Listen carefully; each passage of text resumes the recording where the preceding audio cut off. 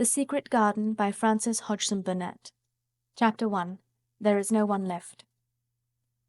When Mary Lennox was sent to Misselthwaite Manor to live with her uncle, everybody said she was the most disagreeable-looking child ever seen. It was true, too. She had a little thin face and a little thin body, thin light hair and a sour expression. Her hair was yellow, and her face was yellow because she had been born in India and had always been ill in one way or another. Her father had held a position under the English government, and had always been busy and ill himself, and her mother had been a great beauty who cared only to go to parties and amuse herself with gay people.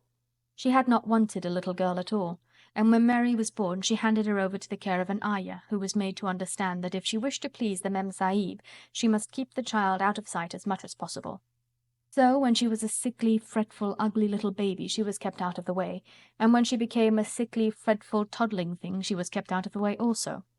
She never remembered seeing familiarly anything but the dark faces of her ayah and the other native servants, and as they always obeyed her and gave her her own way in everything, because the Mem Sahib would be angry if she was disturbed by her crying, by the time she was 6 years old she was as tyrannical and selfish a little pig as ever lived. The young English governess who came to teach her to read and write disliked her so much that she gave up her place in 3 months, and when other governesses came to try to fill it, they always went away in a shorter time than the first one.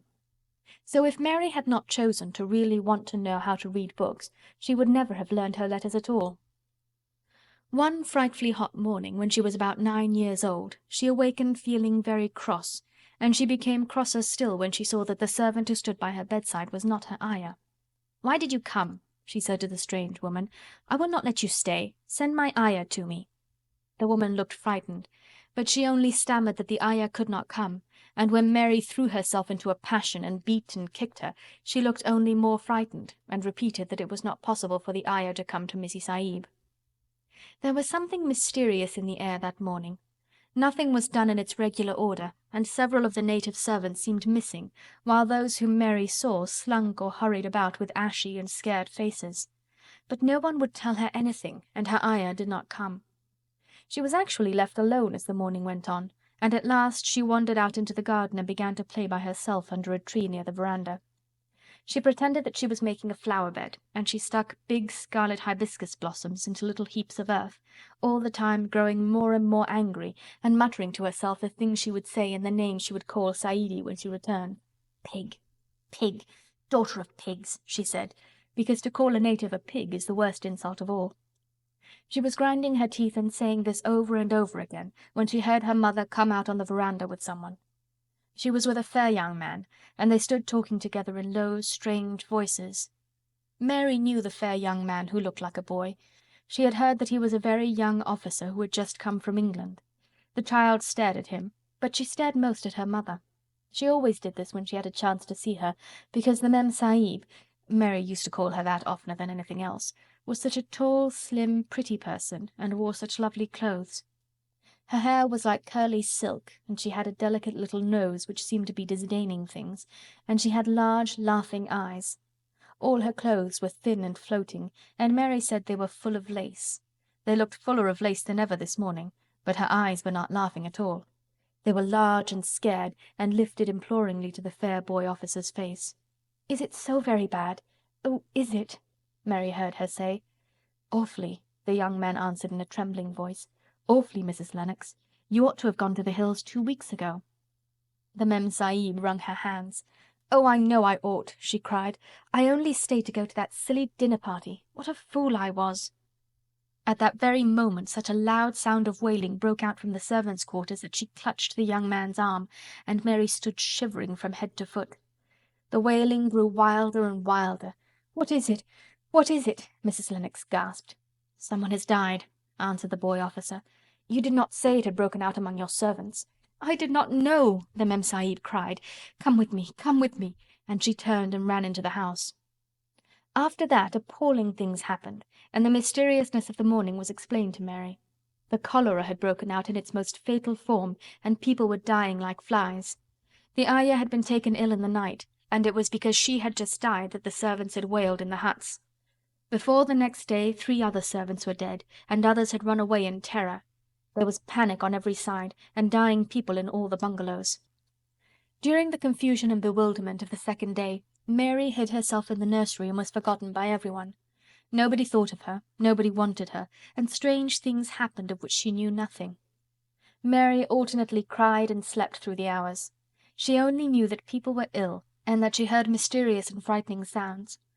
Once she crept into the dining-room and found it empty, though a partly finished meal was on the table, and chairs and plates looked as if they had been hastily pushed back when the diners rose suddenly for some reason. The child ate some fruit and biscuits, and being thirsty, she drank a glass of wine which stood nearly filled. It was sweet, and she did not know how strong it was. Very soon it made her intensely drowsy, and she went back to her nursery and shut herself in again, frightened by cries she heard in the huts, and by the hurrying sound of feet.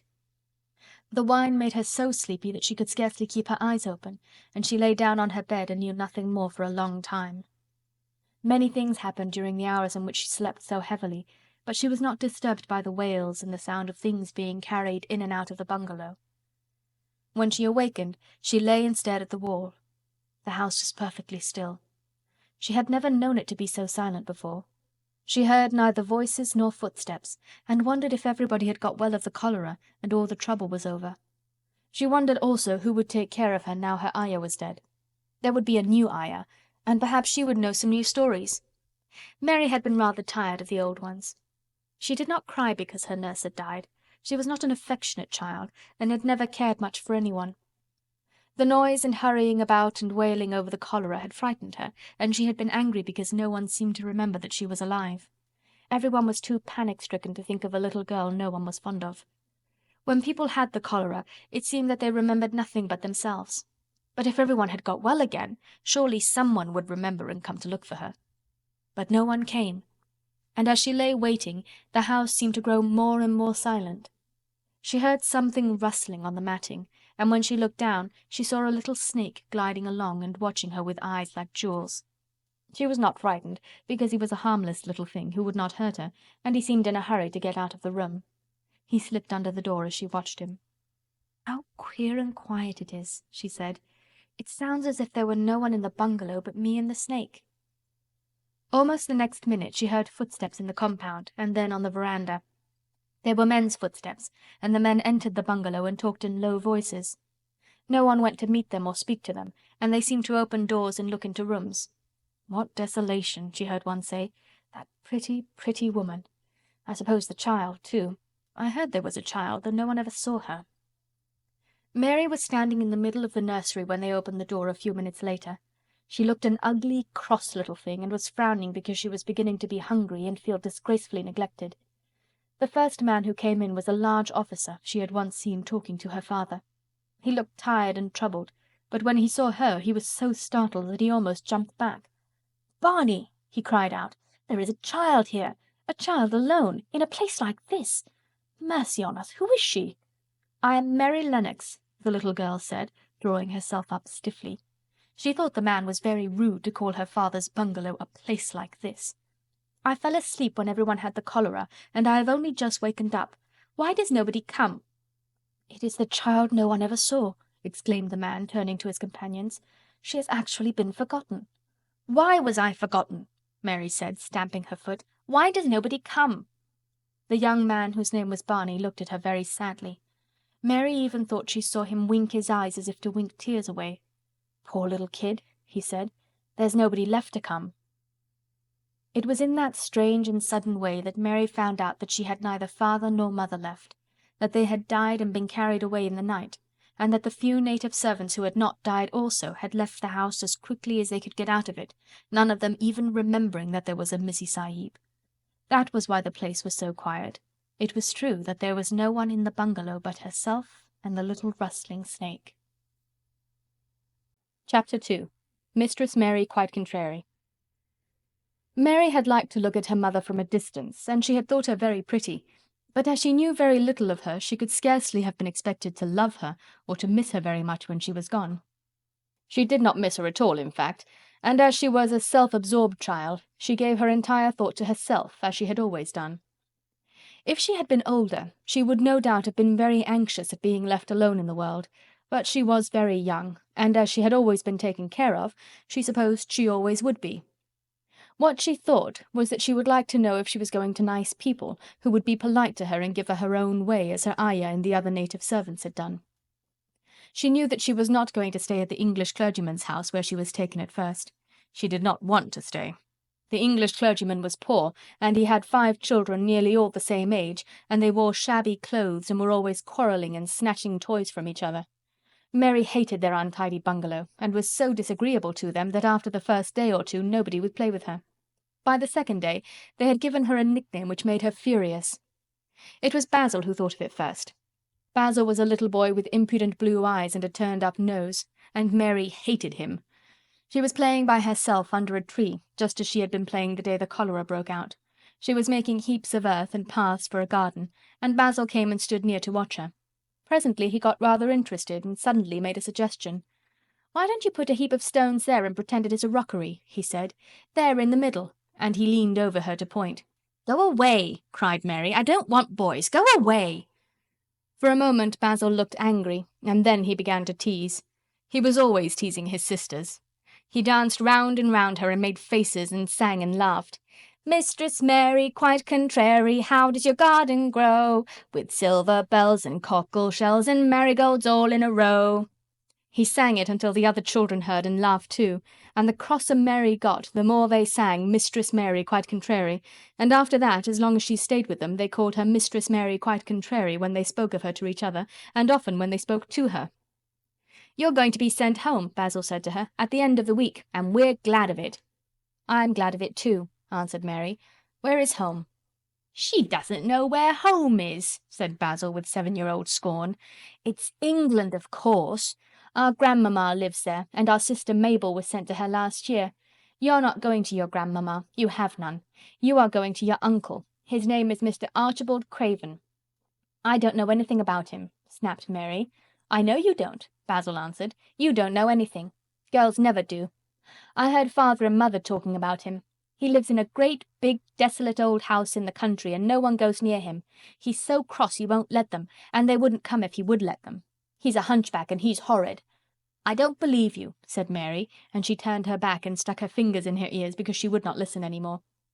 But she thought over it a great deal afterward, and when Mrs. Crawford told her that night that she was going to sail away to England in a few days and go to her uncle, Mr. Archibald Craven, who lived at Misselthwaite Manor, she looked so stony and stubbornly uninterested that they did not know what to think about her. They tried to be kind to her, but she only turned her face away when Mrs. Crawford attempted to kiss her, and held herself stiffly when Mr. Crawford patted her shoulder. "She is such a plain child," Mrs. Crawford said pityingly afterward, "and her mother was such a pretty creature. She had a very pretty manner too, and Mary has the most unattractive ways I ever saw in a child. The children call her Mistress Mary quite contrary, and though it's naughty of them, one can't help understanding it." Perhaps if her mother had carried her pretty face and her pretty manners oftener into the nursery, Mary might have learned some pretty ways too. It is very sad, now the poor beautiful thing is gone, to remember that many people never even knew that she had a child at all. "I believe she scarcely ever looked at her," sighed Mrs. Crawford. "When her ayah was dead there was no one to give a thought to the little thing.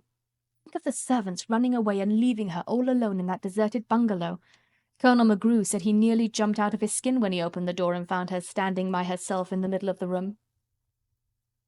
Mary made the long voyage to England under the care of an officer's wife, who was taking her children to leave them in a boarding school. She was very much absorbed in her own little boy and girl, and was rather glad to hand the child over to the woman Mr. Archibald Craven sent to meet her in London. The woman was his housekeeper at Misselthwaite Manor, and her name was Mrs. Medlock. She was a stout woman, with very red cheeks and sharp black eyes. She wore a very purple dress, a black silk mantle with jet fringe on it, and a black bonnet with purple velvet flowers which stuck up and trembled when she moved her head. Mary did not like her at all, but as she very seldom liked people, there was nothing remarkable in that. Besides which, it was very evident Mrs. Medlock did not think much of her.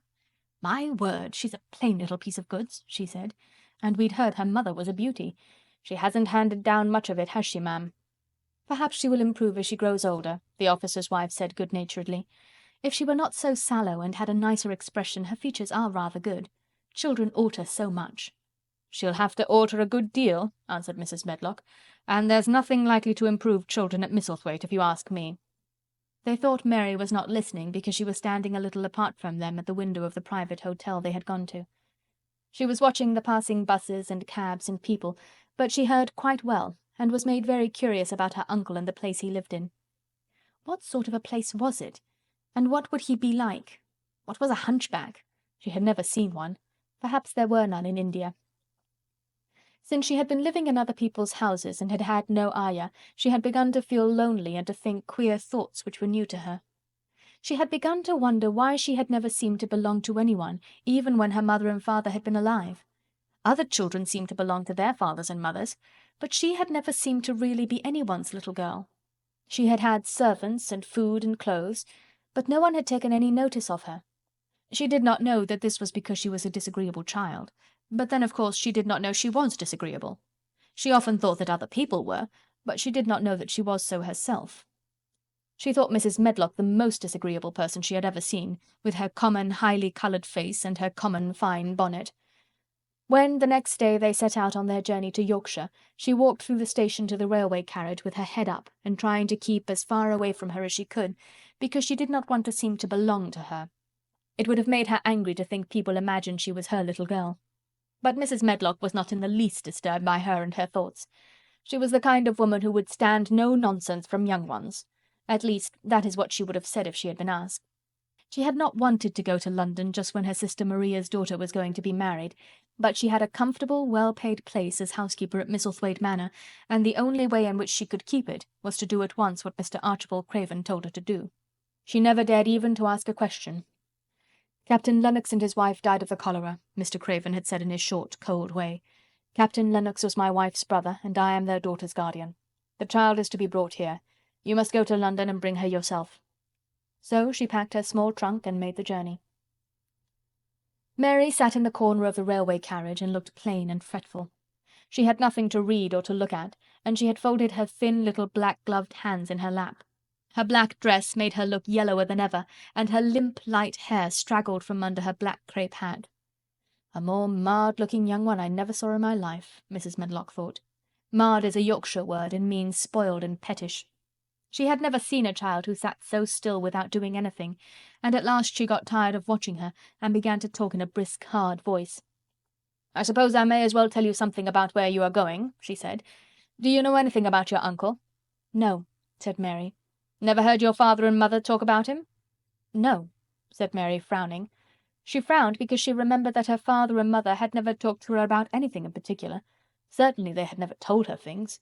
"Hm," muttered Mrs. Medlock, staring at her queer, unresponsive little face. She did not say any more for a few minutes, and then she began again. "I suppose you might as well be told something to prepare you. You are going to a queer place." Mary said nothing at all, and Mrs. Medlock looked rather discomfited by her apparent indifference, but after taking a breath she went on. "Not but that it's a grand big place in a gloomy way, and Mr. Craven's proud of it in his way, and that's gloomy enough too. The house is 600 years old, and it's on the edge of the moor, and there's near 100 rooms in it, though most of them shut up and locked. And there's pictures and fine old furniture and things that's been there for ages, and there's a big park round it, and gardens and trees with branches trailing to the ground, some of them." She paused and took another breath. "But there's nothing else," she ended suddenly. Mary had begun to listen in spite of herself. It all sounded so unlike India, and anything new rather attracted her. But she did not intend to look as if she were interested. That was one of her unhappy, disagreeable ways. So she sat still. "Well," said Mrs. Medlock, "what do you think of it?" "Nothing," she answered. "I know nothing about such places." That made Mrs. Medlock laugh a short sort of laugh. she said. "But you are like an old woman. Don't you care?" "It doesn't matter," said Mary, "whether I care or not." "You're right enough there," said Mrs. Medlock. "It doesn't. What you're to be kept at Misselthwaite Manor for I don't know, unless because it's the easiest way. He's not going to trouble himself about you, that's sure and certain. He never troubles himself about no one."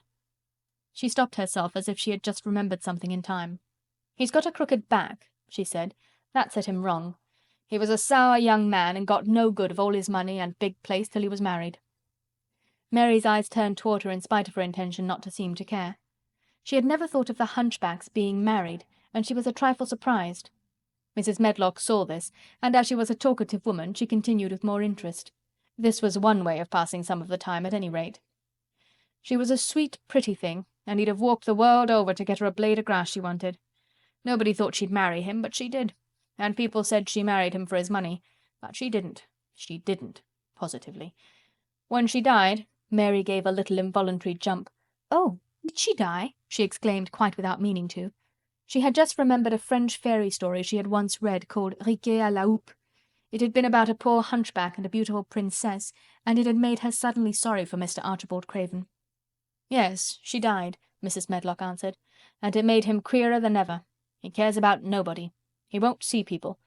Most of the time he goes away, and when he is at Misselthwaite he shuts himself up in the west wing and won't let anyone but Pitcher see him. Pitcher's an old fellow, but he took care of him when he was a child, and he knows his ways." It sounded like something in a book, and it did not make Mary feel cheerful. A house with 100 rooms, nearly all shut up, and with their doors locked. A house on the edge of a moor, whatsoever a moor was, sounded dreary. A man with a crooked back who shut himself up also. She stared out of the window with her lips pinched together, and it seemed quite natural that the rain should have begun to pour down in grey slanting lines and splash and stream down the window panes. If the pretty wife had been alive, she might have made things cheerful by being something like her own mother, and by running in and out and going to parties as she had done in frocks full of lace. But she was not there any more. "You needn't expect to see him, because 10 to 1 you won't," said Mrs. Medlock. "And you mustn't expect that there will be people to talk to you. You'll have to play about and look after yourself. You'll be told what rooms you can go into and what rooms you're to keep out of. There's gardens enough. But when you're in the house, don't go wandering and poking about. Mr. Craven won't have it." "I shall not want to go poking about," said sour little Mary, and just as suddenly as she had begun to be rather sorry for Mr. Archibald Craven, she began to cease to be sorry, and to think he was unpleasant enough to deserve all that had happened to him. And she turned her face toward the streaming panes of the window of the railway carriage, and gazed out at the grey rainstorm which looked as if it would go on for ever and ever. She watched it so long and steadily that the greyness grew heavier and heavier before her eyes, and she fell asleep. Chapter 3. Across the Moor. She slept a long time, and when she awakened Mrs. Medlock had brought a lunch-basket at one of the stations, and they had some chicken and cold beef and bread and butter and some hot tea. The rain seemed to be streaming down more heavily than ever, and everybody in the station wore wet and glistening waterproofs. The guard lighted the lamps in the carriage, and Mrs. Medlock cheered up very much over her tea and chicken and beef. She ate a great deal, and afterward fell asleep herself, and Mary sat and stared at her, and watched her fine bonnet slip on one side, until she herself fell asleep once more in the corner of the carriage, lulled by the splashing of the rain against the windows. It was quite dark when she awakened again. The train had stopped at a station, and Mrs. Medlock was shaking her. "You have had a sleep," she said. "It's time to open your eyes. We're at Thwaite Station, and we've got a long drive before us." Mary stood up and tried to keep her eyes open while Mrs. Medlock collected her parcels. The little girl did not offer to help her, because in India native servants always picked up or carried things, and it seemed quite proper that other people should wait on one. The station was a small one, and nobody but themselves seemed to be getting out of the train. The station-master spoke to Mrs. Medlock in a rough, good-natured way, pronouncing his words in a queer, broad fashion which Mary found out afterwards was Yorkshire. "I see thou's got back," he said, "and thou's brought the young un with thee." "Aye, that's her," answered Mrs. Medlock, speaking with a Yorkshire accent herself, and jerking her head over her shoulder toward Mary. "How's thy missus?" "Well enow. The carriage is waiting outside for thee." A brougham stood on the road before the little outside platform. Mary saw that it was a smart carriage, and that it was a smart footman who helped her in. His long waterproof coat and the waterproof covering of his hat were shining and dripping with rain, as everything was, the burly station-master included. When he shut the door, mounted the box with the coachman, and they drove off, the little girl found herself seated in a comfortably cushioned corner, but she was not inclined to go to sleep again. She sat and looked out of the window, curious to see something of the road over which she was being driven to the queer place Mrs. Medlock had spoken of.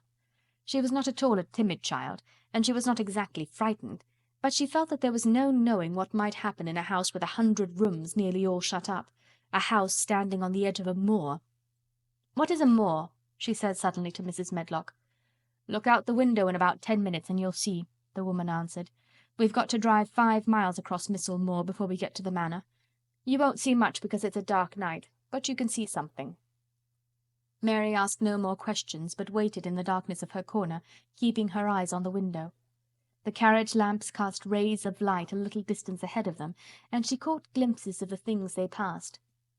After they had left the station, they had driven through a tiny village, and she had seen whitewashed cottages and the lights of a public house. Then they had passed a church and a vicarage, and a little shop window or so in a cottage with toys and sweets and odd things set out for sale. Then they were on the high road, and she saw hedges and trees. After that, there seemed nothing different for a long time, or at least it seemed a long time to her. At last the horses began to go more slowly, as if they were climbing uphill, and presently there seemed to be no more hedges and no more trees. She could see nothing, in fact, but a dense darkness on either side. She leaned forward and pressed her face against the window just as the carriage gave a big jolt. "Eh, we're on the moor now, sure enough," said Mrs. Medlock. The carriage lamps shed a yellow light on a rough-looking road which seemed to be cut through bushes and low-growing things, which ended in the great expanse of dark apparently spread out before and around them. A wind was rising and making a singular, wild, low, rushing sound. "It's not the sea, is it?" said Mary, looking round at her companion. "No, not it," answered Mrs. Medlock. "Nor it isn't fields nor mountains. It's just miles and miles and miles of wild land that nothing grows on but heather and gorse and broom, and nothing lives on but wild ponies and sheep." "I feel as if it might be the sea, if there were water on it," said Mary. "It sounds like the sea just now." "That's the wind blowing through the bushes," Mrs. Medlock said. "It's a wild, dreary enough place to my mind, though there's plenty that likes it, particularly when the heather's in bloom." On and on they drove through the darkness, and though the rain stopped, the wind rushed by and whistled and made strange sounds. The road went up and down, and several times the carriage passed over a little bridge beneath which water rushed very fast with a great deal of noise. Mary felt as if the drive would never come to an end, and that the wide, bleak moor was a wide expanse of black ocean through which she was passing on a strip of dry land. "I don't like it," she said to herself. "I don't like it," and she pinched her thin lips more tightly together. The horses were climbing up a hilly piece of road when she first caught sight of a light. Mrs. Medlock saw it as soon as she did, and drew a long sigh of relief. I am glad to see that bit of light twinkling," she exclaimed. "It's the light in the lodge window. We shall get a good cup of tea after a bit, at all events." It was after a bit, as she said, for when the carriage passed through the park gates there was still 2 miles of avenue to drive through, and the trees, which nearly met overhead, made it seem as if they were driving through a long, dark vault. They drove out of the vault into a clear space, and stopped before an immensely long but low-built house, which seemed to ramble round a stone court. At first Mary thought that there were no lights at all in the windows, but as she got out of the carriage she saw that one room in a corner upstairs showed a dull glow. The entrance door was a huge one, made of massive, curiously shaped panels of oak, studded with big iron nails and bound with great iron bars. It opened into an enormous hall, which was so dimly lighted that the faces in the portraits on the walls and the figures in the suits of armour made Mary feel that she did not want to look at them. As she stood on the stone floor she looked a very small, odd little black figure, and she felt as small and lost and odd as she looked. A neat, thin old man stood near the manservant who opened the door for them. "You are to take her to her room," he said in a husky voice. "He doesn't want to see her. He's going to London in the morning." "Very well, Mr. Pitcher," Mrs. Medlock answered. "So long as I know what's expected of me, I can manage." "What's expected of you, Mrs. Medlock," Mr. Pitcher answered, "is that you make sure that he is not disturbed, and that he doesn't see what he doesn't want to see." And then Mary Lennox was led up a broad staircase, and down a long corridor, and up a short flight of steps, and through another corridor and another, until a door opened in a wall, and she found herself in a room with a fire in it, and a supper on a table. Mrs. Medlock said unceremoniously, "Well, here you are. This room and the next are where you'll live, and you must keep to them, don't you forget that." It was in this way Mistress Mary arrived at Misselthwaite Manor, and she had, perhaps, never felt quite so contrary in all her life. Chapter 4. Martha. When she opened her eyes in the morning, it was because a young housemaid had come into her room to light the fire, and was kneeling on the hearthrug, raking out the cinders noisily. Mary lay and watched her for a few moments, and then began to look about the room. She had never seen a room at all like it, and thought it curious and gloomy. The walls were covered with tapestry with a forest scene embroidered on it. There were fantastically dressed people under the trees, and in the distance there was a glimpse of the turrets of a castle. There were hunters and horses and dogs and ladies. Mary felt as if she were in the forest with them. Out of a deep window she could see a great climbing stretch of land which seemed to have no trees on it, and to look rather like an endless, dull, purplish sea. "What is that?" she said, pointing out of the window. Martha, the young housemaid, who had just risen to her feet, looked and pointed also. "That there?" she said. "Yes, that's the moor," with a good-natured grin. "Does tha like it?" "No," answered Mary, "I hate it." "That's because thou'rt not used to it," Martha said, going back to her hearth. "Tha thinks it's too big and bare now.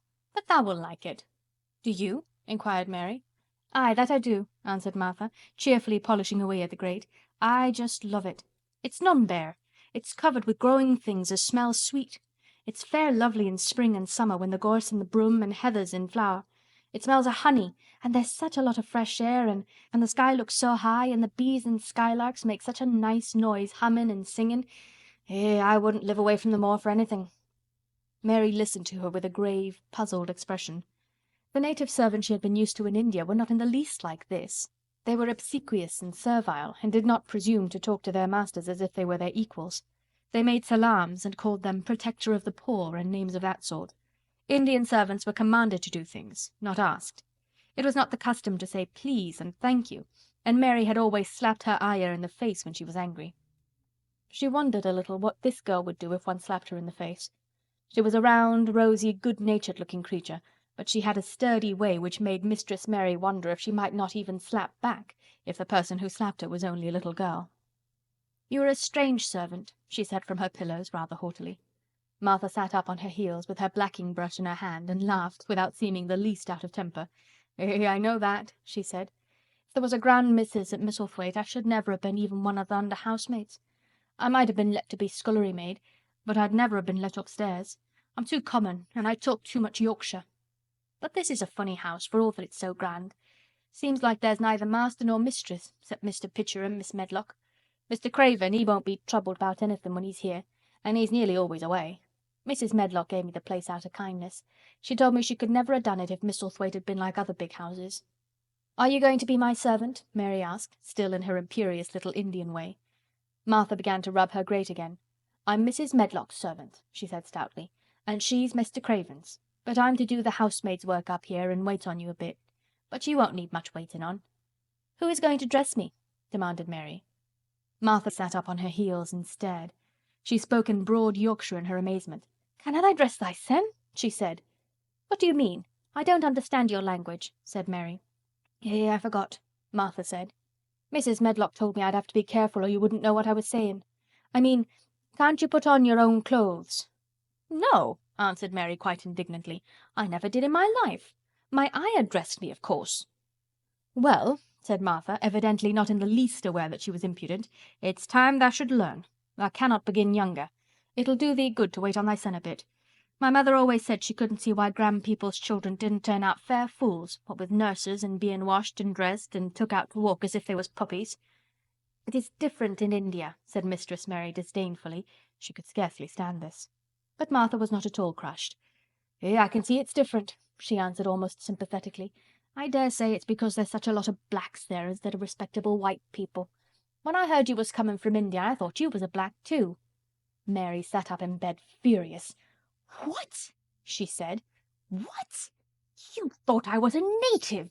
You daughter of a pig!" Martha stared and looked hot. "Who are you calling names?" she said. "You needn't be so vexed. That's not the way for a young lady to talk. I've nothing against the blacks. When you read about 'em in tracts they're always very religious. You always read as a black's a man and a brother. I have never seen a black, and I was fair pleased to think I was going to see one close. When I come in to light your fire this morning I crept up to your bed and pulled the cover back careful to look at you. And there you was," disappointedly, "no more black than me, for all you're so yeller." Mary did not even try to control her rage and humiliation. "You thought I was a native! You dared! You don't know anything about natives. They're not people, they're servants who must salaam to you. You know nothing about India. You know nothing about anything." She was in such a rage and felt so helpless before the girl's simple stare, and somehow she suddenly felt so horribly lonely and far away from everything she understood and which understood her, that she threw herself face downward on the pillows and burst into passionate sobbing. She sobbed so unrestrainedly that good-natured Yorkshire Martha was a little frightened and quite sorry for her. She went to the bed and bent over her. You mustn't cry like that there," she begged. "You mustn't for sure. I didn't know you'd be vexed. I don't know anything about anything, just like you said. I beg your pardon, miss. Do stop crying."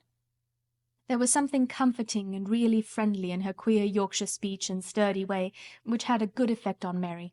She gradually ceased crying and became quiet. Martha looked relieved. "It's time for thee to get up now," she said. "Mrs. Medlock says I was to carry thy breakfast and tea and dinner into the room next to this. It's been made into a nursery for thee. I'll help thee on with thy clothes if thou'll get out of bed. If the buttons are at the back, thou cannot button them up thyself." When Mary at last decided to get up, the clothes Martha took from the wardrobe were not the ones she had worn when she arrived the night before with Mrs. Medlock. "Those are not mine," she said. "Mine are black." She looked the thick white wool coat and dress over, and added with cool approval, "Those are nicer than mine." "These are the ones thou must put on," Martha answered. "Mr. Craven ordered Mrs. Medlock to get 'em in London. He said, 'I won't have a child dressed in black wandering about like a lost soul,' he said. 'It'd make the place sadder than it is. Put colour on her.' Mother said she knew what he meant. Mother always knows what a body means. She doesn't hold with black herself." "I hate black things," said Mary. The dressing process was one which taught them both something. Martha had buttoned up her little sisters and brothers, but she had never seen a child who stood still and waited for another person to do things for her as if she had neither hands nor feet of her own. "Why doesn't thou put on thy own shoes?" she said, when Mary quietly held out her foot. "My ayah did it," answered Mary, staring. "It was the custom." She said that very often. It was the custom. The native servants were always saying it. If one told them to do a thing their ancestors had not done for 1,000 years, they gazed at one mildly and said, "It is not the custom," and one knew that was the end of the matter. It had not been the custom that Mistress Mary should do anything but stand and allow herself to be dressed like a doll, but before she was ready for breakfast she began to suspect that her life at Misselthwaite Manor would end by teaching her a number of things quite new to her. Things such as putting on her own shoes and stockings, and picking up things she let fall. If Martha had been a well-trained, fine young lady's maid, she would have been more subservient and respectful, and would have known that it was her business to brush hair and button boots and pick things up and lay them away. She was, however, only an untrained Yorkshire rustic, who had been brought up in a moorland cottage with a swarm of little brothers and sisters, who had never dreamed of doing anything but waiting on themselves and on the younger ones, who were either babies in arms or just learning to totter about and tumble over things. If Mary Lennox had been a child who was ready to be amused, she would perhaps have laughed at Martha's readiness to talk, but Mary only listened to her coldly and wondered at her freedom of manner. At first she was not at all interested, but gradually, as the girl rattled on in her good-tempered, homely way, Mary began to notice what she was saying. You should see 'em all," she said. "There's 12 of us, and my father only gets 16 shilling a week. I can tell you my mother's put to it to get porridge for 'em all. They tumble about on the moor and play there all day, and mother says the air of the moor fattens 'em. She says she believes they eat the grass same as the wild ponies do. Our Dickon, he's 12 years old, and he's got a young pony he calls his own." "Where did he get it?" asked Mary. "He found it on the moor with its mother when it was a little un, and began to make friends with it and give it bits of bread and pluck young grass for it. And it got to like him, so it follows him about and it lets him get on its back. Dickon's a kind lad, and animals likes him." Mary had never possessed an animal pet of her own, and had always thought she should like one, so she began to feel a slight interest in Dickon, and as she had never before been interested in anyone but herself, it was the dawning of a healthy sentiment. When she went into the room which had been made into a nursery for her, she found that it was rather like the one she had slept in. It was not a child's room, but a grown-up person's room, with gloomy old pictures on the walls and heavy old oak chairs. A table in the centre was set with a good substantial breakfast, but she had always had a very small appetite, and she looked with something more than indifference at the first plate Martha set before her. "I don't want it," she said. "That doesn't want thy porridge?" Martha exclaimed incredulously. "No." "That doesn't know how good it is. Put a bit of treacle on it, or a bit of sugar." "I don't want it," repeated Mary. Said Martha. "I can't abide to see good victuals go to waste. If our children was at this table, they'd clean it bare in 5 minutes." "Why?" said Mary coldly. "Why?" echoed Martha. "Because they scarce ever had their stomachs full in their lives. They're as hungry as young hawks and foxes." "I don't know what it is to be hungry," said Mary with the indifference of ignorance. Martha looked indignant. "Well, it would do thee good to try it. I can see that plain enough," she said outspokenly. "I've no patience with folk as sits and just stares at good bread and meat. My word, don't I wish Dickon and Phil and Jane and the rest of them had what's here under their pinafores." "Why don't you take it to them?" suggested Mary. "It's not mine," answered Martha stoutly. "And this isn't my day out. I get my day out once a month, same as the rest. Then I go home and clean up for Mother and give her a day's rest." Mary drank some tea and ate a little toast and some marmalade. "You wrap up warm and run out and play, you," said Martha. "It'll do you good and give you some stomach for your meat." Mary went to the window. There were gardens and paths and big trees, but everything looked dull and wintry. "Out? Why should I go out on a day like this?" "Well, if thou doesn't go out thou'lt have to stay in. And what has thou got to do?" Mary glanced about her. There was nothing to do. When Mrs. Medlock had prepared the nursery, she had not thought of amusement. Perhaps it would be better to go out and see what the gardens were like. "Who will go with me?" she inquired. Martha stared. "You'll go by yourself," she answered. "You'll have to learn to play like other children does when they haven't got sisters and brothers. Our Dickon goes off on the moor by himself and plays for hours. That's how he made friends with the pony. He's got sheep on the moor that knows him, and birds as comes and eats out of his hand. However little there is to eat, he always saves a bit of his bread to coax his pets." It was really this mention of Dickon which made Mary decide to go out, though she was not aware of it. There would be birds outside, though they would not be ponies or sheep. They would be different from the birds in India, and it might amuse her to look at them. Martha found her coat and hat for her, and a pair of stout little boots, and she showed her way downstairs. "If thou goes round that way thou'll come to the gardens," she said, pointing to a gate in a wall of shrubbery. "There's lots of flowers in summer time, but there's nothing blooming now." She seemed to hesitate a second before she added, "One of the gardens is locked up. No one has been in it for 10 years. "Why?" asked Mary in spite of herself. Here was another locked door added to the 100 in the strange house. "Mr. Craven had it shut when his wife died so sudden. He won't let no one go inside. It was her garden. He locked the door and dug a hole and buried the key. There's Mrs. Medlock's bell ringing. I must run." After she had gone, Mary turned down the walk which led to the door in the shrubbery. She could not help thinking about the garden which no one had been into for 10 years. She wondered what it would look like, and whether there were any flowers still alive in it. When she had passed through the shrubbery gate, she found herself in great gardens with wide lawns and winding walks with clipped borders. There were trees and flower beds and evergreens clipped into strange shapes, and a large pool with an old grey fountain in its midst. But the flower beds were bare and wintry, and the fountain was not playing. This was not the garden which was shut up. How could a garden be shut up? You could always walk into a garden. She was just thinking this when she saw that, at the end of the path she was following, there seemed to be a long wall with ivy growing over it. She was not familiar enough with England to know that she was coming upon the kitchen gardens where the vegetables and fruit were growing. She went toward the wall and found that there was a green door in the ivy, and that it stood open. This was not the closed garden evidently, and she could go into it.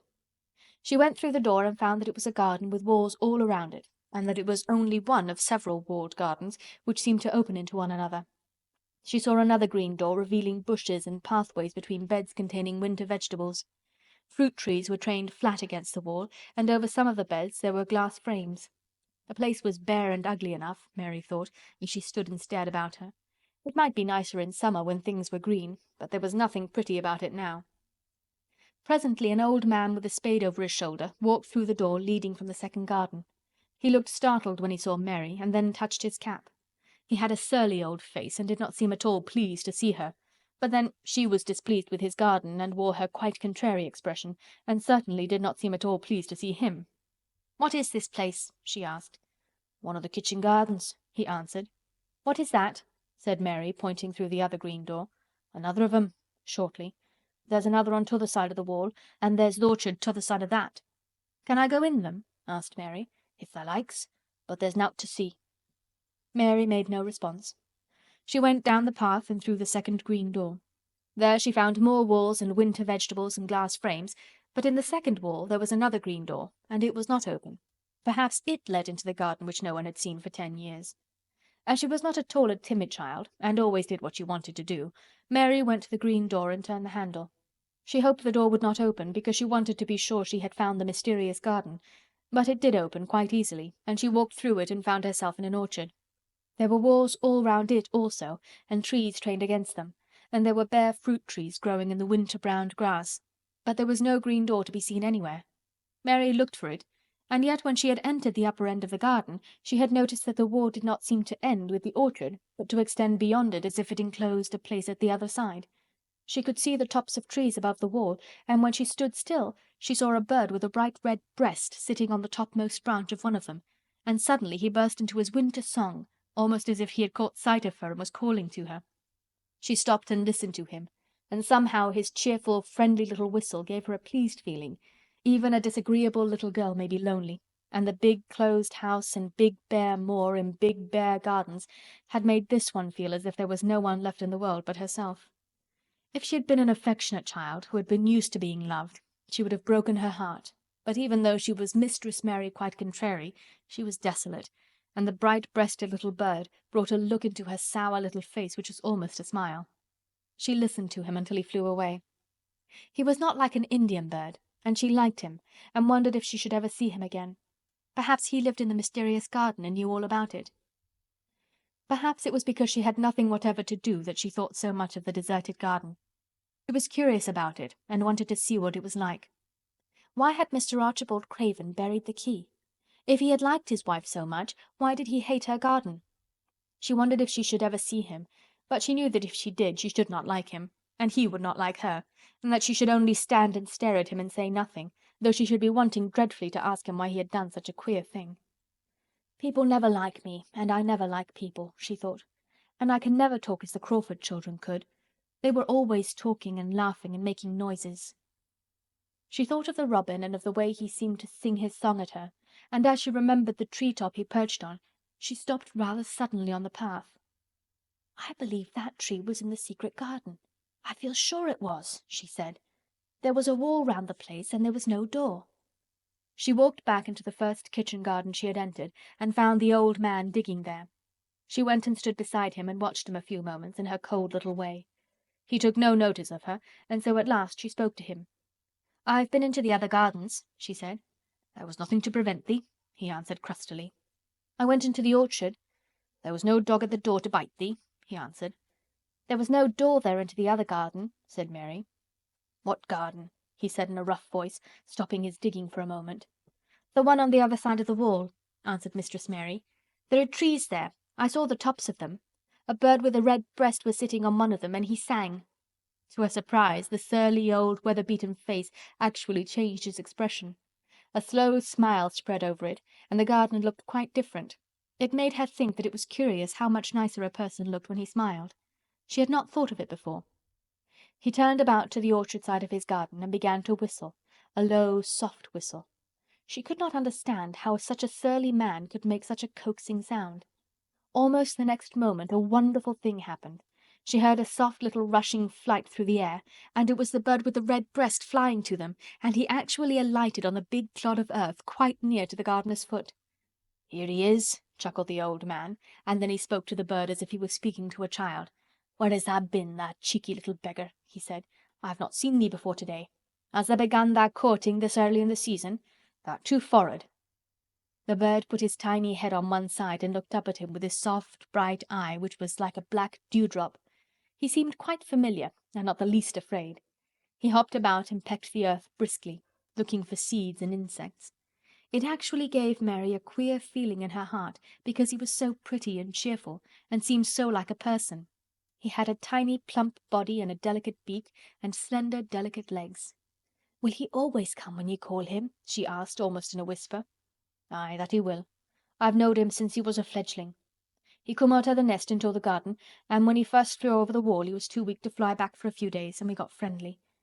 When he went over the wall again the rest of the brood was gone, and he was lonely and he come back to me." "What kind of a bird is he?" Mary asked. "Doesn't tha know? He's a robin redbreast, and they're the friendliest, curiousest birds alive. They're almost as friendly as dogs, if you know how to get on with them. Watch him pecking about there and looking round at us now and again. He knows we're talking about him." It was the queerest thing in the world to see the old fellow. He looked at the plump little scarlet waistcoated bird as if he were both proud and fond of him. "He's a conceited one," he chuckled. "He likes to hear folk talk about him. And curious, bless me, there never was his like for curiosity and meddlin'. He's always comin' to see what I'm planting. He knows all the things Mester Craven never troubles hisself to find out. He's the head gardener, he is." The robin hopped about busily pecking the soil, and now and then stopped and looked at them a little. Mary thought his black dewdrop eyes gazed at her with great curiosity. It really seemed as if he were finding out all about her. The queer feeling in her heart increased. "Where did the rest of the brood fly to?" she asked. "There's no knowin'. The old ones turn 'em out of their nest and make 'em fly and they're scattered before you know it. This one was a knowin' one, and he knew he was lonely." Mistress Mary went a step nearer to the robin and looked at him very hard. "I'm lonely," she said. She had not known before that this was one of the things which made her feel sour and cross. She seemed to find it out when the robin looked at her and she looked at the robin. The old gardener pushed his cap back on his bald head and stared at her a minute. "Art thou the little wench from India?" he asked. Mary nodded.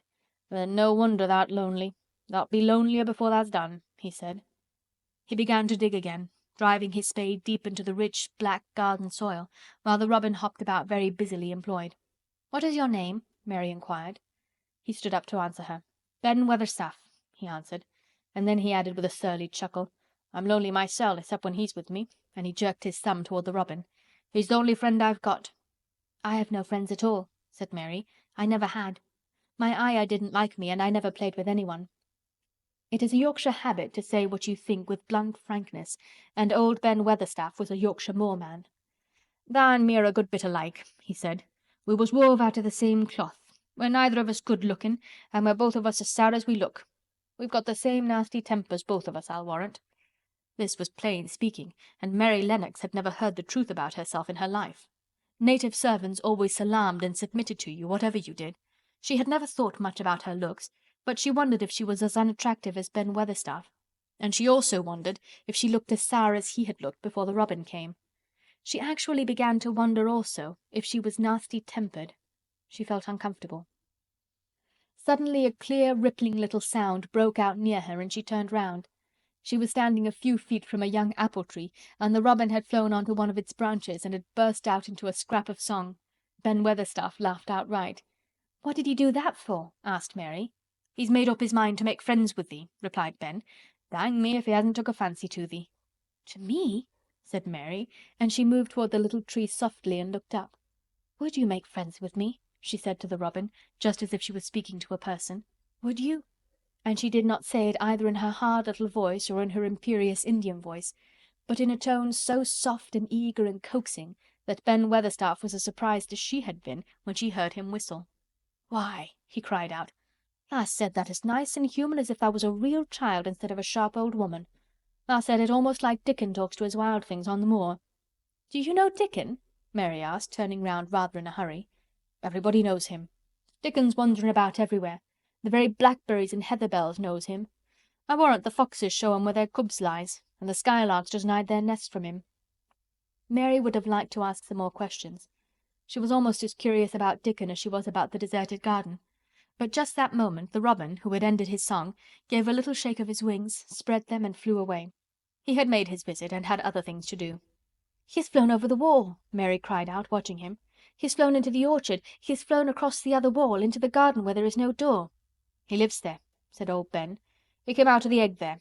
If he's courtin', he's making up to some young madam of the robin that lives among the old rose trees there." "Rose trees?" said Mary. "Are there rose trees?" Ben Weatherstaff took up his spade again and began to dig.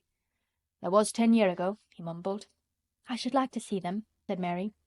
"Where is the green door? There must be a door somewhere." Ben drove his spade deep and looked as uncompanionable as he had looked when she first saw him. "There was 10 year ago, but there isn't now," he said. "No door?" cried Mary. "There must be." "None as any one can find, and none as is any one's business. Don't you be a meddlesome wench and poke your nose where it's no cause to go. Here, I must get on with my work. Get you gone and play, you. I've no more time." And he actually stopped digging, threw his spade over his shoulder, and walked off, without even glancing at her or saying goodbye. Chapter 5. The Cry in the Corridor. At first, each day which passed by for Mary Lennox was exactly like the others. Every morning she awoke in her tapestried room and found Martha kneeling upon the hearth building her fire. Every morning she ate her breakfast in the nursery, which had nothing amusing in it, and after each breakfast she gazed out of the window across to the huge moor, which seemed to spread out on all sides and climb up to the sky, and after she had stared for a while, she realized that if she did not go out, she would have to stay in and do nothing, and so she went out. She did not know that this was the best thing she could have done, and she did not know that, when she began to walk quickly or even run along the paths and down the avenue, she was stirring her slow blood and making herself stronger by fighting with the wind which swept down from the moor. She ran only to make herself warm, and she hated the wind which rushed at her face and roared and held her back as if it were some giant she could not see. But the big breaths of rough, fresh air blown over the heather filled her lungs with something which was good for her whole thin body, and whipped some red colour into her cheeks and brightened her dull eyes when she did not know anything about it. But after a few days spent almost entirely out of doors, she wakened one morning knowing what it was to be hungry, and when she sat down to her breakfast, she did not glance disdainfully at her porridge and push it away, but took up her spoon and began to eat it, and went on eating it until her bowl was empty. "I got on well enough with that this morning, didn't I?" said Martha. "It tastes nice today," said Mary, feeling a little surprised herself. "It's there of the Moor that's given thee stomach for thy victuals," answered Martha. "It's lucky for thee thou's got victuals as well as appetite. There's been 12 in our cottage that's had the stomach and nothing to put in it. You go on playing you out of doors every day, and you'll get some flesh on your bones, and you won't be so yeller." "I don't play," said Mary. "I have nothing to play with." "Nothing to play with!" exclaimed Martha. "Our children plays with sticks and stones. They just runs about and shouts and looks at things." Mary did not shout, but she looked at things. There was nothing else to do. She walked round and round the gardens and wandered about the paths in the park. Sometimes she looked for Ben Weatherstaff, but though several times she saw him at work, he was too busy to look at her, or was too surly. Once when she was walking toward him, he picked up his spade and turned away as if he did it on purpose. One place she went to oftener than to any other. It was the long walk outside the gardens with the walls round them. There were bare flower beds on either side of it, and against the walls ivy grew thickly. There was one part of the wall where the creeping dark green leaves were more bushy than elsewhere. It seemed as if for a long time that part had been neglected. The rest of it had been clipped and made to look neat, but at this lower end of the walk it had not been trimmed at all. A few days after she had talked to Ben Weatherstaff, Mary stopped to notice this and wondered why it was so. She had just paused and was looking up at a long spray of ivy swinging in the wind when she saw a gleam of scarlet and heard a brilliant chirp, and there on the top of the wall forward perched Ben Weatherstaff's robin redbreast, tilting forward to look at her with his small head on one side. "Oh," she cried out, "is it you? Is it you?" And it did not seem at all queer to her that she spoke to him as if she were sure that he would understand and answer her. He did answer. He twittered and chirped and hopped along the wall as if he were telling her all sorts of things. It seemed to Mistress Mary as if she understood him too, though he was not speaking in words. It was as if he said, "Good morning. Isn't the wind nice? Isn't the sun nice? Isn't everything nice? Let us both chirp and hop and twitter. Come on, come on." Mary began to laugh, and as he hopped and took little flights along the wall, she ran after him. Poor little thin, sallow, ugly Mary, she actually looked almost pretty for a moment. I like you," she cried out, pattering down the walk, and she chirped and tried to whistle, which last she did not know how to do in the least. But the robin seemed to be quite satisfied, and chirped and whistled back at her. At last he spread his wings and made a darting flight to the top of a tree, where he perched and sang loudly. That reminded Mary of the first time she had seen him. He had been swinging on a tree-top then, and she had been standing in the orchard. Now she was on the other side of the orchard and standing in the path outside a wall, much lower down, and there was the same tree inside. "It's in the garden no one can go into," she said to herself. "It's the garden without a door. He lives in there. How I wish I could see what it is like." She ran up the walk to the green door she had entered the first morning. Then she ran down the path through the other door, and then into the orchard, and when she stood and looked up, there was the tree on the other side of the wall, and there was the robin just finishing his song and beginning to preen his feathers with his beak. "It is the garden," she said. "I am sure it is." She walked round and looked closely at that side of the orchard wall, but she only found what she had found before, that there was no door in it. Then she ran through the kitchen gardens again and out into the walk outside the long ivy-covered wall, and she walked to the end of it and looked at it, but there was no door. And then she walked to the other end, looking again, but there was no door. "It's very queer," she said. "Ben Weatherstaff said there was no door, and there is no door, but there must have been one 10 years ago because Mr. Craven buried the key." This gave her so much to think of that she began to be quite interested and feel that she was not sorry that she had come to Misselthwaite Manor. In India she had always felt hot and too languid to care much about anything. The fact was that the fresh wind from the moor had begun to blow the cobwebs out of her young brain and to waken her up a little. She stayed out of doors nearly all day. and when she sat down to her supper at night, she felt hungry and drowsy and comfortable. She did not feel cross when Martha chatted away. She felt as if she rather liked to hear her, and at last she thought she should ask her a question. She asked it after she had finished her supper and had sat down on the hearthrug before the fire. "Why did Mr. Craven hate the garden?" she said. She had made Martha stay with her, and Martha had not objected at all. She was very young, and used to a crowded cottage full of brothers and sisters, and she found it dull in the great servants' hall downstairs, where the footman and upper housemaids made fun of her Yorkshire speech, and looked upon her as a common little thing, and sat and whispered among themselves. Martha liked to talk, and the strange child who had lived in India and been waited upon by blacks was novelty enough to attract her. She sat down on the hearth herself without waiting to be asked. "Art thou thinking about that garden yet?" she said. "I knew thou would. That was just the way with me when I first heard about it." "Why did he hate it?" Mary persisted.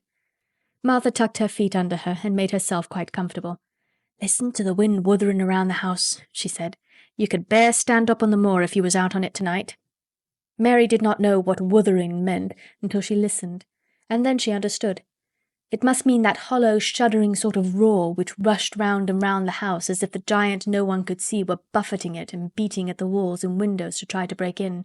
But one knew he could not get in, and somehow it made one feel very safe and warm inside a room with a red coal fire. "But why did he hate it so?" she asked after she had listened.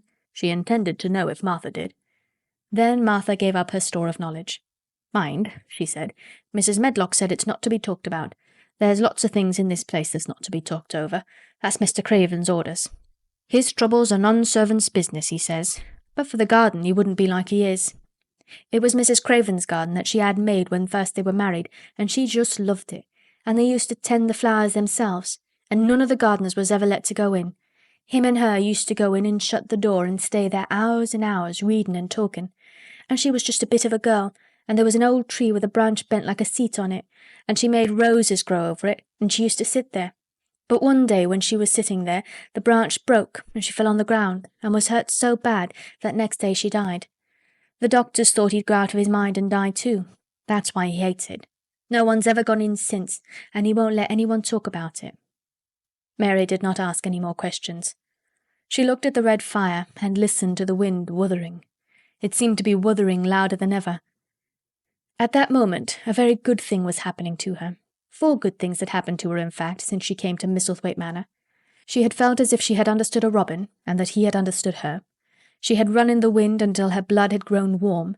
She had been healthily hungry for the first time in her life, and she had found out what it was to be sorry for someone. But as she was listening to the wind, she began to listen to something else. She did not know what it was, because at first she could scarcely distinguish it from the wind itself. It was a curious sound. It seemed almost as if a child were crying somewhere.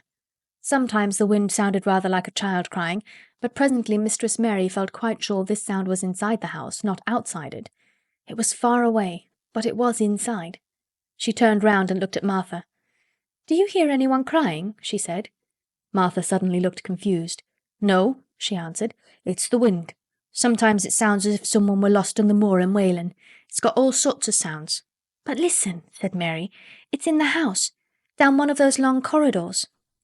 And at that very moment a door must have been opened somewhere downstairs, for a great rushing draught blew along the passage, and the door of the room they sat in was blown open with a crash, and as they both jumped to their feet, the light was blown out and the crying sound was swept down the far corridor so that it was to be heard more plainly than ever. "There," said Mary, "I told you so. It is someone crying, and it isn't a grown-up person." Martha ran and shut the door and turned the key, but before she did it, they both heard the sound of a door in some far passage shutting with a bang, and then everything was quiet, for even the wind ceased wuthering for a few moments. "It was the wind," said Martha stubbornly, "and if it wasn't, it was little Betty Butterworth, the scullery maid.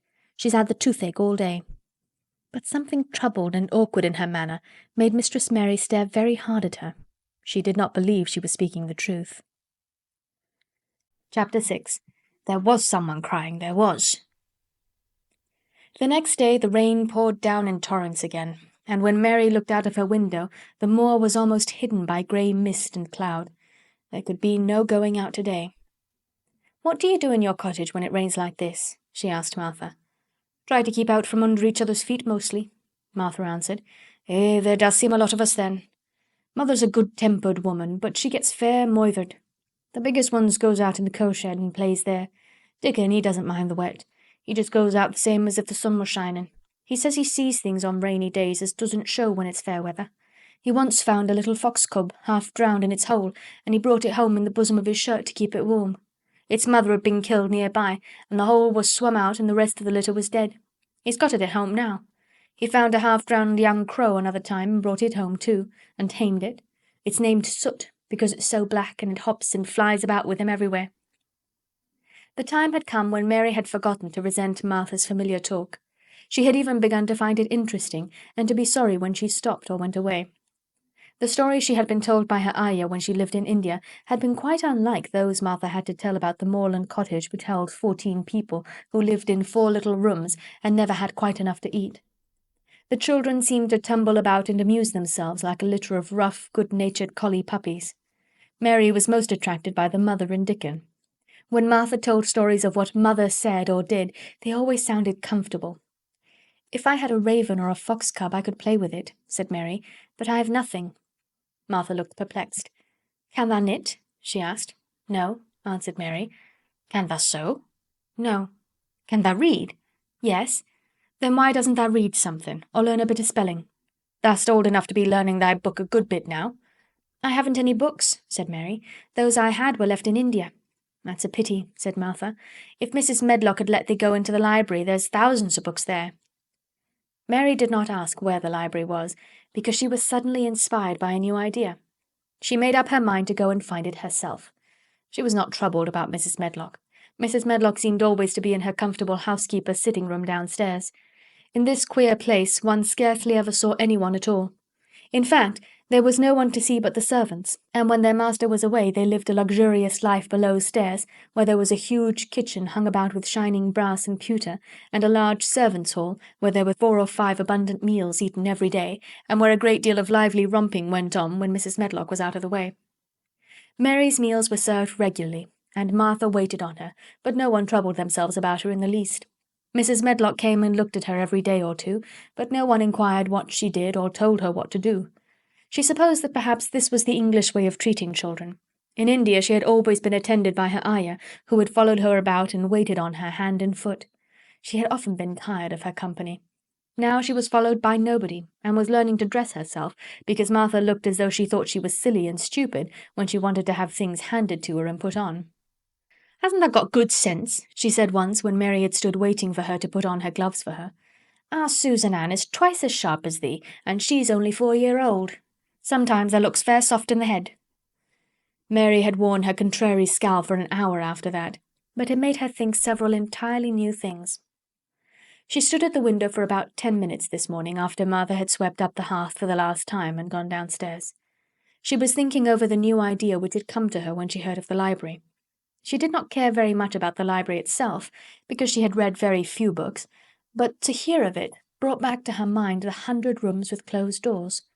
She wondered if they were all really locked, and what she would find if she could get into any of them. Were there 100 really? Why shouldn't she go and see how many doors she could count? It would be something to do on this morning when she could not go out. She had never been taught to ask permission to do things, and she knew nothing at all about authority, so she would not have thought it necessary to ask Mrs. Medlock if she might walk about the house, even if she had seen her. She opened the door of the room and went into the corridor, and then she began her wanderings. It was a long corridor, and it branched into other corridors, and it led her up short flights of steps which mounted to others again. There were doors and doors, and there were pictures on the walls. Sometimes they were pictures of dark, curious landscapes, but oftenest they were portraits of men and women in queer, grand costumes made of satin and velvet. She found herself in one long gallery, whose walls were covered with these portraits. She had never thought there could be so many in any house. She walked slowly down this place and stared at the faces, which also seemed to stare at her. She felt as if they were wondering what a little girl from India was doing in their house. Some were pictures of children, little girls in thick satin frocks which reached to their feet and stood out about them, and boys with puffed sleeves and lace collars and long hair, or with big ruffs around their necks. She always stopped to look at the children and wonder what their names were, and where they had gone and why they wore such odd clothes. There was a stiff, plain little girl rather like herself. She wore a green brocade dress and held a green parrot on her finger. Her eyes had a sharp, curious look. "Where do you live now?" said Mary aloud to her. "I wish you were here." Surely no other little girl ever spent such a queer morning. It seemed as if there was no one in all the huge rambling house but her own small self, wandering about upstairs and down, through narrow passages and wide ones, where it seemed to her that no one but herself had ever walked. Since so many rooms had been built, people must have lived in them, but it all seemed so empty that she could not quite believe it true. It was not until she climbed to the second floor that she thought of turning the handle of a door. All the doors were shut, as Mrs. Medlock had said they were, but at last she put her hand on the handle of one of them and turned it. She was almost frightened for a moment when she felt that it turned without difficulty, and that when she pushed upon the door itself, it slowly and heavily opened. It was a massive door, and opened into a big bedroom. There were embroidered hangings on the wall, and inlaid furniture such as she had seen in India stood about the room. A broad window with leaded panes looked out upon the moor, and over the mantel was another portrait of the stiff, plain little girl, who seemed to stare at her more curiously than ever. "Perhaps she slept here once," said Mary. "She stares at me so that she makes me feel queer." After that she opened more doors and more. She saw so many rooms that she became quite tired, and began to think that there must be 100, though she had not counted them. In all of them there were old pictures or old tapestries with strange scenes worked on them.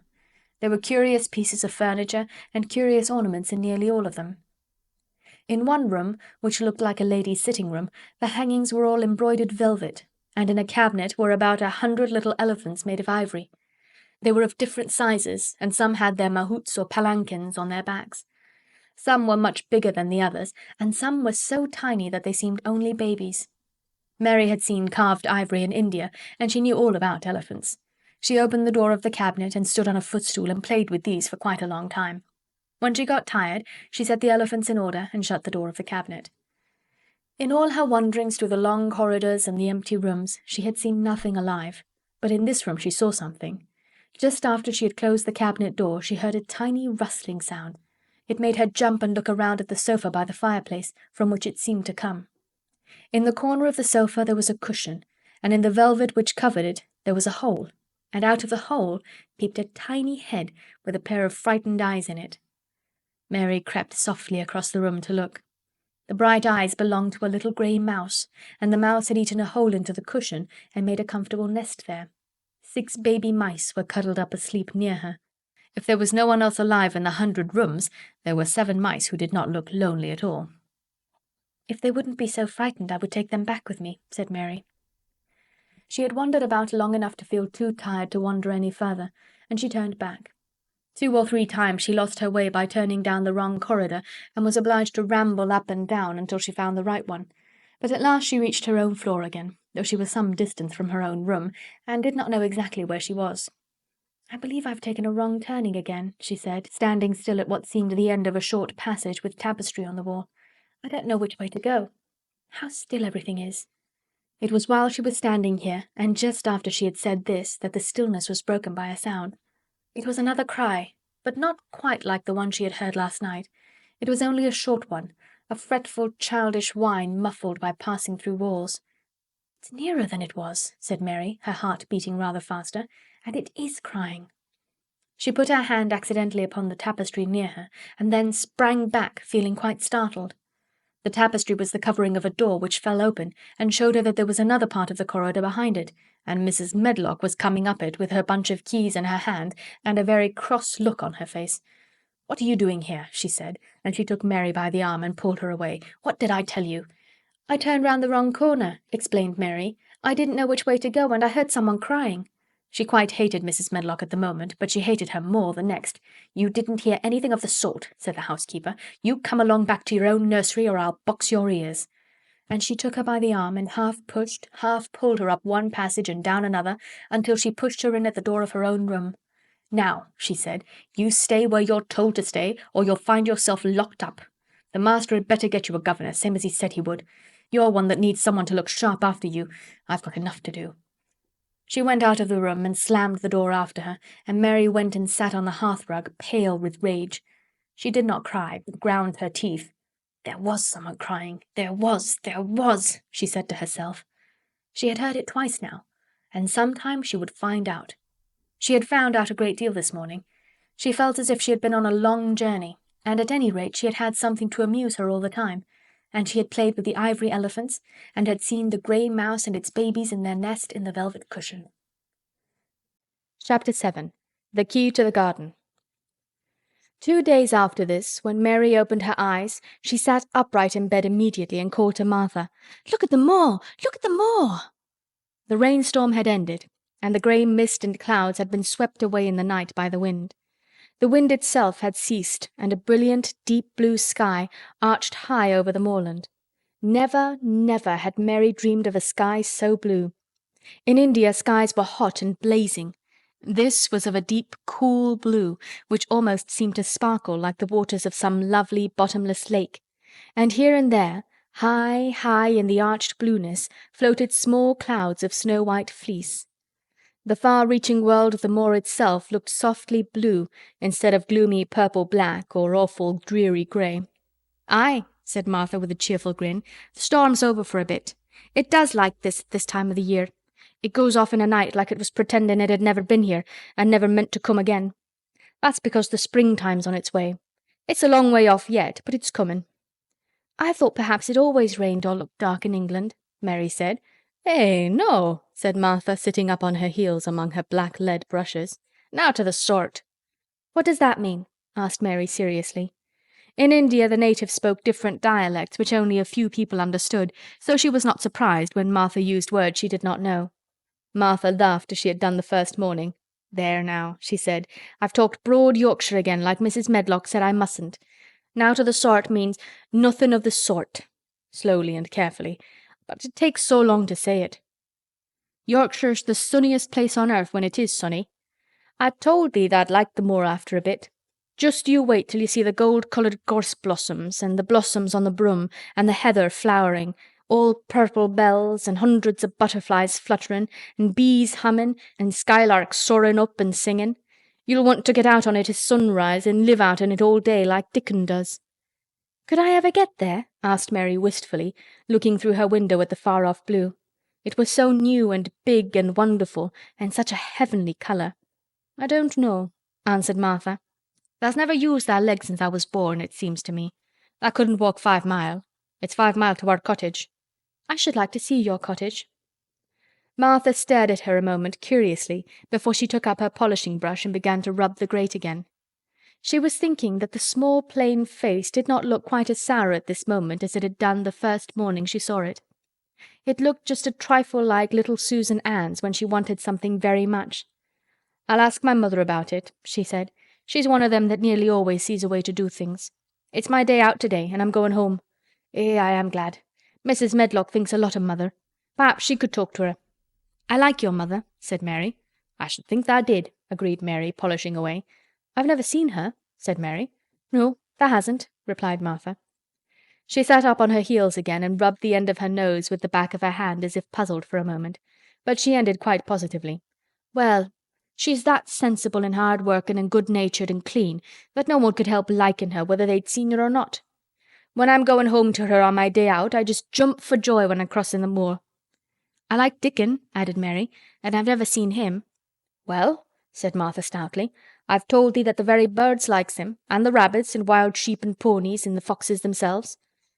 I wonder," staring at her reflectively, "what Dickon would think of thee."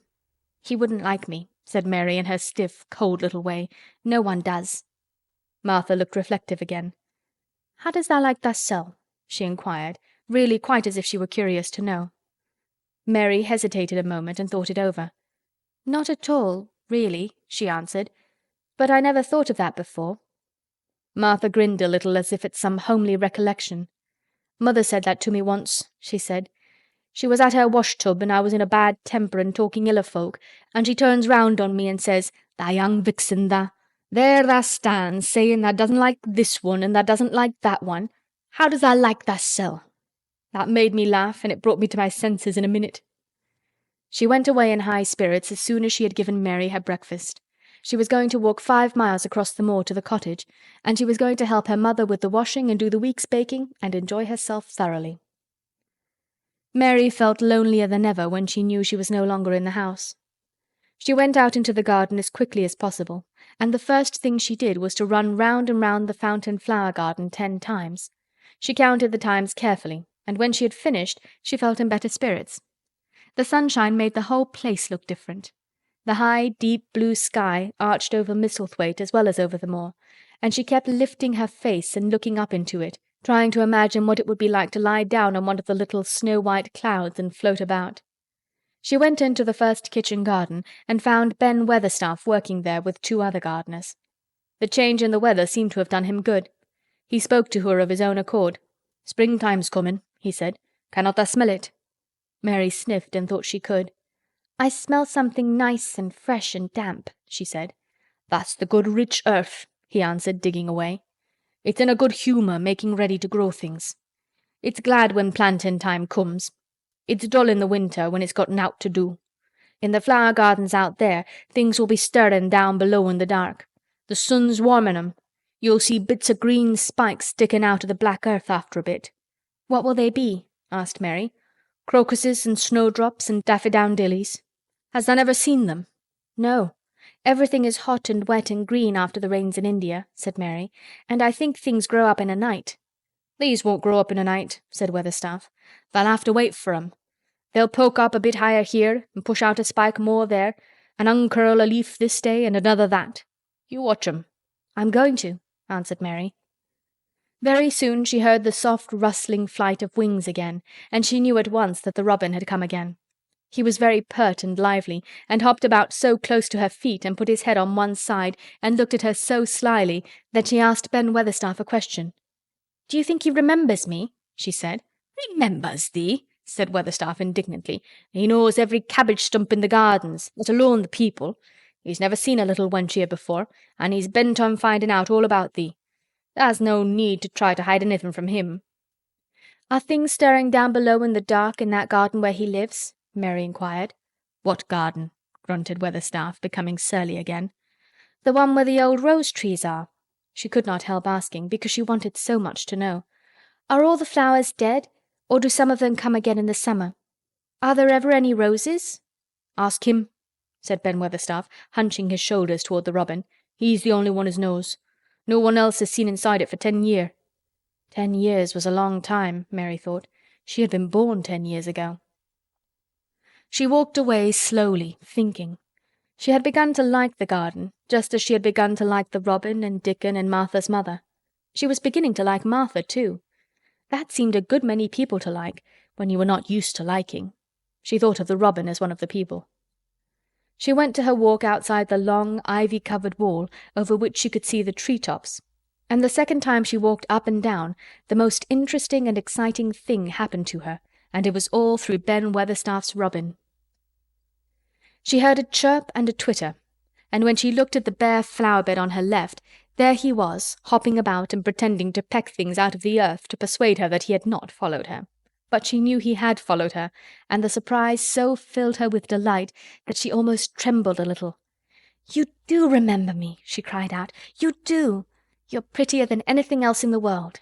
She chirped and talked and coaxed, and he hopped and flirted his tail and twittered. It was as if he were talking. His red waistcoat was like satin, and he puffed his tiny breast out and was so fine and so grand and so pretty that it was really as if he was showing her how important and like a human person a robin could be. Mistress Mary forgot that she had ever been contrary in her life when he allowed her to draw closer and closer to him, and bend down and talk and try to make something like robin sounds. Oh, to think that he should actually let her come as near to him as that! He knew nothing in the world would make her put out her hand toward him or startled him in the least tiniest way. He knew it because he was a real person, only nicer than any other person in the world. She was so happy that she scarcely dared to breathe. The flower bed was not quite bare. It was bare of flowers because the perennial plants had been cut down for their winter rest, but there were tall shrubs and low ones which grew together at the back of the bed, and as the robin hopped about under them, she saw him hop over a small pile of freshly turned-up earth. He stopped on it to look for a worm. The earth had been turned up because a dog had been trying to dig up a mole, and he had scratched quite a deep hole. Mary looked at it, not really knowing why the hole was there, and as she looked, she saw something almost buried in the newly turned soil. It was something like a ring of rusty iron or brass, and when the robin flew up into a tree near by, she put out her hand and picked the ring up. It was more than a ring, however. It was an old key, which looked as if it had been buried a long time. Mistress Mary stood up and looked at it with an almost frightened face as it hung from her finger. "Perhaps it has been buried for 10 years," she said in a whisper. "Perhaps it is the key to the garden." Chapter 8. The Robin Who Showed the Way. She looked at the key quite a long time. She turned it over and over and thought about it. As I have said before, she was not a child who had been trained to ask permission or consult her elders about things. All she thought about the key was that if it was the key to the closed garden, and she could find out where the door was, she could perhaps open it and see what was inside the walls and what had happened to the old rose trees. It was because it had been shut up so long that she wanted to see it. It seemed as if it must be different from other places, and that something strange must have happened to it during 10 years. Besides that, if she liked it, she could go into it every day and shut the door behind her, and she could make up some play of her own and play it quite alone, because nobody would ever know where she was, but would think the door was still locked and the key buried in the earth. The thought of that pleased her very much. Living, as it were, all by herself in a house with 100 mysteriously closed rooms, and having nothing whatever to do to amuse herself, had set her inactive brain to working, and was actually awakening her imagination. There is no doubt that the fresh, strong, pure air from the moor had a great deal to do with it. Just as it had given her an appetite, and fighting with the wind had stirred her blood, so the same things had stirred her mind. In India she had always been too hot and languid and weak to care much about anything, but in this place she was beginning to care and to want to do new things. Already she felt less contrary, though she did not know why. She put the key in her pocket and walked up and down her walk. No one but herself ever seemed to come there, so she could walk slowly and look at the wall, or rather at the ivy growing on it. The ivy was the baffling thing. Howsoever carefully she looked, she could see nothing but thickly growing, glossy, dark green leaves. She was very much disappointed. Something of her contrariness came back to her as she paced the walk and looked over it at the tree-tops inside. It seemed so silly, she said to herself, to be near it and not be able to get in. She took the key in her pocket when she went back to the house, and she made up her mind that she would always carry it with her when she went out, so that if she ever should find the hidden door, she would be ready. Mrs. Medlock had allowed Martha to sleep all night at the cottage, but she was back at her work in the morning with cheeks redder than ever and in the best of spirits. "I got up at 4 o'clock," she said. It was pretty on the moor with the birds getting up and the rabbits scampering about and the sun rising. I didn't walk all the way. A man gave me a ride in his cart and I did enjoy myself." She was full of stories of the delights of her day out. Her mother had been glad to see her, and they had got the baking and washing all out of the way. She had even made each of the children a dough cake with a bit of brown sugar on it. "I had 'em all piping hot when they came in from playing on the moor, and the cottage all smelt of nice, clean, hot bacon, and there was a good fire, and they just shouted for joy. Our Dickon said our cottage was good enough for a king." In the evening they had all sat round the fire, and Martha and her mother had sewed patches on torn clothes and mended stockings, and Martha had told them about the little girl who had come from India and who had been waited on all her life by what Martha called blacks, until she didn't know how to put on her own stockings. They did like to hear about you," said Martha. "They wanted to know all about the blacks and about the ship you came in. I couldn't tell 'em enough." Mary reflected a little. "I'll tell you a great deal more before your next day out," she said, "so that you will have more to talk about. I dare say they would like to hear about riding on elephants and camels, and about the officers going to hunt tigers." "My word!" cried delighted Martha. "It would set 'em clean off their heads. Would tha really do that, miss? It would be same as a wild beast show like we heard they had in York once." "India is quite different from Yorkshire," said Mary slowly as she thought the matter over. "I never thought of that. Did Dickon and your mother like to hear you talk about me?" "Why, our Dickon's eyes nearly started out of his head, they got that round," answered Martha. "But mother, she was put out about your seeming to be all by yourself like. She said, 'Hasn't Mr. Craven got no governess for her, nor no nurse?' And I said, 'No, he hasn't, though Mrs. Medlock says he will when he thinks of it, but she says he mayn't think of it for 2 or 3 years.' "I don't want a governess," said Mary sharply. "But mother says you ought to be learning your book by this time, and you ought to have a woman to look after you, and she says, 'Now, Martha, you just think how you'd feel yourself in a big place like that, wandering about all alone and no mother. You do your best to cheer her up,' she says, and I said I would." Mary gave her a long, steady look. "You do cheer me up," she said. "I like to hear you talk." Presently Martha went out of the room and came back with something held in her hands under her apron. "What does tha think?" she said with a cheerful grin. "I've bought thee a present."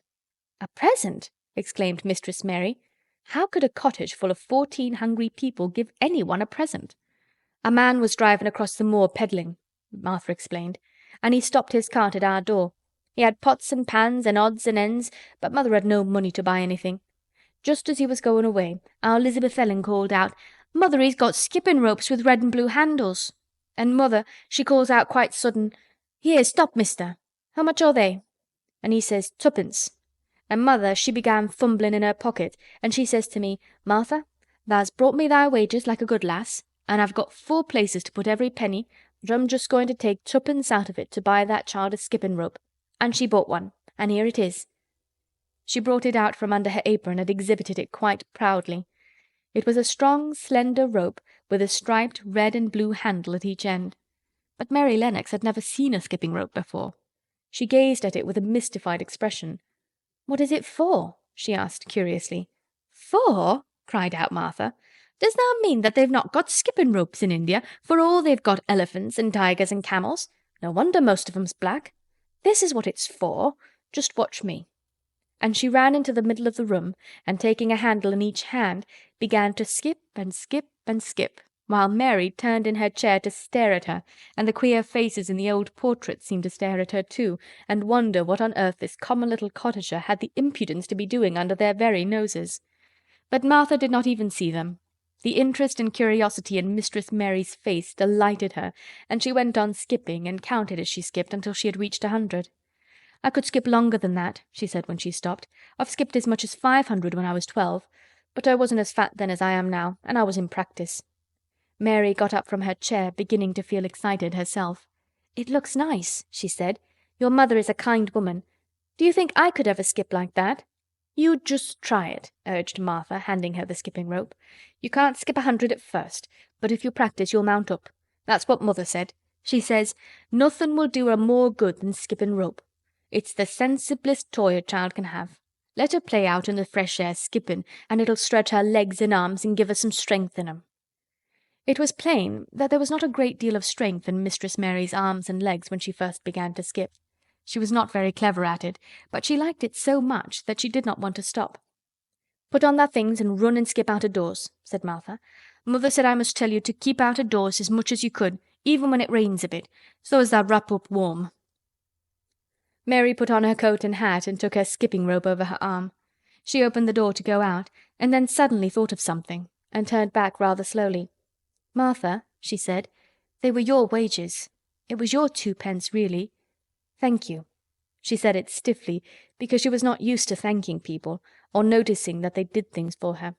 "Thank you," she said, and held out her hand, because she did not know what else to do. Martha gave her hand a clumsy little shake, as if she was not accustomed to this sort of thing either. Then she laughed. "That a queered old womanish thing," she said. "If that'd been our Elizabeth Ellen, that'd have given me a kiss." Mary looked stiffer than ever. "Do you want me to kiss you?" Martha laughed again. "Nay, not me," she answered. "If thou was different, p'raps tha'd want to thysel. But tha isn't. Run off outside and play with thy rope." Mistress Mary felt a little awkward as she went out of the room. Yorkshire people seemed strange, and Martha was always rather a puzzle to her. At first she had disliked her very much, but now she did not. The skipping rope was a wonderful thing. She counted and skipped and counted until her cheeks were quite red, and she was more interested than she had ever been since she was born. The sun was shining, and a little wind was blowing. Not a rough wind, but one which came in delightful little gusts and brought a fresh scent of newly turned earth with it. She skipped round the fountain garden, and up one walk and down another. She skipped at last into the kitchen garden, and saw Ben Weatherstaff digging and talking to his robin, which was hopping about him. She skipped down the walk toward him, and he lifted his head and looked at her with a curious expression. She had wondered if he would notice her. She wanted him to see her skip. "Well," he exclaimed, "'pon my word, p'raps thou'rt a young un after all, and p'raps tha's got child's blood in thy veins instead of sour buttermilk. Tha skipped red into thy cheeks as sure as my name's Ben Weatherstaff. I wouldn't have believed tha could do it." "I never skipped before," Mary said. "I'm just beginning. I can only go up to 20. "Tha keep on," said Ben. "Tha shape's well enough for it for a young un that's lived with heathen. Just see how he's watching thee," jerking his head toward the robin. "He followed after thee yesterday. He'll be at it again today. He'll be bound to find out what th' skipping rope is. He's never seen one. Eh," shaking his head at the bird, "tha curiosity will be the death of thee sometime if tha doesn't look sharp." Mary skipped round all the gardens and around the orchard, resting every few minutes. At length she went to her own special walk and made up her mind to try if she could skip the whole length of it. It was a good long skip, and she began slowly, but before she had gone halfway down the path she was so hot and breathless that she was obliged to stop. She did not mind much, because she had already counted up to 30. She stopped with a little laugh of pleasure, and there, lo and behold, was the robin swaying on a long branch of ivy. He had followed her, and he greeted her with a chirp.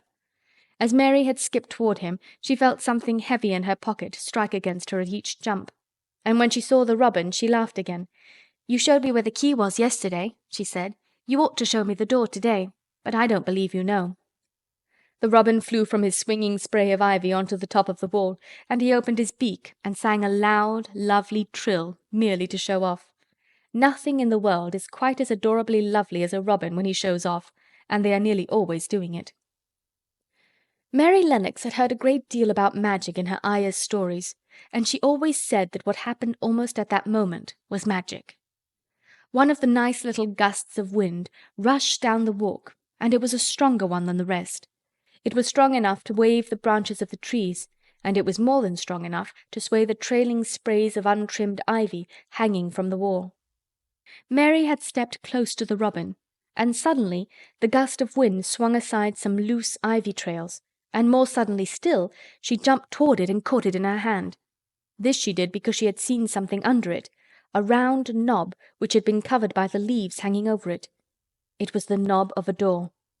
She put her hands under the leaves and began to pull and push them aside. Thick as the ivy hung, it nearly all was a loose and swinging curtain, though some had crept over wood and iron. Mary's heart began to thump and her hands to shake a little in her delight and excitement. The robin kept singing and twittering away and tilting his head on one side as if he were as excited as she was. What was this under her hands, which was square and made of iron, and which her fingers found a hole in? It was the lock of the door which had been closed 10 years, and she put her hand in her pocket, drew out the key, and found it fitted the keyhole. She put the key in and turned it. It took 2 hands to do it, but it did turn. And then she took a long breath and looked behind her up the long walk to see if anyone was coming. No one was coming. No one ever did come, it seemed. And she took another long breath, because she could not help it, and she held back the swinging curtain of ivy and pushed back the door, which opened slowly, slowly. Then she slipped through it and shut it behind her, and stood with her back against it, looking about her and breathing quite fast with excitement and wonder and delight. She was standing inside the secret garden. Chapter 9. The Strangest House Anyone Ever Lived In. It was the sweetest, most mysterious-looking place anyone could imagine. The high walls which shut it in were covered with the leafless stems of climbing roses, which were so thick that they were matted together. Mary Lennox knew they were roses because she had seen a great many roses in India. All the ground was covered with grass of a wintry brown, and out of it grew clumps of bushes, which were surely rose bushes if they were alive. There were numbers of standard roses which had so spread their branches that they looked like little trees. There were other trees in the garden, and one of the things which made the place look strangest and loveliest was that climbing roses had run all over them and swung down long tendrils which made light swaying curtains, and here and there they caught at each other or at a far-reaching branch, and had crept from one tree to another and made lovely bridges of themselves. There were neither leaves nor roses on them now, and Mary did not know whether they were dead or alive, but their thin grey or brown branches and sprays looked like a sort of hazy mantle spreading over everything, walls and trees, and even brown grass where they had fallen from their fastenings and run along the ground.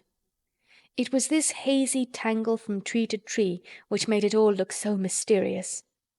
Mary had thought it must be different from other gardens which had not been left all by themselves so long, and indeed it was different from any other place she had ever seen in her life. "How still it is," she whispered. "How still." Then she waited a moment and listened to the stillness. The robin, who had flown to his tree-top, was still as all the rest. He did not even flutter his wings. He sat without stirring and looked at Mary. "No wonder it is still," she whispered again. "I am the first person who has spoken in here for 10 years."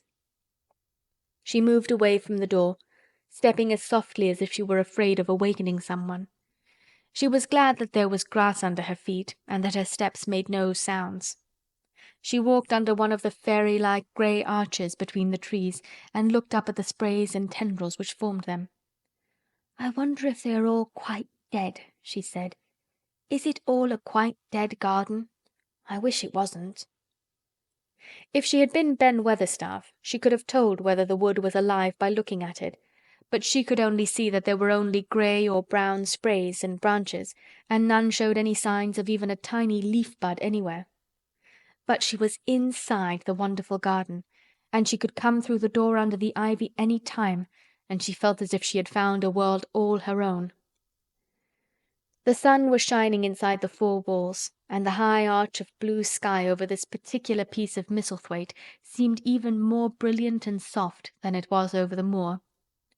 The robin flew down from his tree-top and hopped about or flew after her from one bush to another. He chirped a good deal and had a very busy air, as if he were showing her things.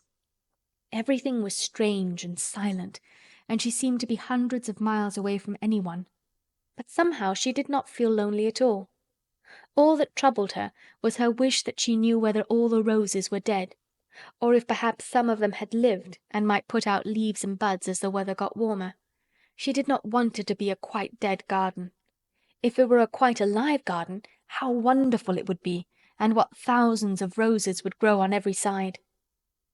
Her skipping rope had hung over her arm when she came in, and after she had walked about for a while, she thought she would skip around the whole garden, stopping when she wanted to look at things. There seemed to have been grass paths here and there, and in 1 or 2 corners there were alcoves of evergreen with stone seats or tall moss-covered flower urns in them. As she came near the second of these alcoves, she stopped skipping. There had once been a flower-bed in it, and she thought she saw something sticking out of the black earth, some sharp little pale green points. She remembered what Ben Weatherstaff had said, and she knelt down to look at them. "Yes, they are tiny growing things, and they might be crocuses or snowdrops or daffodils," she whispered.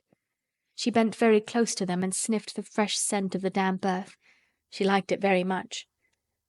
"Perhaps there are some other ones coming up in other places," she said. "I will go all over the garden and look." She did not skip, but walked. She went slowly and kept her eyes on the ground.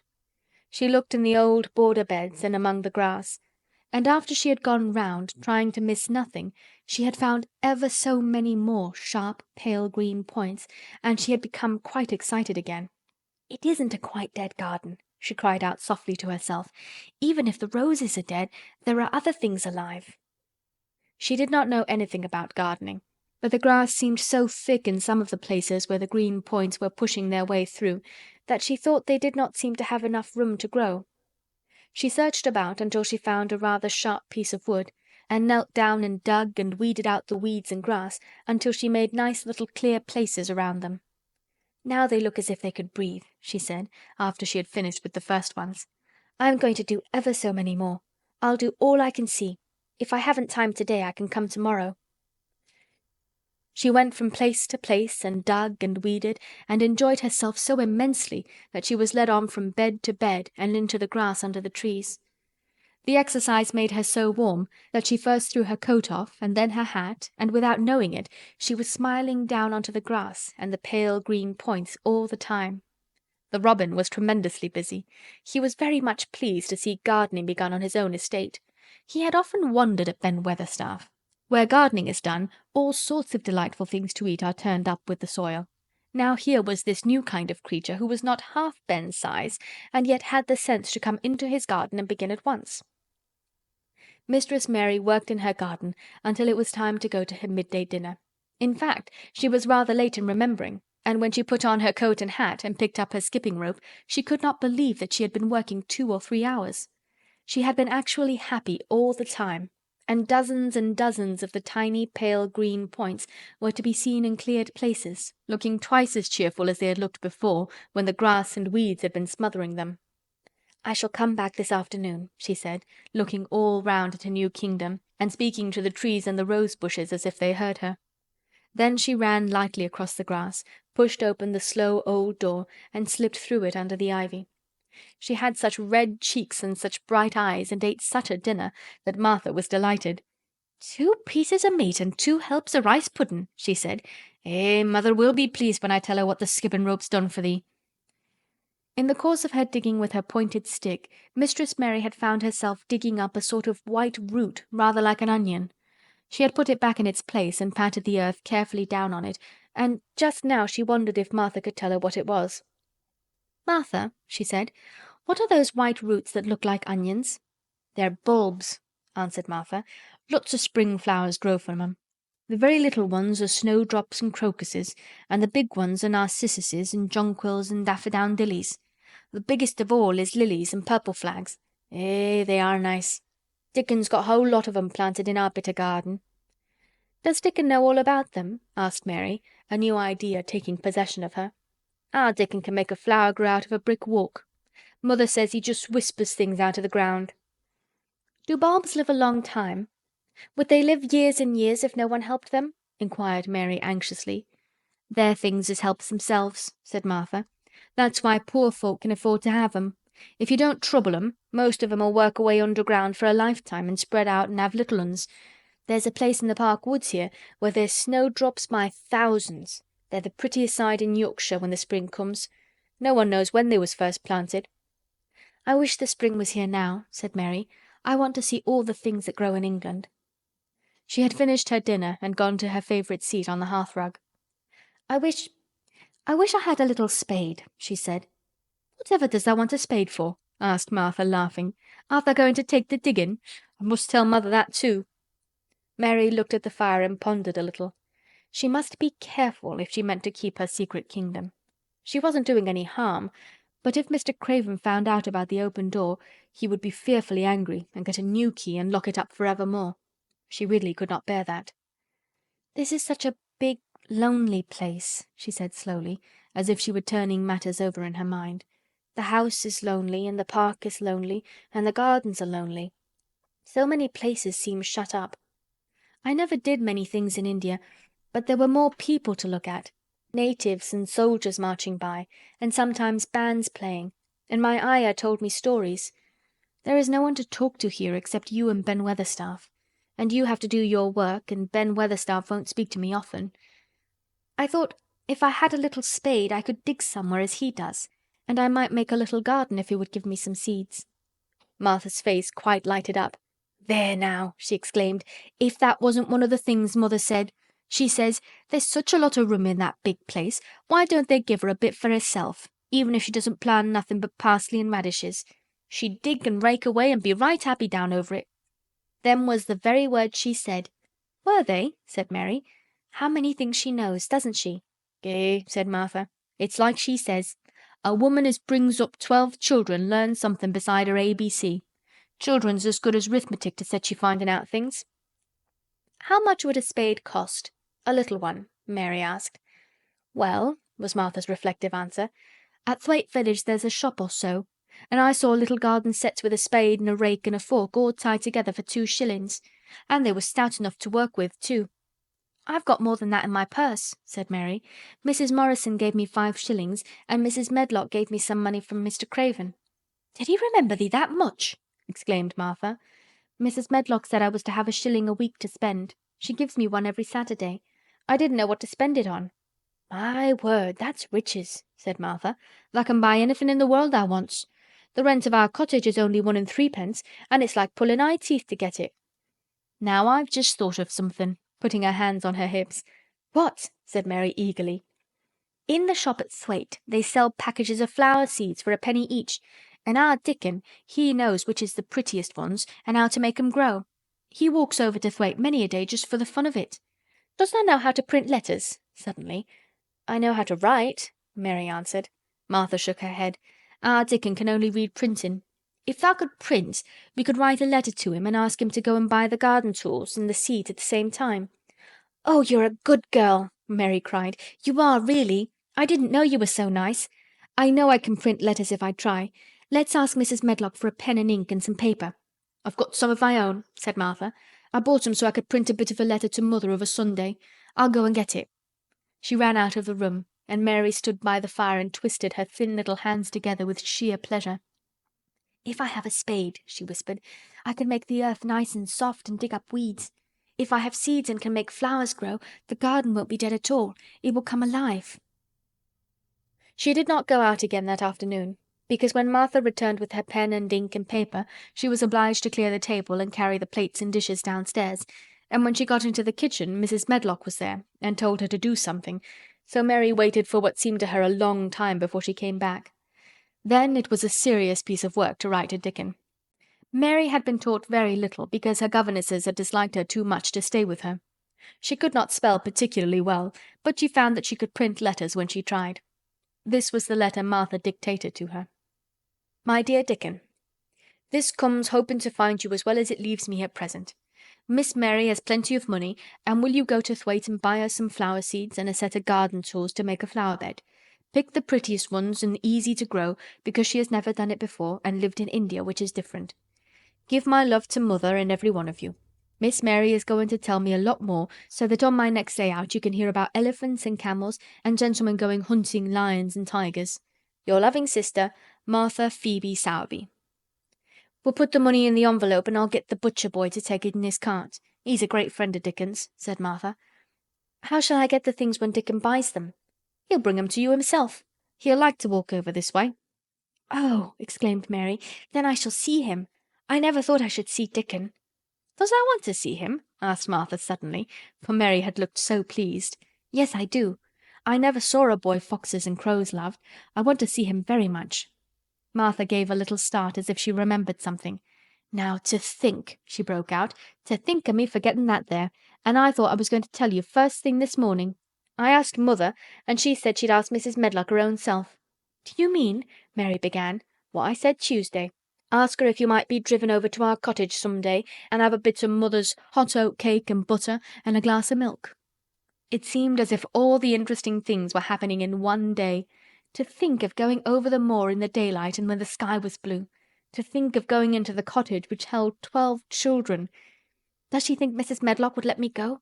she asked quite anxiously. "Aye, she thinks she would. She knows what a tidy woman Mother is and how clean she keeps the cottage."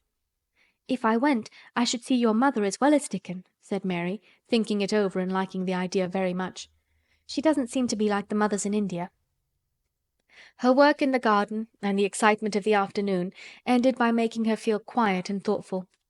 Martha stayed with her until tea time, but they sat in comfortable quiet and talked very little. But just before Martha went downstairs for the tea tray, Mary asked a question. "Martha," she said, "has the scullery maid had the toothache again today?" Martha certainly started slightly. "What makes thee ask that?" she said. "Because when I waited so long for you to come back I opened the door and walked down the corridor to see if you were coming, and I heard that far-off crying again, just as we heard it the other night. There isn't a wind today, so you see it couldn't have been the wind." "Eh," said Martha restlessly, "thou mustn't go walking about in corridors and listening. Mr. Craven would be that there angry there's no knowing what he'd do." "I wasn't listening," said Mary. "I was just waiting for you, and I heard it. That's 3 times." "My word, there's Mrs. Medlock's bell," said Martha, and she almost ran out of the room. "It's the strangest house anyone ever lived in," said Mary drowsily, as she dropped her head on the cushioned seat of the armchair near her. Fresh air and digging and skipping rope had made her feel so comfortably tired that she fell asleep. Chapter 10. Dickon. The sun shone down for nearly a week on the secret garden. The secret garden was what Mary called it when she was thinking of it. She liked the name, and she liked still more the feeling that when its beautiful old walls shut her in, no one knew where she was. It seemed almost like being shut out of the world in some fairy place. The few books she had read and liked had been fairy story books, and she had read of secret gardens in some of the stories. Sometimes people went to sleep in them for 100 years, which she had thought must be rather stupid.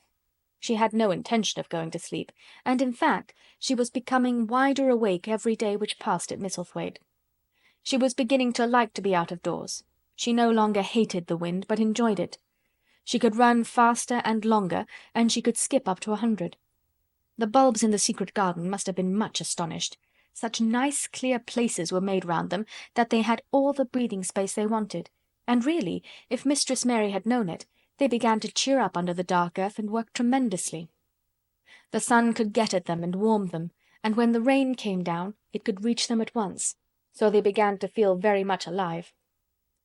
Mary was an odd, determined little person, and now she had something interesting to be determined about, she was very much absorbed indeed. She worked and dug and pulled up weeds steadily, only becoming more pleased with her work every hour instead of tiring of it. It seemed to her like a fascinating sort of play. She found many more of the sprouting pale green points than she had ever hoped to find. They seemed to be starting up everywhere, and each day she was sure she found tiny new ones, some so tiny that they barely peeped above the earth. There were so many that she remembered what Martha had said about the snowdrops by the thousands, and about bulbs spreading and making new ones. These had been left to themselves for 10 years, and perhaps they had spread, like the snowdrops, into thousands. She wondered how long it would be before they showed that they were flowers. Sometimes she stopped digging to look at the garden and tried to imagine what it would be like when it was covered with thousands of lovely things in bloom. During that week of sunshine she became more intimate with Ben Weatherstaff. She surprised him several times by seeming to start up beside him as if she sprang out of the earth. The truth was that she was afraid that he would pick up his tools and go away if he saw her coming, so she always walked toward him as silently as possible.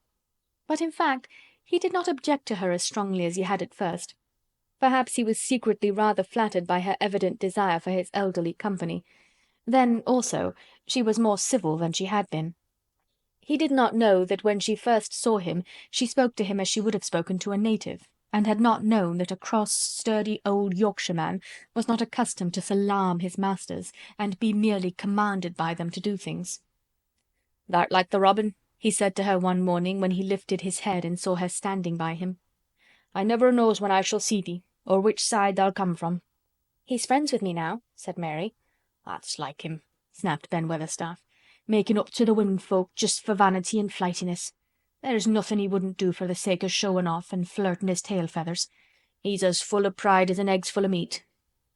He very seldom talked much, and sometimes did not even answer Mary's questions except by a grunt, but this morning he said more than usual. He stood up and rested one hobnailed boot on the top of his spade while he looked her over. "How long has tha been here?" he jerked out. "I think it's about a month," she answered. "Tha's beginning to do Misselthwaite credit," he said. "Tha's a bit fatter than tha was, and tha's not quite so yeller. Tha looked like a young plucked crow when tha first came into this garden. Thinks I to myself, I never set eyes on an uglier, sour-faced young'un." Mary was not vain, and as she had never thought much of her looks, she was not greatly disturbed. "I know I'm fatter," she said. "My stockings are getting tighter. They used to make wrinkles. There's the robin, Ben Weatherstaff." There indeed was the robin, and she thought he looked nicer than ever. His red waistcoat was as glossy as satin, and he flirted his wings and tail and tilted his head and hopped about with all sorts of lively graces. He seemed determined to make Ben Weatherstaff admire him, but Ben was sarcastic. "Aye, there tha'rt," he said. "Tha can put up with me for a bit sometimes when tha's got no one better. Tha's been reddening up thy waistcoat and polishing thy feathers this 2 weeks. I know what tha's up to. Tha's courting some bold young madam somewhere, telling thy lies to her about being the finest cock robin on Missel Moor and ready to fight all the rest of them." "Oh, look at him!" exclaimed Mary. The robin was evidently in a fascinating, bold mood. He hopped closer and closer and looked at Ben Weatherstaff more and more engagingly. He flew to the nearest currant bush and tilted his head and sang a little song right at him. "Tha thinks tha'll get over me by doing that," said Ben, wrinkling his face up in such a way that Mary felt sure he was trying not to look pleased. "Tha thinks no one can stand out against thee. That's what tha thinks." The robin spread his wings. Mary could scarcely believe her eyes. He flew right up to the handle of Ben Weatherstaff's spade and alighted on the top of it. Then the old man's face wrinkled itself slowly into a new expression. He stood still as if he were afraid to breathe, as if he would not have stirred for the world, lest his robin should start away. He spoke quite in a whisper. "Well, I'm danged," he said, as softly as if he were saying something quite different. "Tha does know how to get at a chap, tha does. Tha's fair unearthly, tha's so knowin'." And he stood without stirring, almost without drawing his breath, until the robin gave another flirt to his wings and flew away. Then he stood looking at the handle of the spade as if there might be magic in it, and then he began to dig again, and said nothing more for several minutes. But because he kept breaking into a slow grin now and then, Mary was not afraid to talk to him. "Have you a garden of your own?" she asked. "No, I'm a bachelder and lodge with Martin at the gate." "If you had one," said Mary, "what would you plant?" "Cabbages and taters and onions." "But if you wanted to make a flower garden," persisted Mary, "what would you plant?" "Bulbs and sweet-smelling things, but mostly roses." Mary's face lighted up. "Do you like roses?" she said. Ben Weatherstaff rooted up a weed and threw it aside before he answered. "Well, yes, I do. I was learned that by a young lady I was gardener to. She had a lot in a place she was fond of, and she loved 'em like they was children, or robins. I've seen her bend over and kiss 'em." He dragged out another weed and scowled at it. "That were as much as 10 year ago." "Where is she now?" asked Mary, much interested. "Heaven," he answered, and drove his spade deep into the soil, "'cordin' to what parson says." "What happened to the roses?" Mary asked again, more interested than ever. "They was left to themselves." Mary was becoming quite excited. "Did they quite die? Do roses quite die when they are left to themselves?" she ventured. "Well, I'd got to like 'em, and I liked her, and she liked 'em," Ben Weatherstaff admitted reluctantly. "Once or twice a year I'd go and work at 'em a bit, prune 'em and dig about the roots.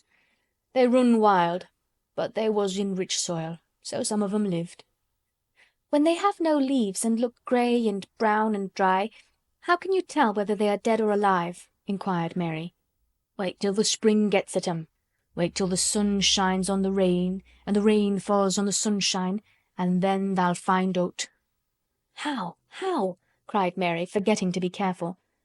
"Look along the twigs and branches, and if tha see a bit of a brown lump swellin' here and there, watch it after the warm rain and see what happens." He stopped suddenly and looked curiously at her eager face. "Why does tha care so much about roses and such all of a sudden?" he demanded. Mistress Mary felt her face grow red. She was almost afraid to answer. I want to play that I have a garden of my own," she stammered. There is nothing for me to do. I have nothing, and no one." "Well," said Ben Weatherstaff slowly as he watched her, "that's true. Tha hasn't." He said it in such an odd way that Mary wondered if he was actually a little sorry for her. She had never felt sorry for herself. She had only felt tired and cross because she disliked people and things so much. But now the world seemed to be changing and getting nicer. If no one found out about the secret garden, she should enjoy herself always. She stayed with him for 10 or 15 minutes longer, and asked him as many questions as she dared. He answered every one of them in his queer grunting way, and did not seem really cross, and did not pick up his spade and leave her.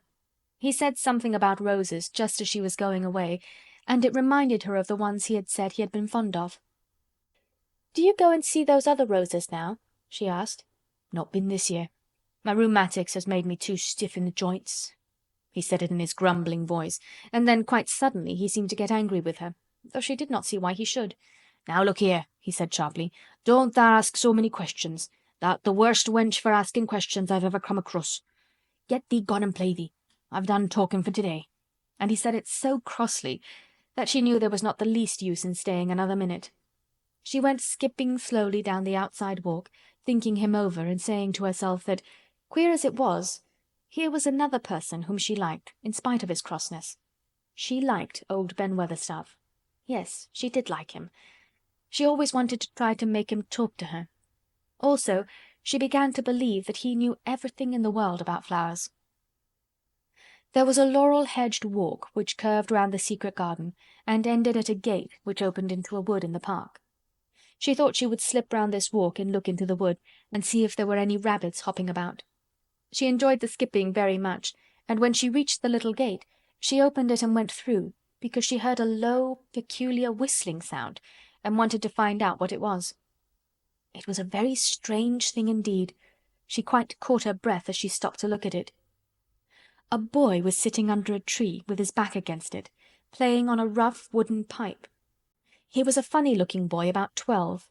He looked very clean, and his nose turned up, and his cheeks were as red as poppies, and never had Mistress Mary seen such round and such blue eyes in any boy's face. And on the trunk of the tree he leaned against, a brown squirrel was clinging and watching him, and from behind a bush near by a cock-pheasant was delicately stretching his neck to peep out, and quite near him were 2 rabbits sitting up and sniffing with tremulous noses, and it actually appeared as if they were all drawing near to watch him and listen to the strange, low little call his pipe seemed to make. When he saw Mary he held up his hand and spoke to her in a voice almost as low as, and rather like, his piping. "Don't tha move," he said. "It'd flight 'em." Mary remained motionless. He stopped playing his pipe and began to rise from the ground. He moved so slowly that it scarcely seemed as though he were moving at all. But at last he stood on his feet, and then the squirrel scampered back up into the branches of his tree, the pheasant withdrew his head, and the rabbits dropped on all fours and began to hop away, though not at all as if they were frightened. "I'm Dickon," the boy said. "I know thou'rt Miss Mary." Then Mary realized that somehow she had known at first that he was Dickon. Who else could have been charming rabbits and pheasants as the natives charm snakes in India? He had a wide, red, curving mouth, and his smile spread all over his face. "I got up slow," he explained, "because if tha makes a quick move, it startles them. A body has to move gentle and speak low when wild things is about." He did not speak to her as if they had never seen each other before, but as if he knew her quite well. Mary knew nothing about boys, and she spoke to him a little stiffly because she felt rather shy. "Did you get Martha's letter?" she asked. He nodded his curly, rust-coloured head. "That's why I come." He stooped to pick up something which had been lying on the ground beside him when he piped. "I've got the garden tools. There's a little spade and a rake and a fork and a hoe. They're good uns. There's a trowel too, and the woman in the shop threw in a packet of white poppy and one of blue larkspur when I bought th' other seeds." "Will you show the seeds to me?" Mary said. She wished she could talk as he did. His speech was so quick and easy. It sounded as if he liked her and was not the least afraid that she would not like him, though he was only a common Moor boy in patched clothes and with a funny face and a rough, rusty red head. As she came closer to him, she noticed that there was a clean, fresh scent of heather and grass and leaves about him, almost as if he were made of them. She liked it very much, and when she looked into his funny face with the red cheeks and round blue eyes, she forgot that she had felt shy. "Let us sit down on this log and look at them," she said. They sat down, and he took a clumsy little brown paper package out of his coat pocket. He untied the string, and inside there were ever so many neater and smaller packages with a picture of a flower on each one. "There's a lot of mignonette and poppies," he said. "Mignonette's the sweetest smelling thing as grows, and it'll grow wherever you cast it, same as poppies will. Them as'll come up and bloom if you just whistle to 'em, them's the nicest of all." He stopped and turned his head quickly, his poppy-cheeked face lighting up. "Where's that robin as is calling us?" he said. The chirp came from a thick holly bush, bright with scarlet berries, and Mary thought she knew whose it was. "Is it really calling us?" she asked. "Aye," said Dickon, as if it was the most natural thing in the world. "He's calling someone he's friends with." That's same as saying, 'Here I am, look at me. I wants a bit of a chat.' There he is in the bush. Whose is he?" "He's Ben Weatherstaff's, but I think he knows me a little," answered Mary. "Aye, he knows thee," said Dickon in his low voice again. "An' he likes thee. He's took thee on. He'll tell me all about thee in a minute." He moved quite close to the bush with the slow movement Mary had noticed before, and then he made a sound almost like the robin's own twitter. The robin listened a few seconds intently and then answered quite as if he were replying to a question. "Aye, he's a friend o' yours," chuckled Dickon. "Do you think he is?" cried Mary eagerly. She did so want to know. "Do you think he really likes me?" "He wouldn't come near thee if he didn't," answered Dickon. "Birds is rare choosers, and a robin can flout a body worse than a man. See, he's making up to thee now. Cannot tha see a chap, he's saying?" And it really seemed as if it must be true. He so sidled and twittered and tilted as he hopped on his bush. "Do you understand everything birds say?" said Mary. Dickon's grin spread until he seemed all wide red curving mouth, and he rubbed his rough head. "I think I do, and they think I do," he said. "I've lived on the moor with 'em so long. I've watched 'em break shell and come out and fledge and learn to fly and begin to sing, till I think I'm one of 'em. Sometimes I think p'raps I'm a bird or a fox or a rabbit or a squirrel or even a beetle, and I don't know it." He laughed and came back to the log and began to talk about the flower seeds again. He told her what they looked like when they were flowers. He told her how to plant them and watch them and feed and water them. "See here," he said suddenly, turning round to look at her. "I'll plant them for thee myself. Where is thy garden?" Mary's thin hands clutched each other as they lay on her lap. She did not know what to say, so for a whole minute she said nothing. She had never thought of this. She felt miserable. And she felt as if she went red and then pale. "Tha's got a bit of garden, hasn't tha?" Dickon said. It was true that she had turned red and then pale. Dickon saw her do it, and as she still said nothing, he began to be puzzled. "Wouldn't they give thee a bit?" he asked. "Hasn't tha got any yet?" She held her hands tighter and turned her eyes toward him. "I don't know anything about boys," she said slowly. "Could you keep a secret if I told you one? It's a great secret. I don't know what I should do if anyone found it out. I believe I should die." She said the last sentence quite fiercely. Dickon looked more puzzled than ever and even rubbed his hand over his rough head again, but he answered quite good-humouredly. "I'm keeping secrets all the time," he said. "If I couldn't keep secrets from th' other lads, secrets about foxes' cubs and birds' nests and wild things' holes, there'd be naught safe on the moor. Aye, I can keep secrets." Mistress Mary did not mean to put out her hand and clutch his sleeve, but she did it. "I've stolen a garden," she said very fast. "It isn't mine. It isn't anybody's. Nobody wants it. Nobody cares for it. Nobody ever goes into it. Perhaps everything is dead in it already. I don't know." She began to feel hot and as contrary as she had ever felt in her life. "I don't care. I don't care. Nobody has any right to take it from me when I care about it and they don't. They're letting it die all shut in by itself," she ended passionately, and she threw her arms over her face and burst out crying. Poor little Mistress Mary. Dickon's curious blue eyes grew rounder and rounder. "Eh," he said, drawing his exclamation out slowly, and the way he did it meant both wonder and sympathy. "I've nothing to do," said Mary. "Nothing belongs to me. I found it myself and I got into it myself. I was only just like the robin, and they wouldn't take it from the robin." "Where is it?" asked Dickon in a dropped voice. Mistress Mary got up from the log at once. She knew she felt contrary again, and obstinate, and she did not care at all. She was imperious and Indian, and at the same time hot and sorrowful. "Come with me and I'll show you," she said. She led him round the laurel path and to the walk where the ivy grew so thickly. Dickon followed her with a queer, almost pitying look on his face. He felt as if he were being led to look at some strange bird's nest, and must move slowly. When she stepped to the wall and lifted the hanging ivy, he started. There was a door, and Mary pushed it slowly open, and they passed in together. And then Mary stood and waved her hand round defiantly. "It's this," she said. "It's a secret garden, and I'm the only one in the world who wants it to be alive." Dickon looked round and round about it, and round again. "Hey," he almost whispered. "It is a queer, pretty place. It's like as if a body was in a dream." Chapter 11. The Nest of the Missel Thrush. For 2 or 3 minutes he stood looking round him while Mary watched him, and then he began to walk about softly, even more lightly than Mary had walked the first time she had found herself inside the 4 walls. His eyes seemed to be taking in everything: the grey trees with the grey creepers climbing over them and hanging from their branches, the tangle on the walls and among the grass, the evergreen alcoves with the stone seats and tall flower urns standing in them. "I never thought I'd see this place," he said at last in a whisper. "Did you know about it?" asked Mary. She had spoken aloud, and he made a sign to her. "We must talk low," he said, "or someone'll hear us, and wonder what's to do in here." "Oh, I forgot," said Mary, feeling frightened, and putting her hand quickly against her mouth. "Did you know about the garden?" she asked again when she had recovered herself. Dickon nodded. "Martha told me there was one as no one ever went inside," he answered. "Us used to wonder what it was like." He stopped and looked round at the lovely grey tangle about him, and his eyes looked queerly happy. The nests as'll be here come springtime," he said.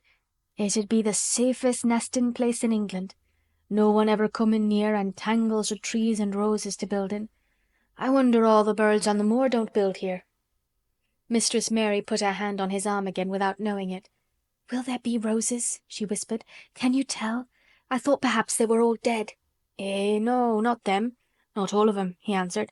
"Look here." He stepped over to the nearest tree, an old, old one with grey lichen all over its bark, but upholding a curtain of tangled sprays and branches. He took a thick knife out of his pocket and opened one of its blades.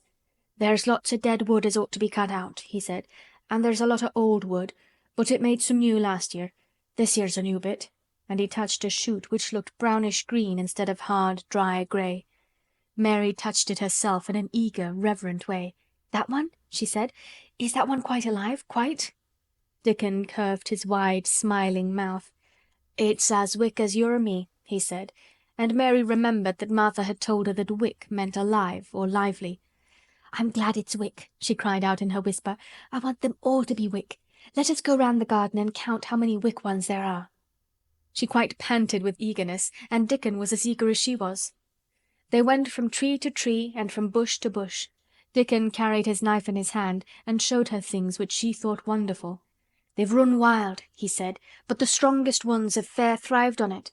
The delicatest ones has died out, but t'others has growed and spread till they's a wonder. See here," and he pulled down a thick, grey, dry-looking branch. "A body might think this was dead wood, but I don't believe it is, down to the root. I'll cut it down low and see." He knelt and with his knife cut the lifeless-looking branch through, not far above the earth. "There," he said exultantly. "I told thee so. There's green in that wood yet. Look at it." Mary was down on her knees before he spoke, gazing with all her might. "When it looks a bit greenish and juicy like that, it's wick," he explained. "When th' inside is dry and breaks easy, like this here piece I've cut off, it's done for.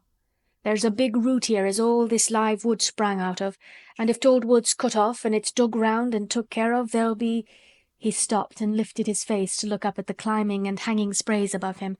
"There'll be a fountain o' roses here this summer." They went from bush to bush and from tree to tree. He was very strong and clever with his knife, and knew how to cut the dry and dead wood away, and could tell when an unpromising bough or twig had still green life in it.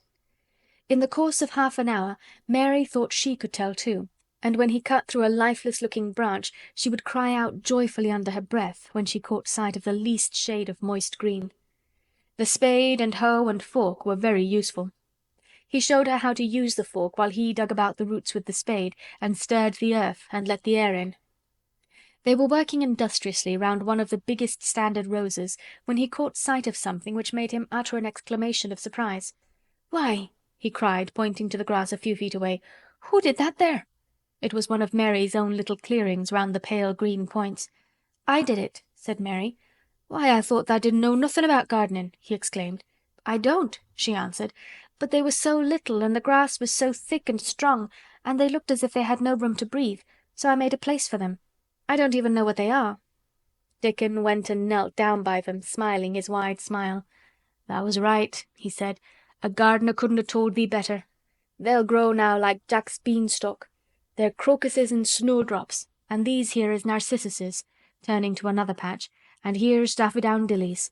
They will be a sight." He ran from one clearing to another. "Tha's done a lot o' work for such a little wench," he said, looking her over. "I'm growing fatter," said Mary, "and I'm growing stronger. I used always to be tired, but when I dig I'm not tired at all. I like to smell the earth when it's turned up." "It's rare good for thee," he said, nodding his head wisely. "There's naught as nice as the smell o' good clean earth, except the smell of fresh growin' things when the rain falls on 'em. I get out on the moor many a day when it's rainin', and I lie under a bush and I listen to the soft swish o' drops on the heather, and I just sniff and sniff. My nose end fair quivers like a rabbit's, mother says." "Do you never catch cold?" inquired Mary, gazing at him wonderingly. She had never seen such a funny boy, or such a nice one. "Not me," he said, grinning. "I never ketched cold since I was born. I wasn't brought up nesh enough. I've chased about the moor in all weathers, same as the rabbits does. Mother says I've sniffed up too much fresh air for 12 year to ever get to sniffing with cold. I'm as tough as a whitethorn knobstick." He was working all the time he was talking, and Mary was following him and helping him with her fork or the trowel. "There's a lot of work to do here," he said once, looking about quite exultantly. "Will you come again and help me to do it?" Mary begged. "I'm sure I can help too. I can dig and pull up weeds and do whatever you tell me. Oh, do come, Dickon." "I'll come every day if thou wants me, rain or shine," he answered stoutly. "It's the best fun I ever had in my life, shut in here and wakening up a garden." "If you will come," said Mary, "if you will help me to make it alive, I don't know what I'll do," she ended helplessly. "What could you do for a boy like that?" "I'll tell thee what thou'll do," said Dickon with his happy grin. "Thou'll get fat, and thou'll get as hungry as a young fox, and thou'll learn how to talk to the robin same as I do. We'll have a lot of fun." He began to walk about, looking up in the trees and at the walls and bushes with a thoughtful expression. "I wouldn't want to make it look like a gardener's garden, all clipped and spick and span, would you?" he said. "It's nicer like this, with things running wild and swinging and catching hold of each other." "Don't let us make it tidy," said Mary anxiously. "It wouldn't seem like a secret garden if it was tidy." Dickon stood rubbing his rusty red head with a rather puzzled look.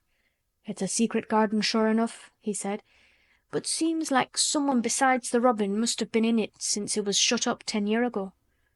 "But the door was locked and the key was buried," said Mary. "No one could get in." "That's true," he answered. "It's a queer place. Seems to me as if there'd been a bit of pruning done here and there later than 10 year ago." "But how could it have been done?" said Mary. He was examining a branch of a standard rose, and he shook his head. "Aye, how could it?" he murmured, "with the door locked and the key buried?" Mistress Mary always felt that however many years she lived, she should never forget that first morning when her garden began to grow. Of course it did seem to begin to grow for her that morning. When Dickon began to clear places to plant seeds, she remembered what Basil had sung at her when he wanted to tease her. "Are there any flowers that look like bells?" she inquired. "Lilies o' the valley does," he answered, digging away with the trowel. "And there's Canterbury bells and campanulas." "Let's plant some," said Mary. "There's lilies o' the valley here already. I saw 'em. They'll have growed too close and we'll have to separate them, but there's plenty. T'other ones take 2 years to bloom from seed, but I can bring you some bits of plants from our cottage garden. Why does I want 'em?" Then Mary told him about Basil and his brothers and sisters in India, and of how she had hated them, and of their calling her Mistress Mary quite contrary. "They used to dance round and sing at me. They sang, 'Mistress Mary quite contrary, how does your garden grow, with silver bells and cockle shells and marigolds all in a row.' I just remembered it, and it made me wonder if there really were flowers like silver bells." She frowned a little and gave her trowel a rather spiteful dig into the earth.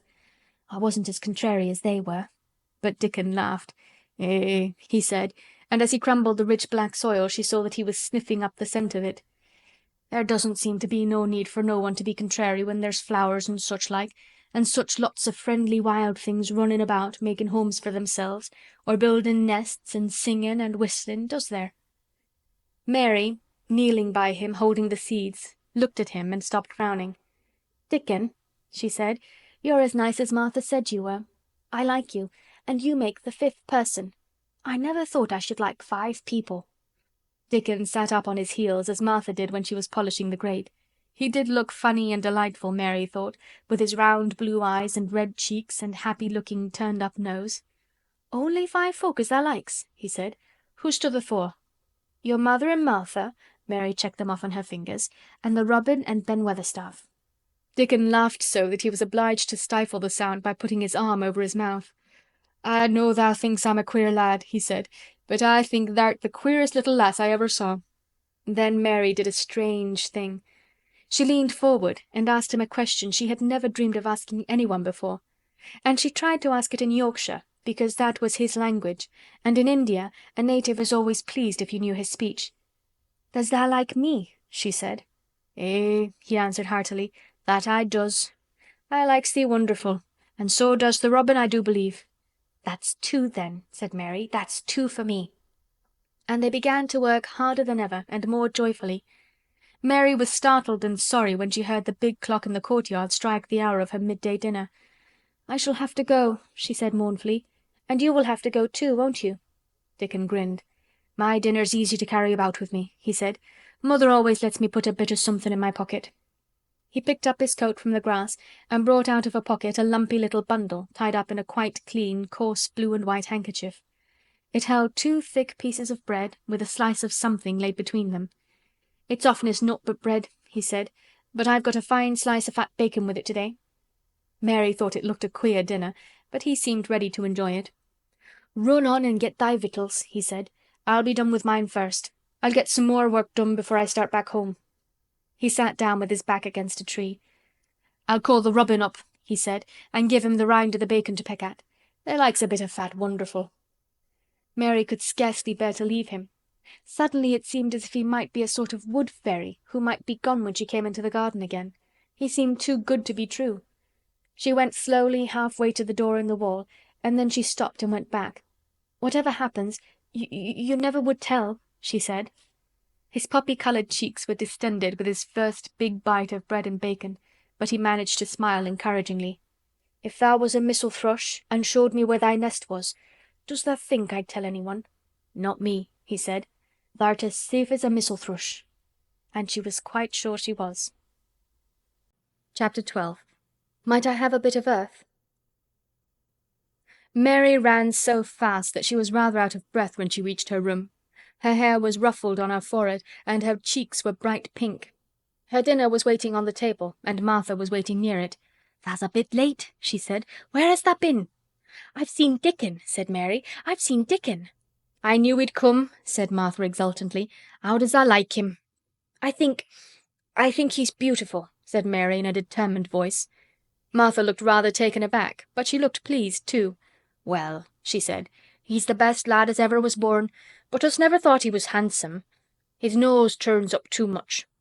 "I like it to turn up," said Mary. "And his eyes is so round," said Martha a trifle doubtful, "though they're a nice colour." "I like them round," said Mary, "and they are exactly the colour of the sky over the moor." Martha beamed with satisfaction. "Mother says he made 'em that colour with always looking up at the birds in the clouds. But he has got a big mouth, hasn't he now?" "I love his big mouth," said Mary obstinately. "I wish mine were just like it." Martha chuckled delightedly. "It'd look rare and funny in thy tiny bit of a face," she said. "But I knowed it would be that way when tha saw him. How did tha like the seeds and the garden tools?" "How did you know he brought them?" asked Mary. "Eh? I never thought of him not bringing 'em. He'd be sure to bring 'em if they was in Yorkshire. He's such a trusty lad." Mary was afraid that she might begin to ask difficult questions, but she did not. She was very much interested in the seeds and gardening tools, and there was only one moment when Mary was frightened. This was when she began to ask where the flowers were to be planted. "Who did tha ask about it?" she inquired. "I haven't asked anybody yet," said Mary, hesitating. "Well, I wouldn't ask the head gardener. He's too grand, Mr. Roach is." "I've never seen him," said Mary. "I've only seen under gardeners and Ben Weatherstaff." "If I was you, I'd ask Ben Weatherstaff," advised Martha. "He's not half as bad as he looks, for all he's so crabbed. Mr. Craven lets him do what he likes, because he was here when Mrs. Craven was alive, and he used to make her laugh. She liked him. Perhaps he'd find you a corner somewhere out of the way." "If it was out of the way and no one wanted it, no one could mind my having it, could they?" Mary said anxiously. "There wouldn't be no reason," answered Martha. "You wouldn't do no harm." Mary ate her dinner as quickly as she could, and when she rose from the table she was going to run to her room to put her hat on again, but Martha stopped her. "I've got something to tell you," she said. "I thought I'd let you eat your dinner first. Mr. Craven came back this morning, and I think he wants to see you." Mary turned quite pale. "Oh," she said. "Why? Why? He didn't want to see me when I came. I heard Pitcher say he didn't." "Well," explained Martha, "Mrs. Medlock says it's because of Mother. She was walking to Thwaite village and she met him.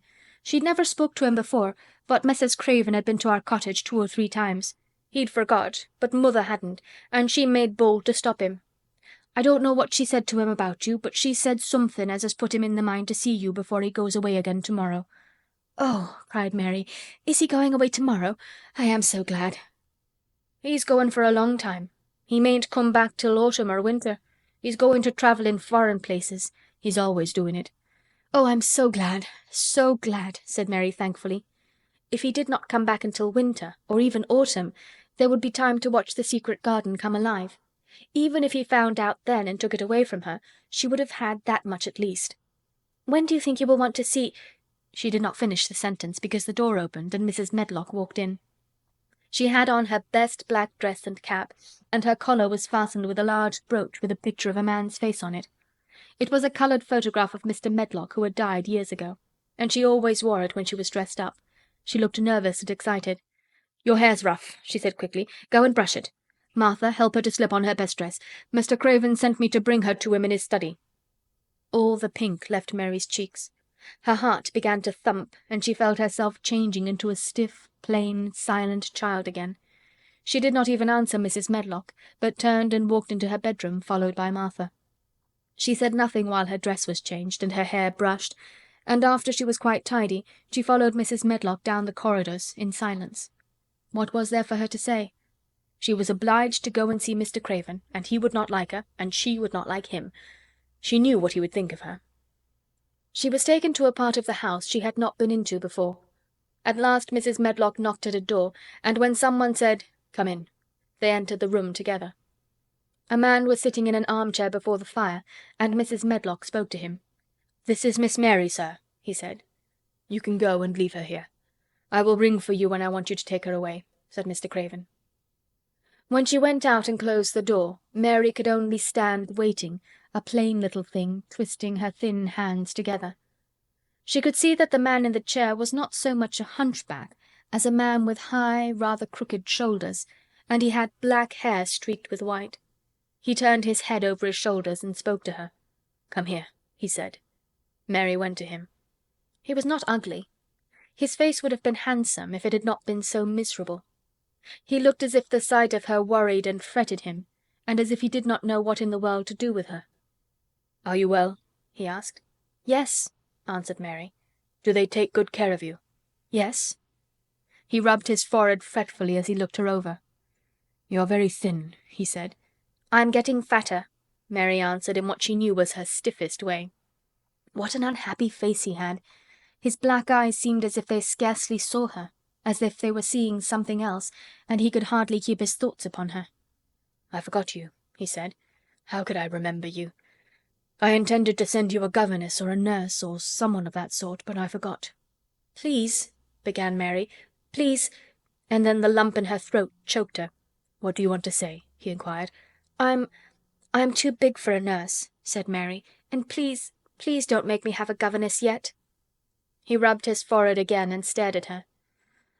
"That was what the Sowerby woman said," he muttered absent-mindedly. Then Mary gathered a scrap of courage. Is she Martha's mother?" she stammered. "Yes, I think so," he replied. "She knows about children," said Mary. "She has 12. She knows." He seemed to rouse himself. "What do you want to do?"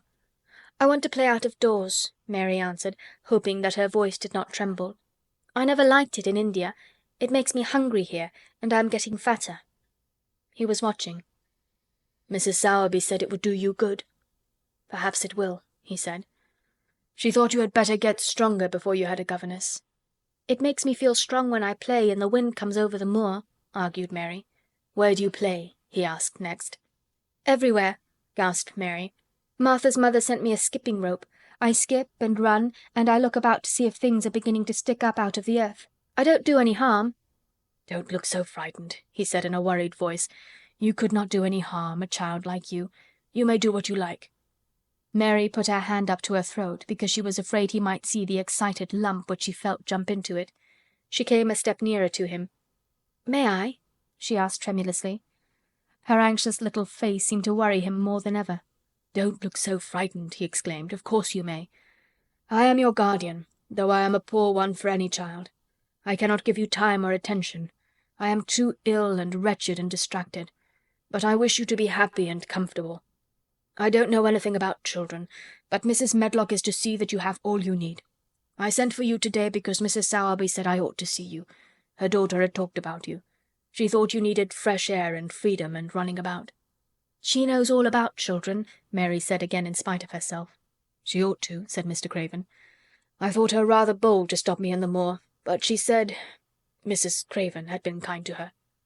It seemed hard for him to speak his dead wife's name. "She is a respectable woman. Now I have seen you, I think she said sensible things. Play out of doors as much as you like. It's a big place, and you may go where you like and amuse yourself as you like. Is there anything you want?" As if a sudden thought had struck him. "Do you want toys, books, dolls?" "Might I," quavered Mary, "might I have a bit of earth?" In her eagerness she did not realize how queer the words would sound, and that they were not the ones she had meant to say. Mr. Craven looked quite startled. "Earth?" he repeated. "What do you mean?" "To plant seeds in, to make things grow, to see them come alive," Mary faltered. He gazed at her a moment, and then passed his hand quickly over his eyes. "Do you care about gardens so much?" he said slowly. "I didn't know about them in India," said Mary. "I was always ill and tired, and it was too hot. I sometimes made little beds in the sand and stuck flowers in them. But here it is different." Mr. Craven got up and began to walk slowly across the room. "A bit of earth," he said to himself, and Mary thought that somehow she must have reminded him of something. When he stopped and spoke to her, his dark eyes looked almost soft and kind. "You can have as much earth as you want," he said. "You remind me of someone else who loved the earth and things that grow. When you see a bit of earth you want," with something like a smile, "take it, child, and make it come alive." "May I take it from anywhere, if it's not wanted?" "Anywhere," he answered. "There, you must go now. I am tired." He touched the bell to call Mrs. Medlock. "Good-bye. I shall be away all summer." Mrs. Medlock came so quickly that Mary thought she must have been waiting in the corridor. "Mrs. Medlock," Mr. Craven said to her, "now I have seen the child, I understand what Mrs. Sowerby meant. She must be less delicate before she begins lessons. Give her simple, healthy food. Let her run wild in the garden. Don't look after her too much. She needs liberty and fresh air and romping about. Mrs. Sowerby is to come and see her now and then, and she may sometimes go to the cottage." Mrs. Medlock looked pleased. She was relieved to hear that she need not look after Mary too much. She had felt her a tiresome charge, and had, indeed, seen as little of her as she dared. In addition to this, she was fond of Martha's mother. "Thank you, sir," she said. "Susan Sowerby and me went to school together, and she's as sensible and good-hearted a woman as you'd find in a day's walk. I never had any children myself, and she's had 12, and there never was healthier or better ones. Miss Mary can get no harm from them. I'd always take Susan Sowerby's advice about children myself. She's what you might call healthy-minded, if you understand me." "I understand," Mr. Craven answered. "Take Miss Mary away now and send Pitcher to me." When Mrs. Medlock left her at the end of her own corridor, Mary flew back to her room. She found Martha waiting there. Martha had, in fact, hurried back after she had removed the dinner service. "I can have my garden," cried Mary. "I may have it where I like. I am not going to have a governess for a long time. Your mother is coming to see me, and I may go to your cottage. He says a little girl like me could not do any harm, and I may do what I like, anywhere." "Eh?" said Martha delightedly. "That was nice of him, wasn't it?" "Martha," said Mary solemnly, "he is really a nice man, only his face is so miserable, and his forehead is all drawn together." She ran as quickly as she could to the garden. She had been away so much longer than she had thought she should, and she knew Dickon would have to set out early on his 5-mile walk. When she slipped through the door under the ivy, she saw that he was not working where she had left him. The gardening tools were laid together under a tree. She ran to them, looking all around the place, but there was no Dickon to be seen. He had gone away, and the secret garden was empty, except for the robin who had just flown across the wall and sat on a standard rose-bush watching her. "He's gone," she said woefully. "Oh, was he Was he only a wood fairy? Something white fastened to the standard rosebush caught her eye. It was a piece of paper. In fact, it was a piece of the letter she had printed for Martha to send to Dickon. It was fastened on the bush with a long thorn, and in a minute she knew Dickon had left it there. There were some roughly printed letters on it, and a sort of picture. At first she could not tell what it was. Then she saw it was meant for a nest with a bird sitting on it. Underneath were the printed letters, and they said, "I will come back." Chapter 13. I Am Colin. Mary took the picture back to the house when she went to her supper, and she showed it to Martha.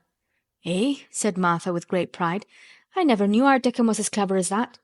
That there's a picture of a Missel thrush on her nest, as large as life and twice as natural." Then Mary knew Dickon had meant the picture to be a message. He had meant that she might be sure he would keep her secret. Her garden was her nest, and she was like a Missel thrush. Oh, how she did like that queer common boy. She hoped he would come back the very next day, and she fell asleep looking forward to the morning. But you never know what the weather will do in Yorkshire, particularly in the springtime. She was awakened in the night by the sound of rain beating with heavy drops against her window. It was pouring down in torrents, and the wind was wuthering round the corners and in the chimneys of the huge old house. Mary sat up in bed and felt miserable and angry. "The rain is as contrary as I ever was," she said. "It came because it knew I did not want it." She threw herself back on her pillow and buried her face. She did not cry, but she lay and hated the sound of the heavily beating rain. She hated the wind and its wuthering. She could not go to sleep again. The mournful sound kept her awake because she felt mournful herself. If she had felt happy, it would probably have lulled her to sleep. How it wuthered, and how the big raindrops poured down and beat against the pane. "It sounds just like a person lost on the moor and wandering on, crying," she said. She had been lying awake, turning from side to side for about an hour, when suddenly something made her sit up in bed and turn her head toward the door, listening. She listened and she listened. "It isn't the wind now," she said in a loud whisper. "That isn't the wind. It is different. It is that crying I heard before." The door of her room was ajar, and the sound came down the corridor, a far-off, faint sound of fretful crying. She listened for a few minutes, and each minute she became more and more sure. She felt as if she must find out what it was. It seemed even stranger than the secret garden and the buried key. Perhaps the fact that she was in a rebellious mood made her bold. She put her foot out of bed and stood on the floor. "I'm going to find out what it is," she said. "Everybody is in bed, and I don't care about Mrs. Medlock. I don't care." There was a candle by her bedside, and she took it up and went softly out of the room. The corridor looked very long and dark, but she was too excited to mind that. She thought she remembered the corner she must turn to find the short corridor with the door covered with tapestry, the one Mrs. Medlock had come through the day she lost herself. The sound had come up that passage. So she went on with her dim light, almost feeling her way, her heart beating so loud that she fancied she could hear it. The far-off faint crying went on and led her. Sometimes it stopped for a moment or so, and then began again. Was this the right corner to turn? She stopped and thought. Yes, it was. Down this passage and then to the left, and then up 2 broad steps, and then to the right again. Yes, there was the tapestry door. She pushed it open very gently and closed it behind her, and she stood in the corridor and could hear the crying quite plainly, though it was not loud. It was on the other side of the wall at her left, and a few yards farther on there was a door. She could see a glimmer of light coming from beneath it. The someone was crying in that room, and it was quite a young someone.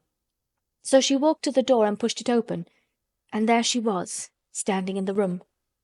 It was a big room, with ancient, handsome furniture in it.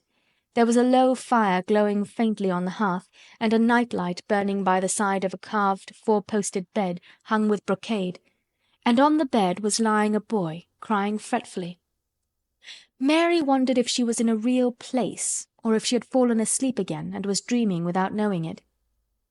The boy had a sharp, delicate face the colour of ivory, and he seemed to have eyes too big for it. He had also a lot of hair, which tumbled over his forehead in heavy locks and made his thin face seem smaller. He looked like a boy who had been ill, but he was crying more as if he were tired and cross than as if he were in pain. Mary stood near the door with her candle in her hand, holding her breath. Then she crept across the room, and as she drew nearer, the light attracted the boy's attention, and he turned his head on his pillow and stared at her, his grey eyes opening so wide that they seemed immense. "Who are you?" he said at last in a half-frightened whisper. "Are you a ghost?" "No, I am not," Mary answered, her own whisper sounding half-frightened. "Are you one?" He stared and stared and stared. Mary could not help noticing what strange eyes he had. They were agate grey, and they looked too big for his face because they had black lashes all round them. "No," he replied after waiting a moment or so. "I am Colin." "Who is Colin?" she faltered. "I am Colin Craven. Who are you?" "I'm Mary Lennox. Mr. Craven is my uncle." "He is my father," said the boy. "Your father?" gasped Mary. "No one ever told me he had a boy. Why didn't they?" "Come here," he said, still keeping his strange eyes fixed on her with an anxious expression. She came close to the bed, and he put out his hand and touched her. "You are real, aren't you?" he said. "I have such real dreams very often. You might be one of them." Mary had slipped on a woolen wrapper before she left her room, and she put a piece of it between his fingers. "Rub that and see how thick and warm it is," she said. "I will pinch you a little if you like, to show you how real I am. For a minute I thought you might be a dream too." "Where did you come from?" he asked. "From my own room. The wind wuthered so I couldn't go to sleep, and I heard someone crying and wanted to find out who it was." "What were you crying for?" "Because I couldn't go to sleep either and my head ached." "Tell me your name again."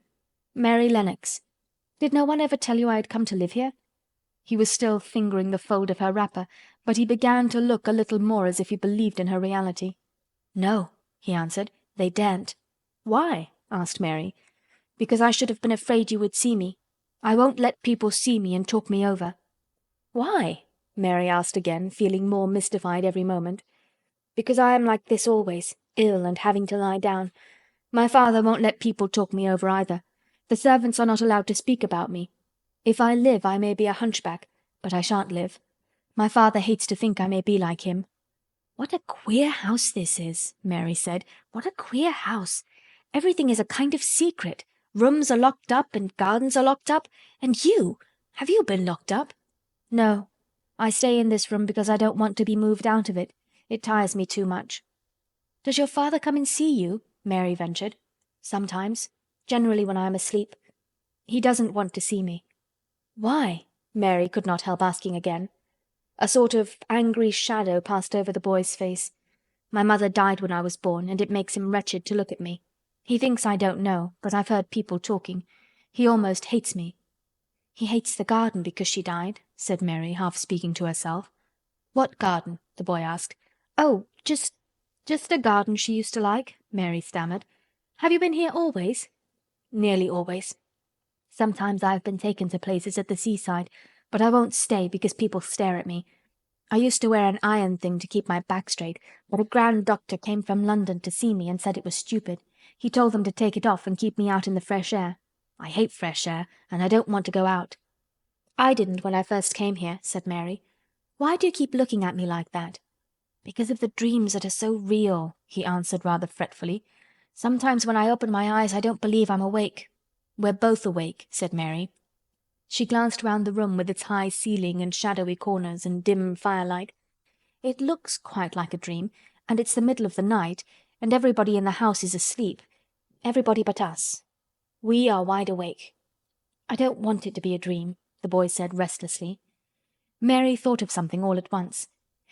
"If you don't like people to see you," she began, "do you want me to go away?" He still held the fold of her wrapper, and he gave it a little pull. "No," he said. "I should be sure you were a dream if you went. If you are real, sit down on that big footstool and talk. I want to hear about you." Mary put down her candle on the table near the bed and sat down on the cushioned stool. She did not want to go away at all. She wanted to stay in the mysterious, hidden-away room and talk to the mysterious boy. "What do you want me to tell you?" she said. He wanted to know how long she had been at Misselthwaite. He wanted to know which corridor her room was on. He wanted to know what she had been doing, if she disliked the moor as he disliked it, where she had lived before she came to Yorkshire. She answered all these questions and many more, and he lay back on his pillow and listened. He made her tell him a great deal about India and about her voyage across the ocean. She found out that because he had been an invalid, he had not learned things as other children had. One of his nurses had taught him to read when he was quite little, and he was always reading and looking at pictures in splendid books. Though his father rarely saw him when he was awake, he was given all sorts of wonderful things to amuse himself with. He never seemed to have been amused, however.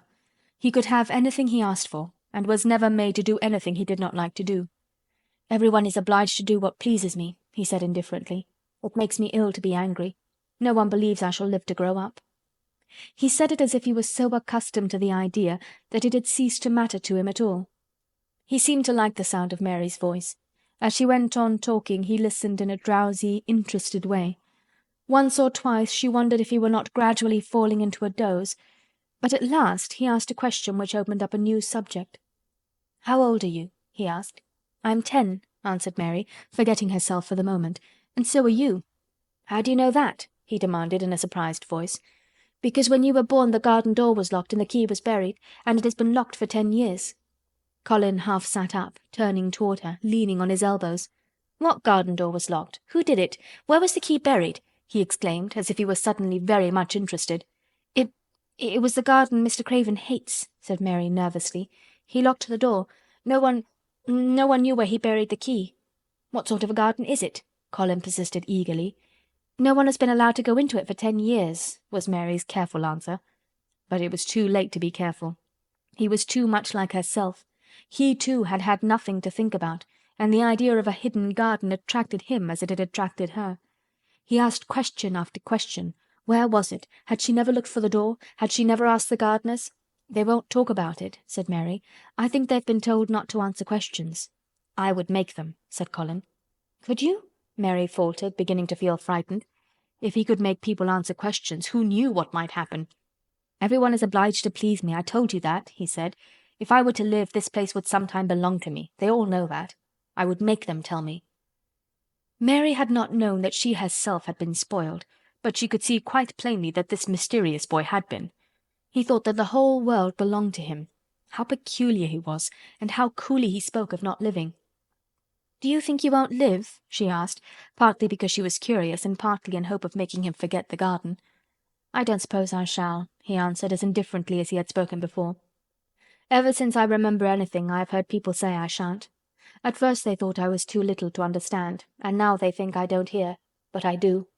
My doctor is my father's cousin. He is quite poor, and if I die he will have all Misselthwaite when my father is dead. I should think he wouldn't want me to live."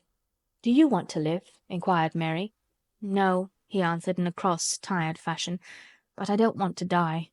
When I feel ill I lie here and think about it until I cry and cry." "I have heard you crying 3 times," Mary said, "but I did not know who it was.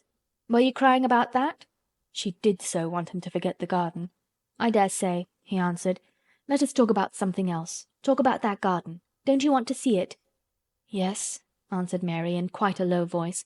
"I do," he went on persistently. "I don't think I ever really wanted to see anything before, but I want to see that garden.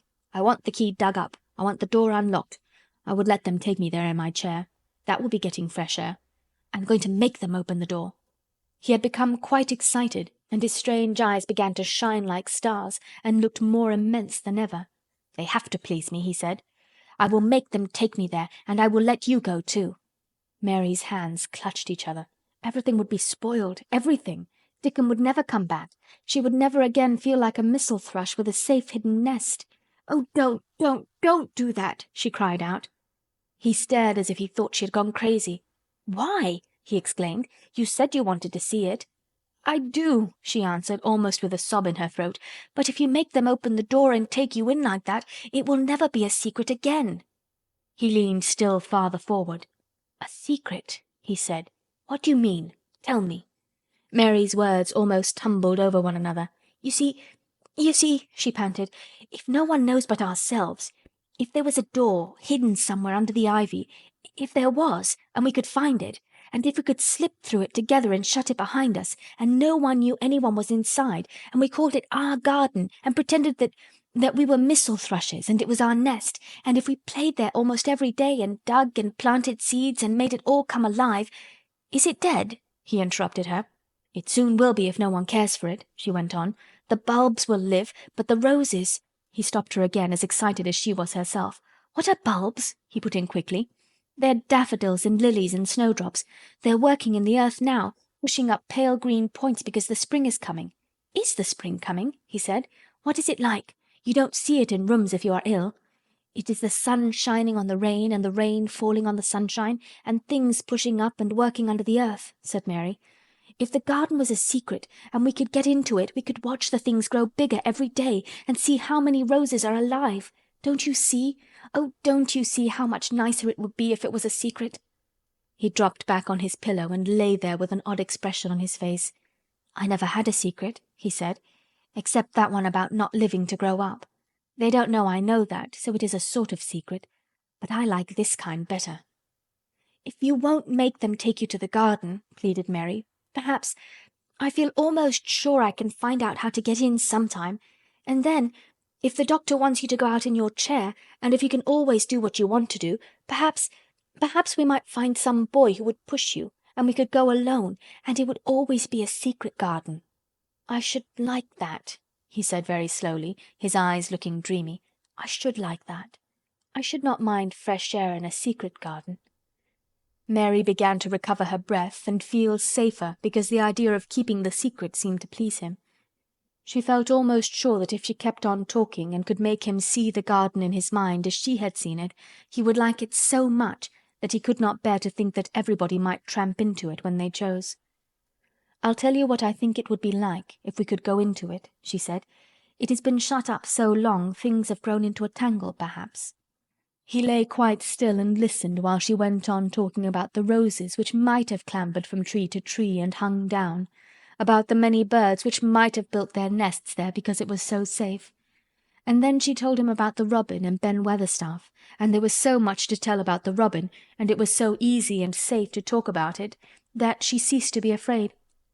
The robin pleased him so much that he smiled until he looked almost beautiful, and at first Mary had thought that he was even plainer than herself, with his big eyes and heavy locks of hair. "I did not know birds could be like that," he said. "But if you stay in a room you never see things. What a lot of things you know. I feel as if you had been inside that garden." She did not know what to say, so she did not say anything. He evidently did not expect an answer, and the next moment he gave her a surprise. "I'm going to let you look at something," he said. "Do you see that rose-colored silk curtain hanging on the wall over the mantelpiece?" Mary had not noticed it before, but she looked up and saw it. It was a curtain of soft silk hanging over what seemed to be some picture. "Yes," she answered. "There is a cord hanging from it," said Colin. "Go and pull it." Mary got up, much mystified, and found the cord. When she pulled it the silk curtain ran back on rings, and when it ran back it uncovered a picture. It was the picture of a girl with a laughing face. She had bright hair tied up with a blue ribbon, and her gay, lovely eyes were exactly like Colin's unhappy ones, agate grey and looking twice as big as they really were because of the black lashes all round them. "She is my mother," said Colin complainingly. "I don't see why she died. Sometimes I hate her for doing it." "How queer," said Mary. "If she had lived I believe I should not have been ill always," he grumbled. "I dare say I should have lived too. And my father would not have hated to look at me. I dare say I should have had a strong back. Draw the curtain again." Mary did as she was told and returned to her footstool. "She is much prettier than you," she said, "but her eyes are just like yours. At least, they're the same shape and colour. Why is the curtain drawn over her?" He moved uncomfortably. "I made them do it," he said. "Sometimes I don't like to see her looking at me. She smiles too much when I am ill and miserable. Besides, she is mine, and I don't want everyone to see her." There were a few moments of silence, and then Mary spoke. "What would Mrs. Medlock do if she found out I had been here?" she inquired. "She would do as I told her to do," he answered. "And I should tell her that I wanted you to come here and talk to me every day. I am glad you came." "So am I," said Mary. "I will come as often as I can, but—" she hesitated. "I shall have to look every day for the garden door." "Yes, you must," said Colin. "And you can tell me about it afterward." He lay thinking for a few minutes, as he had done before, and then he spoke again. "I think you shall be a secret too," he said. "I will not tell them until they find out. I can always send the nurse out of the room and say that I want to be by myself. Do you know Martha?" "Yes, I know her very well," said Mary. "She waits on me." He nodded his head toward the outer corridor. "She is the one who is asleep in the other room. The nurse went away yesterday to stay all night with her sister, and she always makes Martha attend to me when she wants to go out. Martha shall tell you when to come here." Then Mary understood Martha's troubled look when she had asked questions about the crying. "Martha knew about you all the time?" she said. "Yes, she often attends to me. The nurse likes to get away from me, and then Martha comes." "I've been here a long time," said Mary. "Shall I go away now? Your eyes look sleepy." "I wish I could go to sleep before you leave me," he said rather shyly. "Shut your eyes," said Mary, drawing her footstool closer, "and I will do what my ayah used to do in India. I will pat your hand and stroke it and sing something quite low." "I should like that, perhaps," he said drowsily. Somehow she was sorry for him and did not want him to lie awake, so she leaned against the bed and began to stroke and pat his hand and sing a very low little chanting song in Hindustani. "That is nice," he said, more drowsily still, and she went on chanting and stroking, but when she looked at him again, his black lashes were lying closed against his cheeks, for his eyes were shut and he was fast asleep. So she got up softly, took her candle, and crept away without making a sound. Chapter 14. A Young Rajah. The moor was hidden in mist when the morning came, and the rain had not stopped pouring down. There could be no going out of doors. Martha was so busy that Mary had no opportunity of talking to her, but in the afternoon she asked her to come and sit with her in the nursery. She came bringing the stocking she was always knitting when she was doing nothing else. "What's the matter with thee?" she asked as soon as they sat down. "Thou looks as if tha'd something to say." "I have. I found out what the crying was," said Mary. Martha let her knitting drop on her knee and gazed at her with startled eyes. "Thou hasn't!" she exclaimed. "Never!" "I heard it in the night," Mary went on, "and I got up and went to see where it came from. It was Colin. I found him." Martha's face became red with fright. "Eh, Miss Mary," she said, half crying, "thou shouldn't have done it. Thou shouldn't. Thou'll get me in trouble. I never told thee nothing about him, but thou'll get me in trouble. I shall lose my place, and what'll mother do?" "You won't lose your place," said Mary. "He was glad I came. We talked and talked, and he said he was glad I came." "Was he?" cried Martha. "Art thou sure? Thou doesn't know what he's like when anything vexes him. He's a big lad to cry like a baby, but when he's in a passion he'll fair scream just to frighten us. He knows us daren't call our souls our own." "He wasn't vexed," said Mary. "I asked him if I should go away, and he made me stay. He asked me questions, and I sat on a big footstool and talked to him about India and about the robin and gardens. He wouldn't let me go. He let me see his mother's picture. Before I left him I sang him to sleep." Martha fairly gasped with amazement. "I can scarcely believe thee," she protested. "It's as if tha'd walked straight into a lion's den. If he'd been like he is most times, he'd have throwed himself into one of his tantrums and roused the house. He won't let strangers look at him." "He let me look at him. I looked at him all the time, and he looked at me. We stared," said Mary. "I don't know what to do," cried agitated Martha. "If Mrs. Medlock finds out, she'll think I broke orders and told thee, and I shall be packed back to mother." "He is not going to tell Mrs. Medlock anything about it yet. It's to be a sort of secret just at first," said Mary firmly. "And he says everybody is obliged to do as he pleases." "Aye, that's true enough, the bad lad," sighed Martha, wiping her forehead with her apron. "He says Mrs. Medlock must, and he wants me to come and talk to him every day. And you are to tell me when he wants me." "Me?" said Martha. "I shall lose my place, I shall for sure." "You can't if you're doing what he wants you to do and everybody is ordered to obey him," Mary argued. "Does that mean to say," cried Martha with wide open eyes, "that he was nice to thee?" "I think he almost liked me," Mary answered. "Then thou must have bewitched him," decided Martha, drawing a long breath. "Do you mean magic?" inquired Mary. "I've heard about magic in India, but I can't make it. I just went into his room, and I was so surprised to see him I stood and stared. And then he turned round and stared at me. And he thought I was a ghost or a dream, and I thought perhaps he was. And it was so queer being there alone together in the middle of the night and not knowing each other. And we began to ask each other questions, and then I asked him if I must go away, and he said I must not." "The world's coming to an end," gasped Martha. "What is the matter with him?" asked Mary.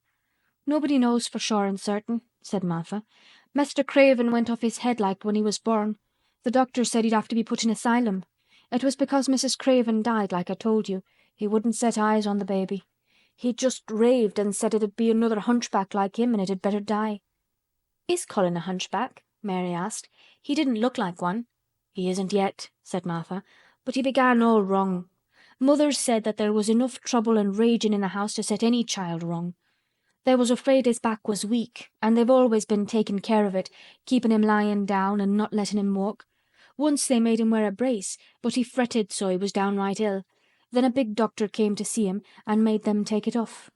He talked to t'other doctor quite rough, in a polite way. He said there'd been too much medicine and too much letting him have his own way." "I think he's a very spoiled boy," said Mary. "He's the worst young nowt as ever was," said Martha. "I won't say as he hasn't been ill a good bit.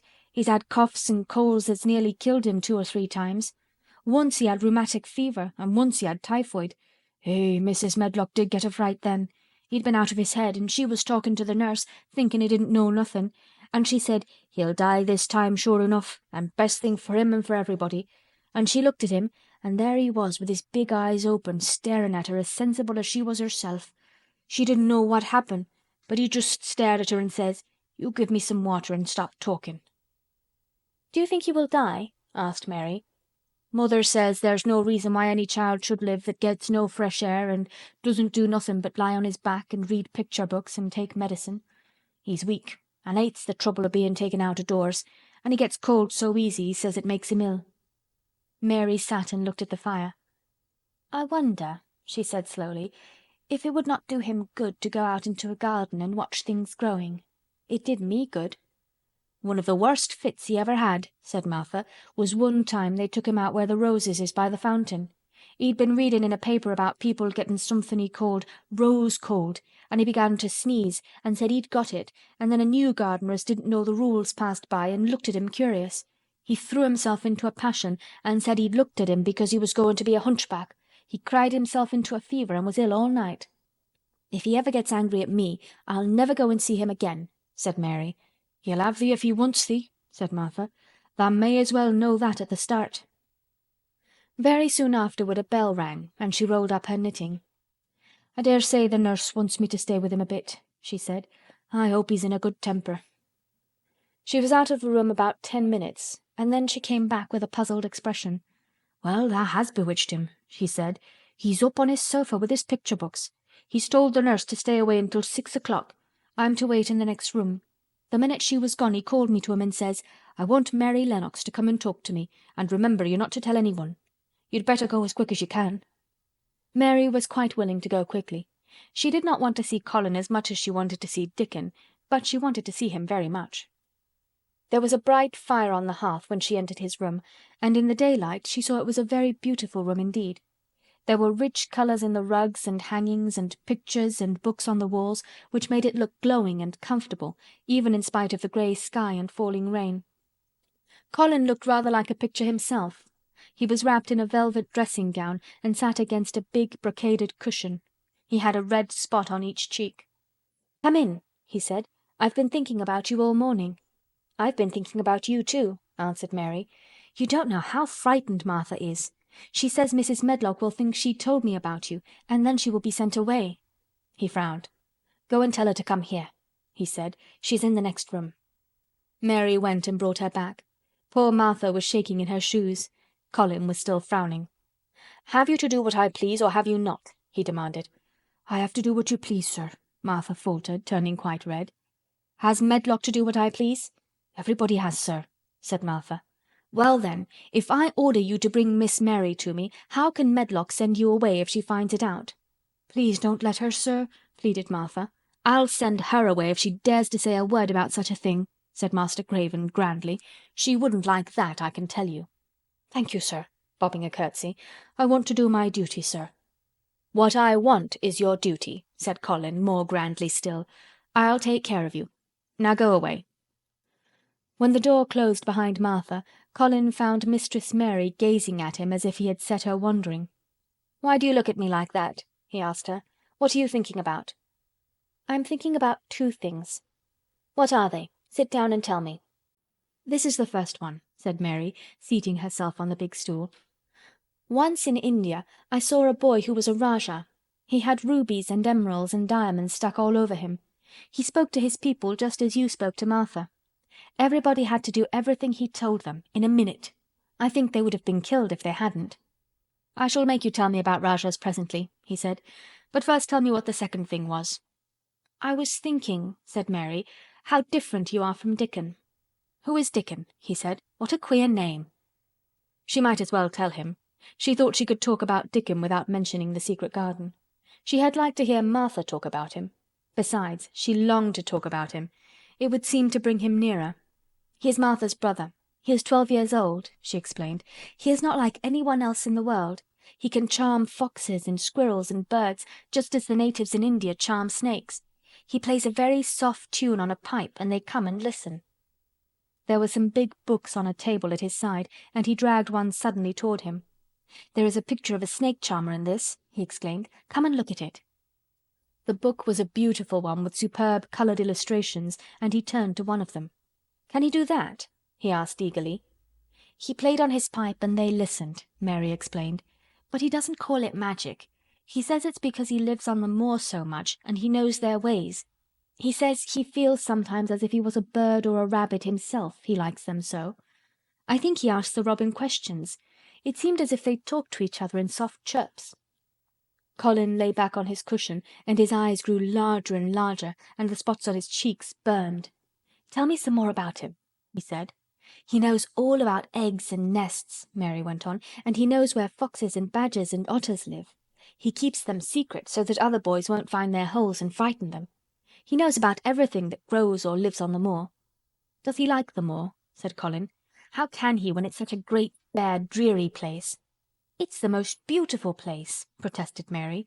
"Thousands of lovely things grow on it, and there are thousands of little creatures all busy building nests and making holes and burrows and chippering or singing or squeaking to each other. They're so busy and having such fun under the earth or in the trees or heather. It's their world." "How do you know all that?" said Colin, turning on his elbow to look at her. "I have never been there once, really," said Mary, suddenly remembering. "I only drove over it in the dark. I thought it was hideous. Martha told me about it at first, and then Dickon.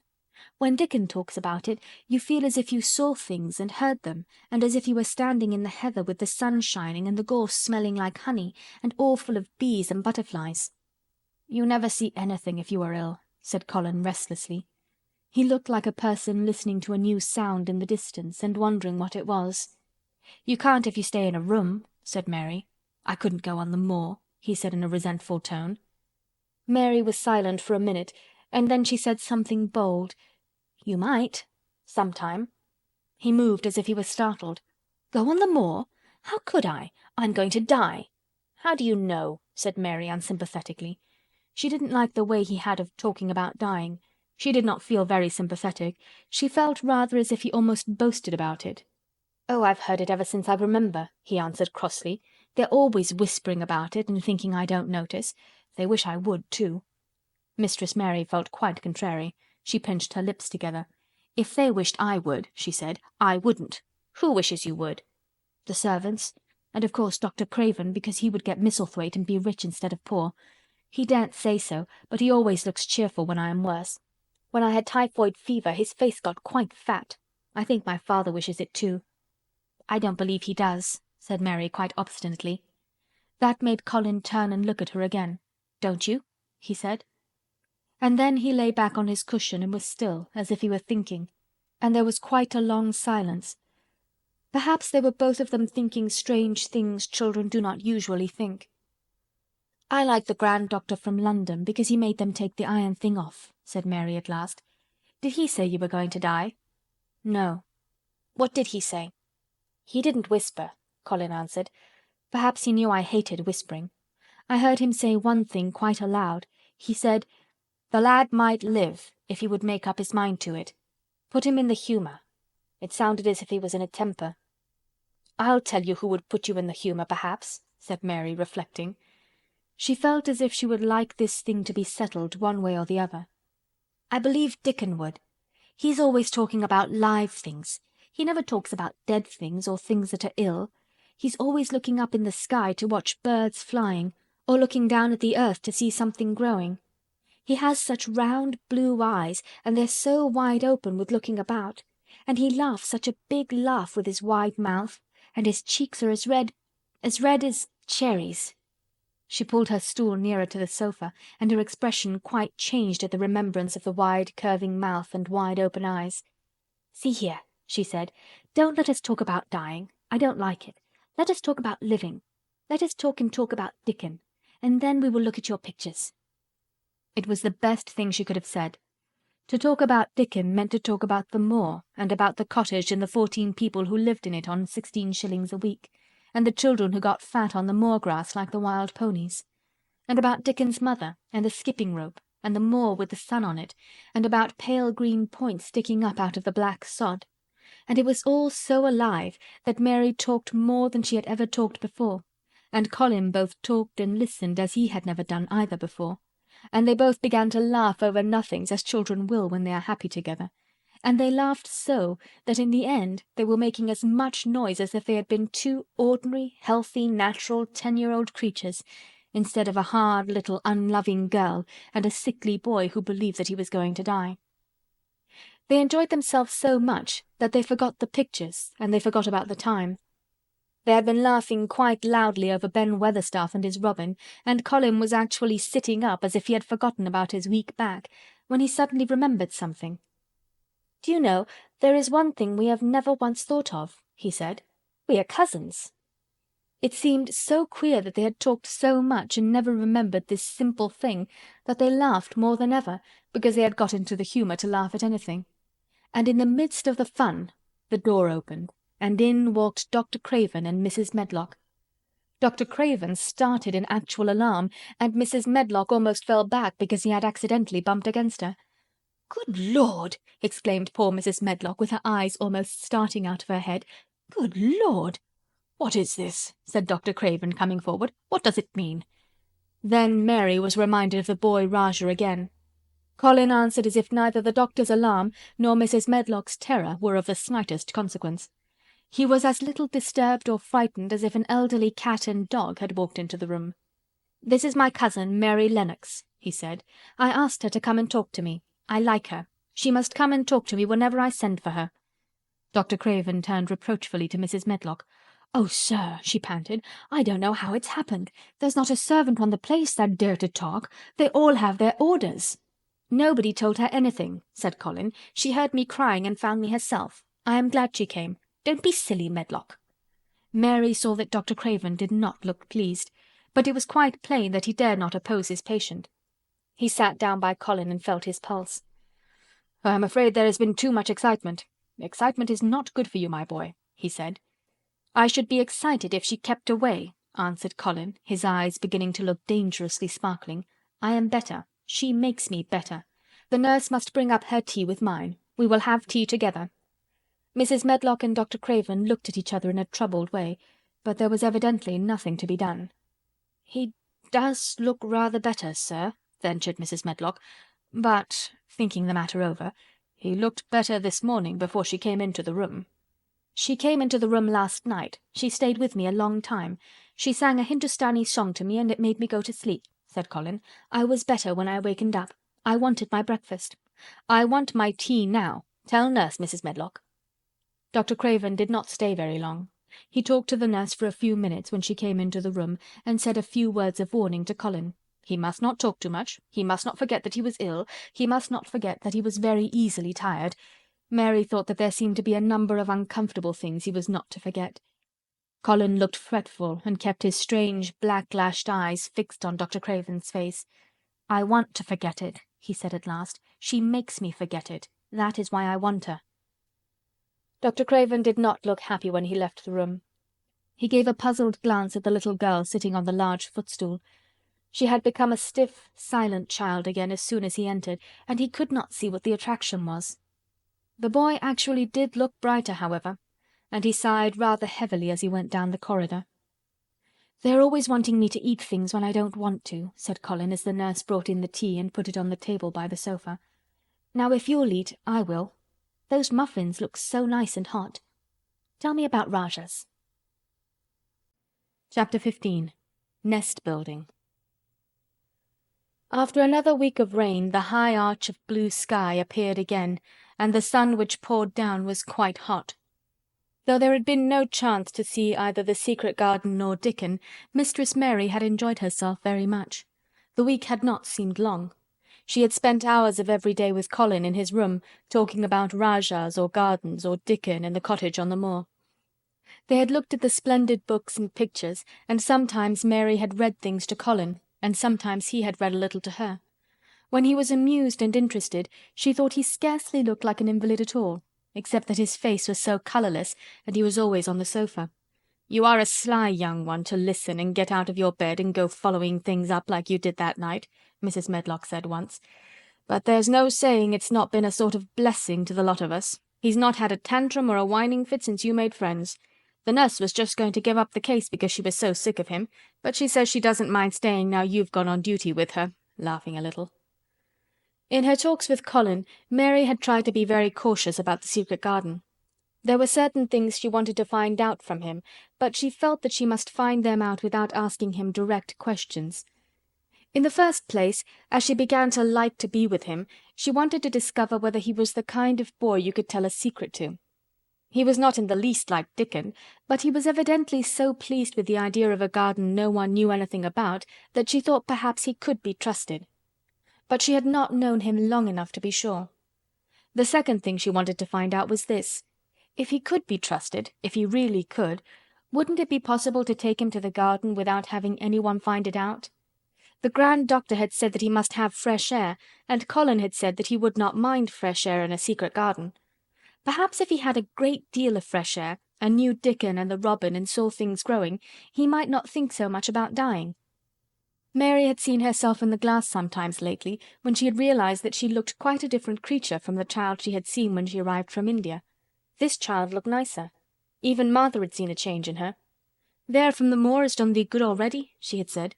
"Thou'rt not nigh so yeller, and thou'rt not nigh so scrawny. Even thy hair doesn't slamp down on thy head so flat. It's got some life in it so's it sticks out a bit." "It's like me," said Mary. "It's growing stronger and fatter. I'm sure there's more of it." "It looks it for sure," said Martha, ruffling it up a little round her face. "Thou'rt not half so ugly when it's that way and there's a bit of red in thy cheeks." If gardens and fresh air had been good for her, perhaps they would be good for Colin.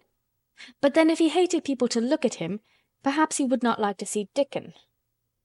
"Why does it make you angry when you're looked at?" she inquired one day. "I always hated it," he answered, "even when I was very little. Then when they took me to the seaside and I used to lie in my carriage, everybody used to stare and ladies would stop and talk to my nurse, and then they would begin to whisper, and I knew then they were saying I shouldn't live to grow up. Then sometimes the lady would pat my cheeks and say, 'Poor child.' Once when a lady did that I screamed out loud and bit her hand. She was so frightened she ran away." "She thought you had gone mad like a dog," said Mary, not at all admiringly. "I don't care what she thought," said Colin, frowning. "I wonder why you didn't scream and bite me when I came into your room," said Mary. Then she began to smile slowly. "I thought you were a ghost or a dream," he said. "You can't bite a ghost or a dream, and if you scream they don't care." "Would you hate it if a boy looked at you?" Mary asked uncertainly. He lay back on his cushion and paused thoughtfully. "There's one boy," he said quite slowly, as if he were thinking over every word. "There's one boy I believe I shouldn't mind. It's that boy who knows where the foxes live, Dickon."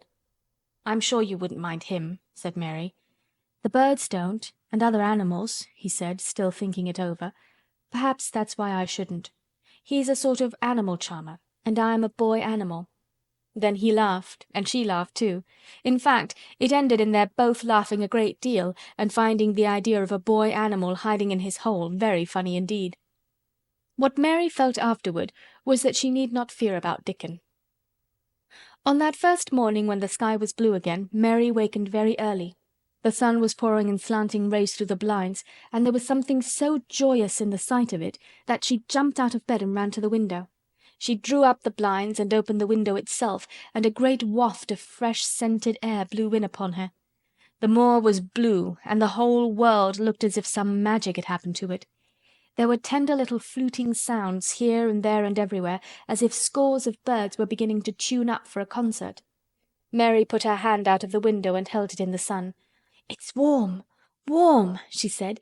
"It will make the green points push up and up and up, and it will make the bulbs and roots work and struggle with all their might under the earth." She kneeled down and leaned out of the window as far as she could, breathing big breaths and sniffing the air until she laughed because she remembered what Dickon's mother had said about the end of his nose quivering like a rabbit's. "It must be very early," she said. "The little clouds are all pink, and I've never seen the sky look like this. No one is up. I don't even hear the stable boys." A sudden thought made her scramble to her feet. "I can't wait. I'm going to see the garden." She had learned to dress herself by this time, and she put on her clothes in 5 minutes. She knew a small side door which she could unbolt herself, and she flew downstairs in her stocking feet and put on her shoes in the hall. She unchained and unbolted and unlocked, and when the door was open she sprang across the step with one bound, and there she was, standing on the grass, which seemed to have turned green, and with the sun pouring down on her, and warm sweet wafts about her, and the fluting and twittering and singing coming from every bush and tree. She clasped her hands for pure joy and looked up in the sky, and it was so blue and pink and pearly and white and flooded with springtime light that she felt as if she must flute and sing aloud herself, and knew that thrushes and robins and skylarks could not possibly help it. She ran around the shrubs and paths towards the secret garden. "It is all different already," she said. "The grass is greener, and things are sticking up everywhere, and things are uncurling, and green buds of leaves are showing. This afternoon I am sure Dickon will come." The long warm rain had done strange things to the herbaceous beds which bordered the walk by the lower wall. There were things sprouting and pushing out from the roots of clumps of plants, and there were actually here and there glimpses of royal purple and yellow unfurling among the stems of crocuses. 6 months before, Mistress Mary would not have seen how the world was waking up, but now she missed nothing. When she had reached the place where the door hid itself under the ivy, she was startled by a curious loud sound. It was the caw-caw of a crow, and it came from the top of the wall, and when she looked up, there sat a big, glossy-plumaged, blue-black bird, looking down at her very wisely indeed. She had never seen a crow so close before, and he made her a little nervous. But the next moment he spread his wings and flapped away across the garden. She hoped he was not going to stay inside, and she pushed the door open, wondering if he would. When she got fairly into the garden, she saw that he did probably intend to stay, because he had alighted on a dwarf apple-tree, and under the apple-tree was lying a little reddish animal with a bushy tail, and both of them were watching the stooping body and rust-red head of Dickon, who was kneeling on the grass, working hard. Mary flew across the grass to him. "Oh, Dickon, Dickon!" she cried out. "How could you get here so early? How could you? The sun has only just got up." He got up himself, laughing and glowing and tousled, his eyes like a bit of the sky. "Eh," he said, "I was up long before him. How could I have stayed abed? The world's all fair begun again this morning, it has. And it's working and humming and scratching and piping and nest building and breathing out scents till you've got to be out in it, 'stead of lying on your back. When the sun did jump up, the moor went mad for joy, and I was in the midst of the heather and run like mad myself, shouting and singing, and I come straight here. I couldn't have stayed away. Why, the garden was lying here waiting." Mary put her hands on her chest, panting, as if she had been running herself. "Oh, Dickon, Dickon," she said, "I'm so happy I can scarcely breathe." Seeing him talking to a stranger, the little bushy-tailed animal rose from its place under the tree and came to him, and the rook, cawing once, flew down from its branch and settled quietly on his shoulder. "This is the little fox cub," he said, rubbing the little reddish animal's head. "It's named Captain. And this here's Soot. Soot he flew across the moor with me, and Captain he run the same as if the hounds had been after him. They both felt the same as I did." Neither of the creatures looked as if he were the least afraid of Mary. When Dickon began to walk about, Soot stayed on his shoulder, and Captain trotted quietly close to his side. "See here," said Dickon. "See how these is pushed up, and these, and look at these here." He threw himself upon his knees, and Mary went down beside him. They had come upon a whole clump of crocuses burst into purple and orange and gold. Mary bent her face down and kissed them. "You never kiss a person in that way," she said when she lifted her head. "Flowers are so different." He looked puzzled, but smiled. "Eh," he said, "I've kissed Mother many a time that way when I come in from the moor after a day's roaming, and she stood there in the door in the sun, looking so glad and comfortable." They ran from one part of the garden to another and found so many wonders that they were obliged to remind themselves that they must whisper or speak low. He showed her swelling leaf buds on rose branches which had seemed dead. He showed her 10,000 new green points pushing through the mould. They put their eager young noses close to the earth and sniffed its warmed springtime breathing. They dug and pulled and laughed low with rapture until Mistress Mary's hair was as tumbled as Dickon's, and her cheeks were almost as poppy red as his. There was every joy on earth in the secret garden that morning, and in the midst of them came a delight more delightful than all, because it was more wonderful. Swiftly something flew across the wall and darted through the trees to a close-grown corner, a little flare of red-breasted bird with something hanging from its beak. Dickon stood quite still and put his hand on Mary, almost as if they had suddenly found themselves laughing in a church. "We munnot stir," he whispered in broad Yorkshire. "We munnot scarce breathe. I knowed he was a mate hunting when I seed him last. It's Ben Weatherstaff's robin. He's building his nest. He'll stay here if us don't fight him." They settled down softly upon the grass and sat there without moving. "Us mustn't seem as if us was watching him too close," said Dickon. "He'd be out with us for good if he got the notion us was interfering now. He'll be a good bit different till all this is over. He's setting up housekeeping. He'll be shyer and readier to take things ill. He's got no time for visiting and gossiping. Us must keep still a bit and try to look as if us was grass and trees and bushes. Then, when he's got used to seeing us, I'll chirp a bit, and he'll know us'll not be in his way." Mistress Mary was not at all sure that she knew, as Dickon seemed to, how to try to look like grass and trees and bushes. But he had said the queer thing as if it were the simplest and most natural thing in the world, and she felt it must be quite easy to him, and indeed she watched him for a few minutes carefully, wondering if it was possible for him to quietly turn green and put out branches and leaves. But he only sat wonderfully still, and when he spoke dropped his voice to such a softness that it was curious that she could hear him, but she could. "It's part o' the springtime, this nest-building is," he said. "I warrant it's been going on in the same way every year since the world was begun. They've got their way o' thinking and doing things, and a body had better not meddle. You can lose a friend in springtime easier than any other season if you're too curious." "If we talk about him I can't help looking at him," Mary said as softly as possible. "We must talk of something else. There is something I want to tell you." "You'll like it better if us talks of something else," said Dickon. "What is it tha's got to tell me?" "Well, do you know about Colin?" she whispered. He turned his head to look at her. "What does tha know about him?" he asked. "I've seen him. I've been to talk to him every day this week. He wants me to come. He says I'm making him forget about being ill and dying," answered Mary. Dickon looked actually relieved as soon as the surprise died away from his round face. "I'm glad o' that," he exclaimed. "I'm right down glad. It makes me easier. I knowed I must say nothing about him, and I don't like having to hide things." "Don't you like hiding the garden?" said Mary. "I'll never tell about it," he answered. "But I says to mother, 'Mother,' I says, 'I got a secret to keep. It's not a bad un, tha knows that. It's no worse than hiding where a bird's nest is. Tha doesn't mind it, does tha?'" Mary always wanted to hear about mother. "What did she say?" she asked, not at all afraid to hear. Dickon grinned sweet-temperedly. "It was just like her what she said," he answered. "She give my head a bit of a rub and laughed and she says, 'Eh, lad, tha can have all the secrets tha likes. I've knowed thee 12 year.'" "How did you know about Colin?" asked Mary. "Everybody as knowed about Mester Craven knowed there was a little lad as was like to be a cripple, and they knowed Mester Craven didn't like him to be talked about. Folks is sorry for Mester Craven because Mrs. Craven was such a pretty young lady and they was so fond of each other. Mrs. Medlock stops in our cottage whenever she goes to Thwaite, and she doesn't mind talking to mother before us children because she knows us has been brought up to be trusty. How did tha find out about him? Martha was in fine trouble the last time she came home.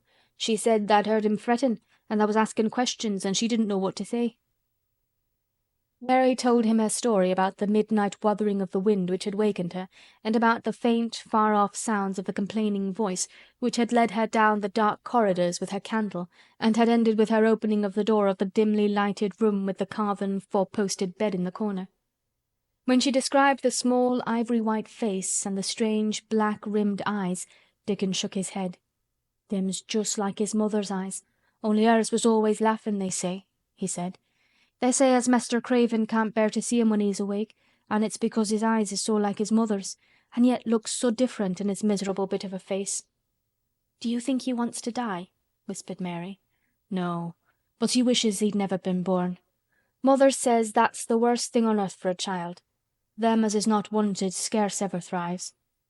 Master Craven he'd buy anything as money could buy for the poor lad, but he'd like to forget as he's on earth. For one thing, he's afraid he'll look at him some day and find he's growed hunchback." "Colin's so afraid of it himself that he won't sit up," said Mary. "He says he's always thinking that if he should feel a lump coming he should go crazy and scream himself to death." He oughtn't to lie there thinking things like that," said Dickon. "No lad could get well as thought them sort of things." The fox was lying on the grass close by him, looking up to ask for a pat now and then, and Dickon bent down and rubbed his neck softly and thought a few minutes in silence. Presently he lifted his head and looked round the garden. "When first we got in here," he said, "it seemed like everything was grey. Look round now and tell me if thou doesn't see a difference." Mary looked and caught her breath a little. "Why," she cried, "the grey wall is changing.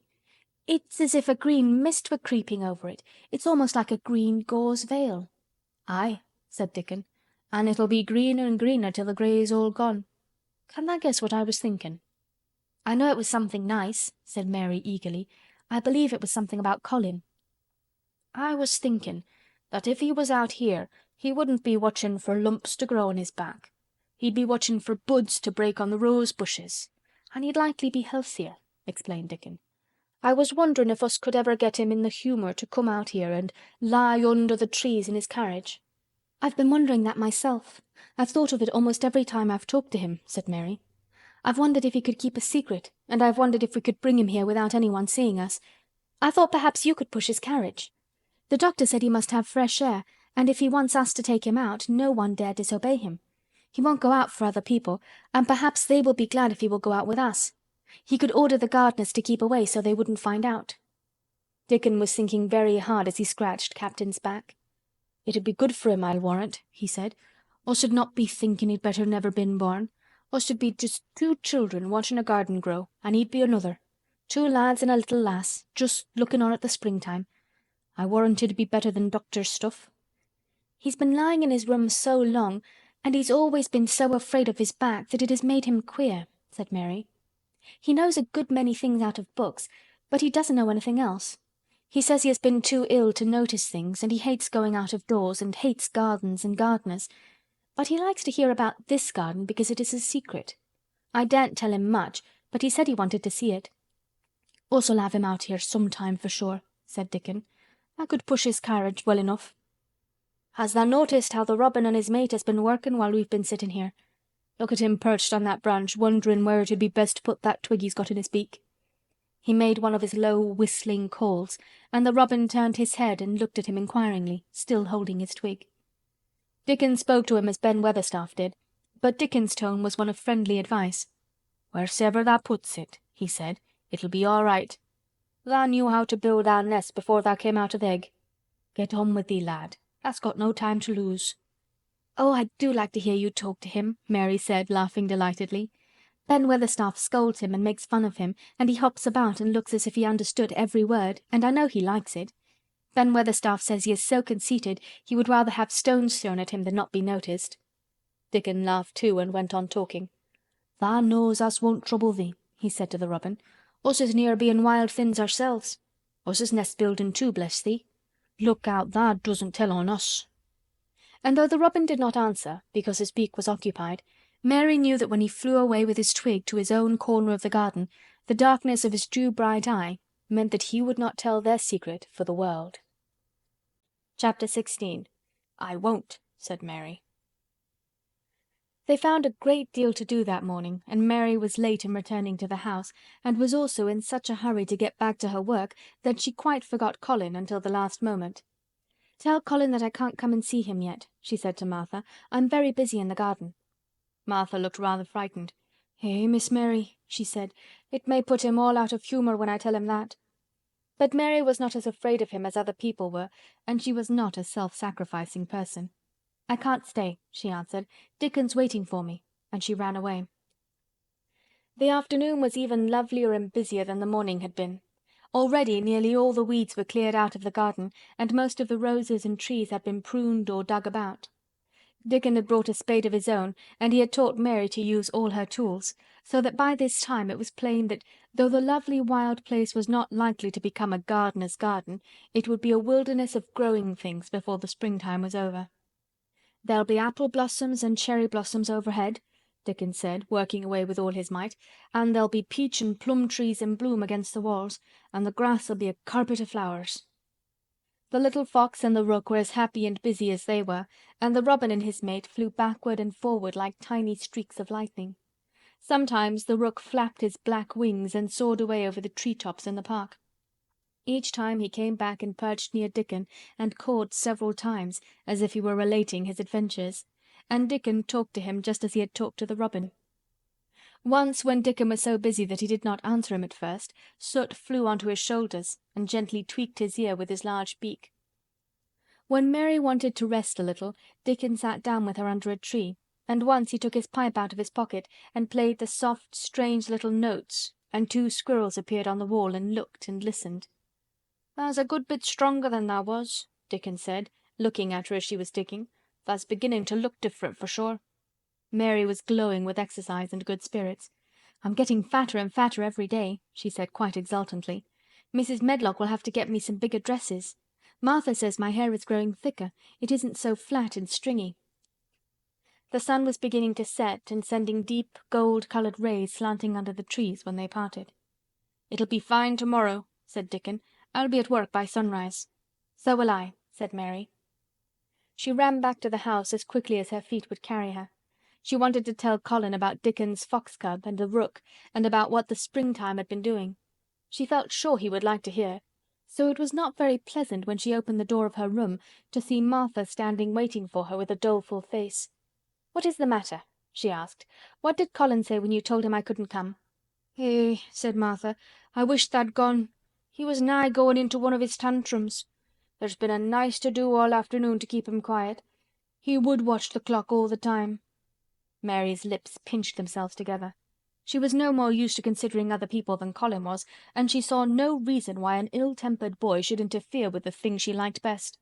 She knew nothing about the pitifulness of people who had been ill and nervous, and who did not know that they could control their tempers and need not make other people ill and nervous too. When she had had a headache in India, she had done her best to see that everybody else also had a headache, or something quite as bad. And she felt she was quite right, but of course now she felt that Colin was quite wrong. He was not on his sofa when she went into his room. He was lying flat on his back in bed, and he did not turn his head toward her as she came in. This was a bad beginning, and Mary marched up to him with her stiff manner. "Why didn't you get up?" she said. "I did get up this morning when I thought you were coming," he answered without looking at her. "I made them put me back in bed this afternoon. My back ached and my head ached and I was tired. Why didn't you come?" "I was working in the garden with Dickon," said Mary. Colin frowned and condescended to look at her. "I won't let that boy come here if you go and stay with him instead of coming to talk to me," he said. Mary flew into a fine passion. She could fly into a passion without making a noise. She just grew sour and obstinate and did not care what happened. "If you send Dickon away I'll never come into this room again," she retorted.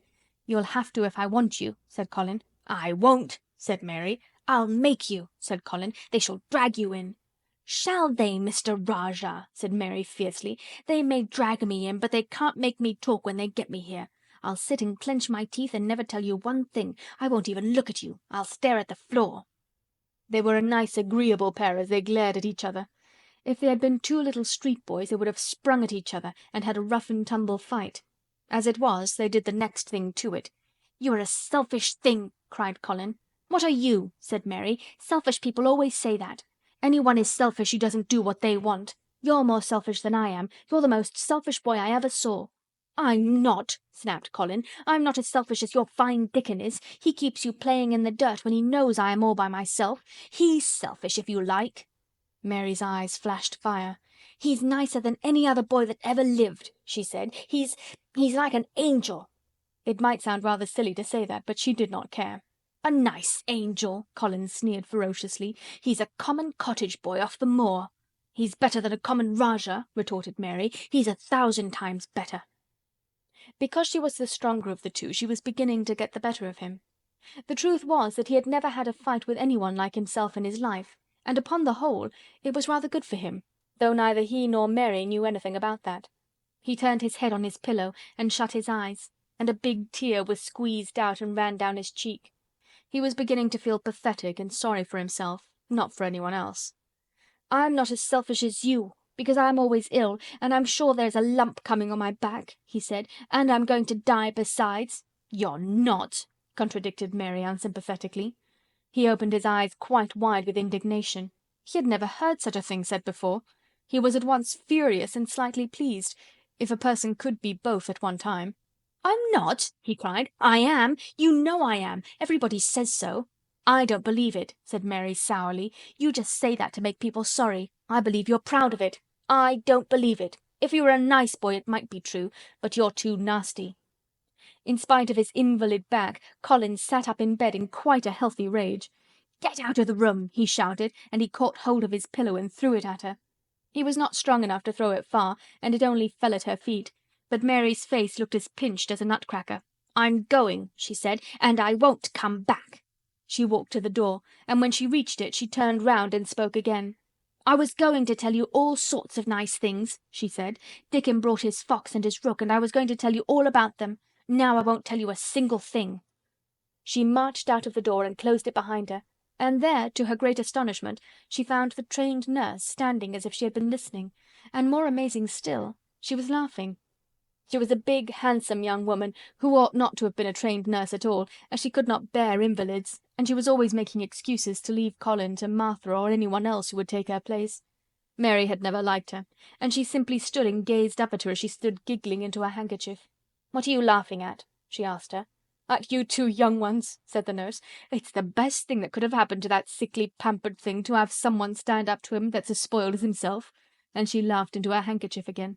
"If he'd had a young vixen of a sister to fight with, it would have been the saving of him." "Is he going to die?"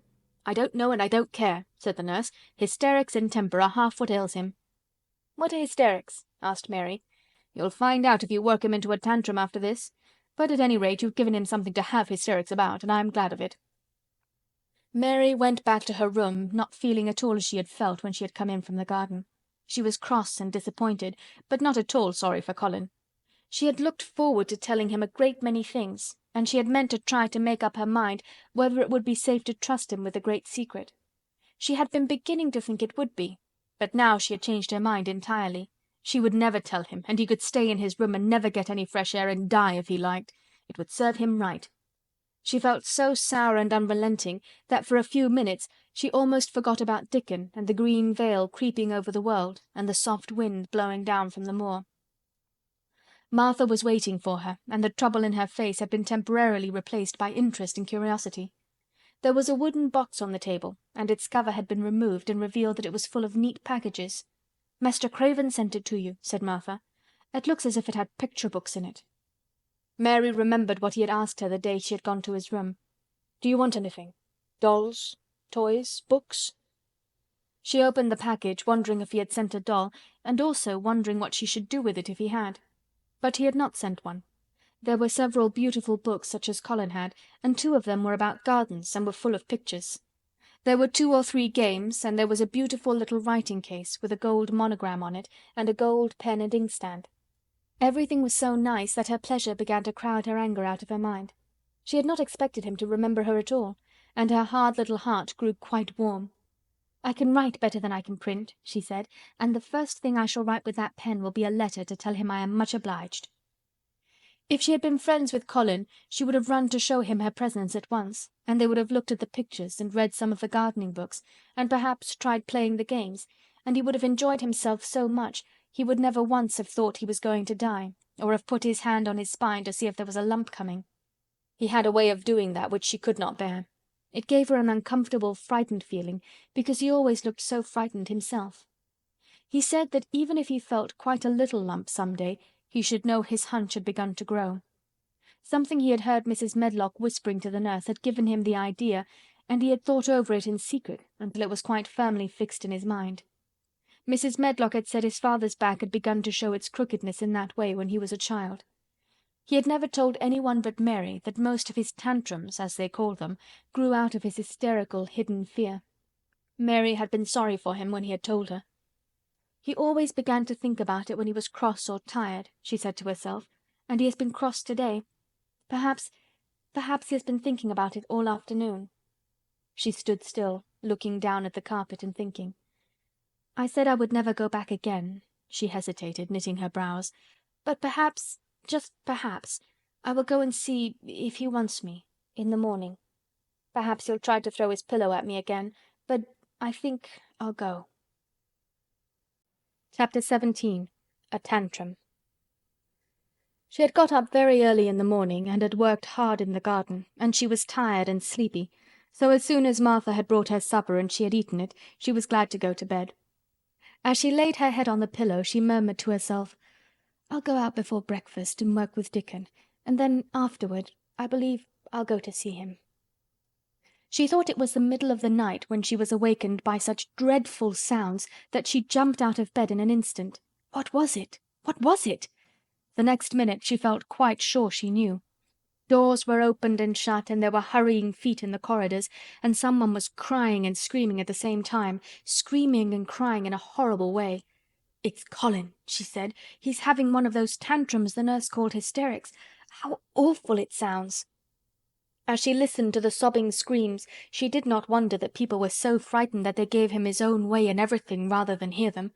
She put her hands over her ears and felt sick and shivering. "I don't know what to do. I don't know what to do," she kept saying. "I can't bear it." Once she wondered if he would stop if she dared go to him, and then she remembered how he had driven her out of the room, and thought that perhaps the sight of her might make him worse. Even when she pressed her hands more tightly over her ears, she could not keep the awful sounds out. She hated them so and was so terrified by them that suddenly they began to make her angry, and she felt as if she should like to fly into a tantrum herself and frighten him as he was frightening her. She was not used to anyone's tempers but her own. She took her hands from her ears and sprang up and stamped her foot. "He ought to be stopped. Somebody ought to make him stop. Somebody ought to beat him," she cried out. Just then she heard feet almost running down the corridor, and her door opened and the nurse came in.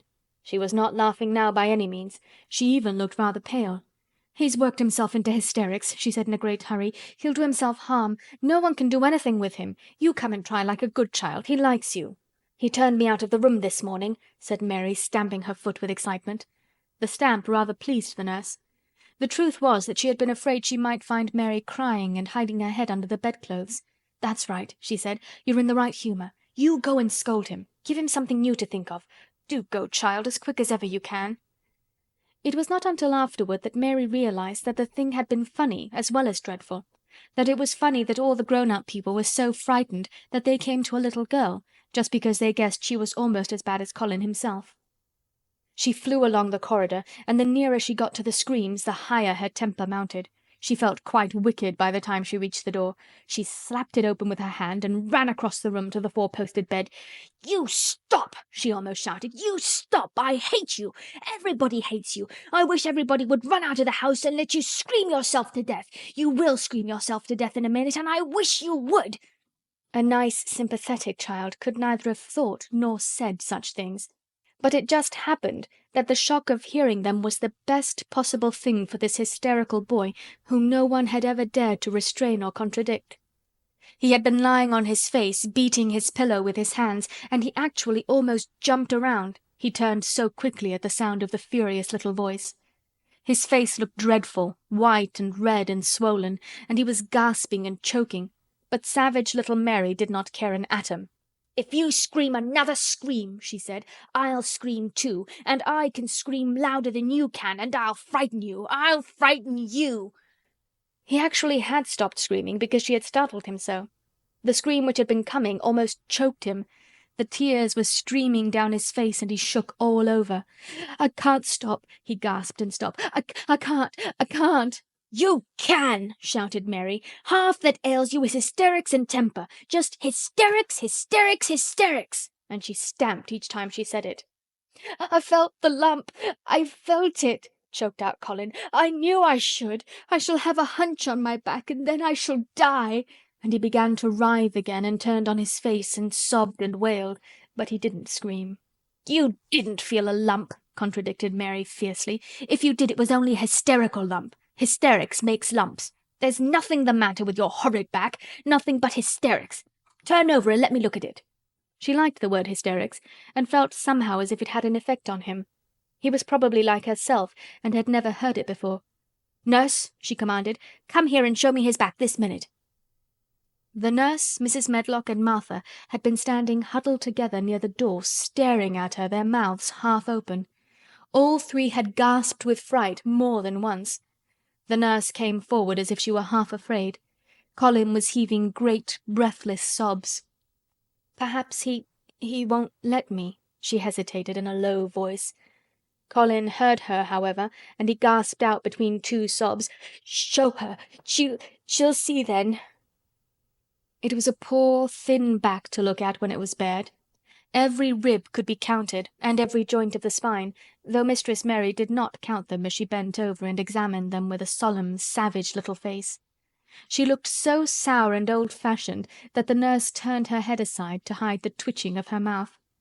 There was just a minute's silence, for even Colin tried to hold his breath, while Mary looked up and down his spine and down and up, as intently as if she had been the great doctor from London. "There's not a single lump there," she said at last. "There's not a lump as big as a pin, except backbone lumps, and you can only feel them because you're thin. I've got backbone lumps myself, and they used to stick out as much as yours do, until I began to get fatter, and I'm not fat enough yet to hide them. There's not a lump as big as a pin. If you ever say there is again, I shall laugh." No one but Colin himself knew what effect those crossly spoken childish words had on him. If he had ever had anyone to talk to about his secret terrors, if he had ever dared to let himself ask questions, if he had had childish companions and had not lain on his back in the huge closed house, breathing an atmosphere heavy with the fears of people who were most of them ignorant and tired of him, he would have found out that most of his fright and illness was created by himself. But he had lain and thought of himself and his aches and weariness for hours and days and months and years.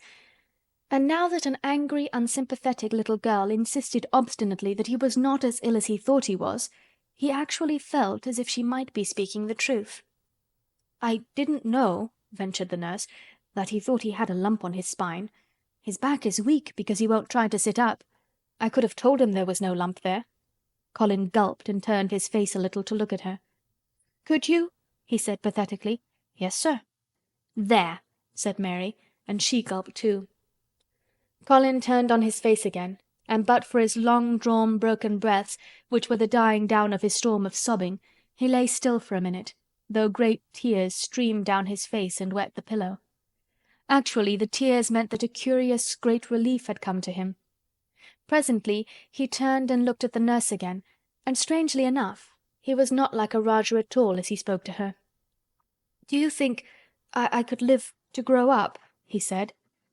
The nurse was neither clever nor soft-hearted, but she could repeat some of the London doctor's words. "You probably will if you do what you are told to do and not give way to your temper and stay out a great deal in the fresh air." Colin's tantrum had passed, and he was weak and worn out with crying, and this perhaps made him feel gentle. He put out his hand a little toward Mary, and I am glad to say that, her own tantrum having passed, she was softened too, and met him halfway with her hand, so that it was a sort of making up. I'll go out with you, Mary," he said. "I shan't hate fresh air if we can find—" He remembered just in time to stop himself from saying, "if we can find the secret garden," and he ended, "I shall like to go out with you if Dickon will come and push my chair. I do so want to see Dickon and the fox and the crow."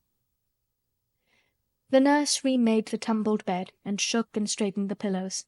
Then she made Colin a cup of beef tea and gave a cup to Mary, who really was very glad to get it after her excitement. Mrs. Medlock and Martha gladly slipped away, and after everything was neat and calm and in order, the nurse looked as if she would very gladly slip away also. She was a healthy young woman who resented being robbed of her sleep, and she yawned quite openly as she looked at Mary, who had pushed her big footstool close to the four-posted bed and was holding Colin's hand. "You must go back and get your sleep out," she said. "He'll drop off after a while if he's not too upset. Then I'll lie down myself in the next room." "Would you like me to sing you that song I learned from my ayah?" Mary whispered to Colin. His hand pulled hers gently, and he turned his tired eyes on her appealingly. "Oh, yes," he answered. "It's such a soft song. I shall go to sleep in a minute." "I will put him to sleep," Mary said to the yawning nurse. "You can go if you like." "Well," said the nurse with an attempt at reluctance, "if he doesn't go to sleep in half an hour you must call me." "Very well," answered Mary. The nurse was out of the room in a minute, and as soon as she was gone Colin pulled Mary's hand again.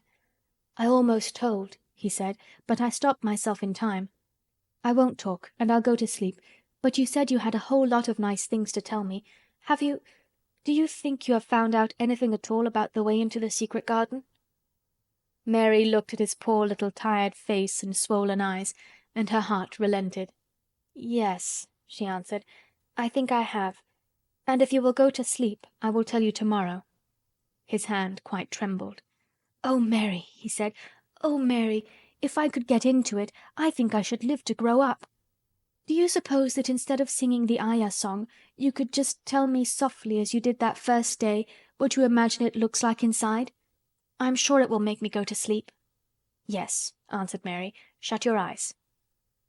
He closed his eyes and lay quite still, and she held his hand and began to speak very slowly and in a very low voice. "I think it has been left alone so long that it has grown all into a lovely tangle. I think the roses have climbed and climbed and climbed until they hang from the branches and walls and creep over the ground, almost like a strange grey mist. Some of them have died, but many are alive, and when the summer comes there will be curtains and fountains of roses. I think the ground is full of daffodils and snowdrops and lilies and iris working their way out of the dark. Now the spring has begun, perhaps... The soft drone of her voice was making him stiller and stiller, and she saw it and went on. "Perhaps they are coming up through the grass. Perhaps there are clusters of purple crocuses and gold ones even now.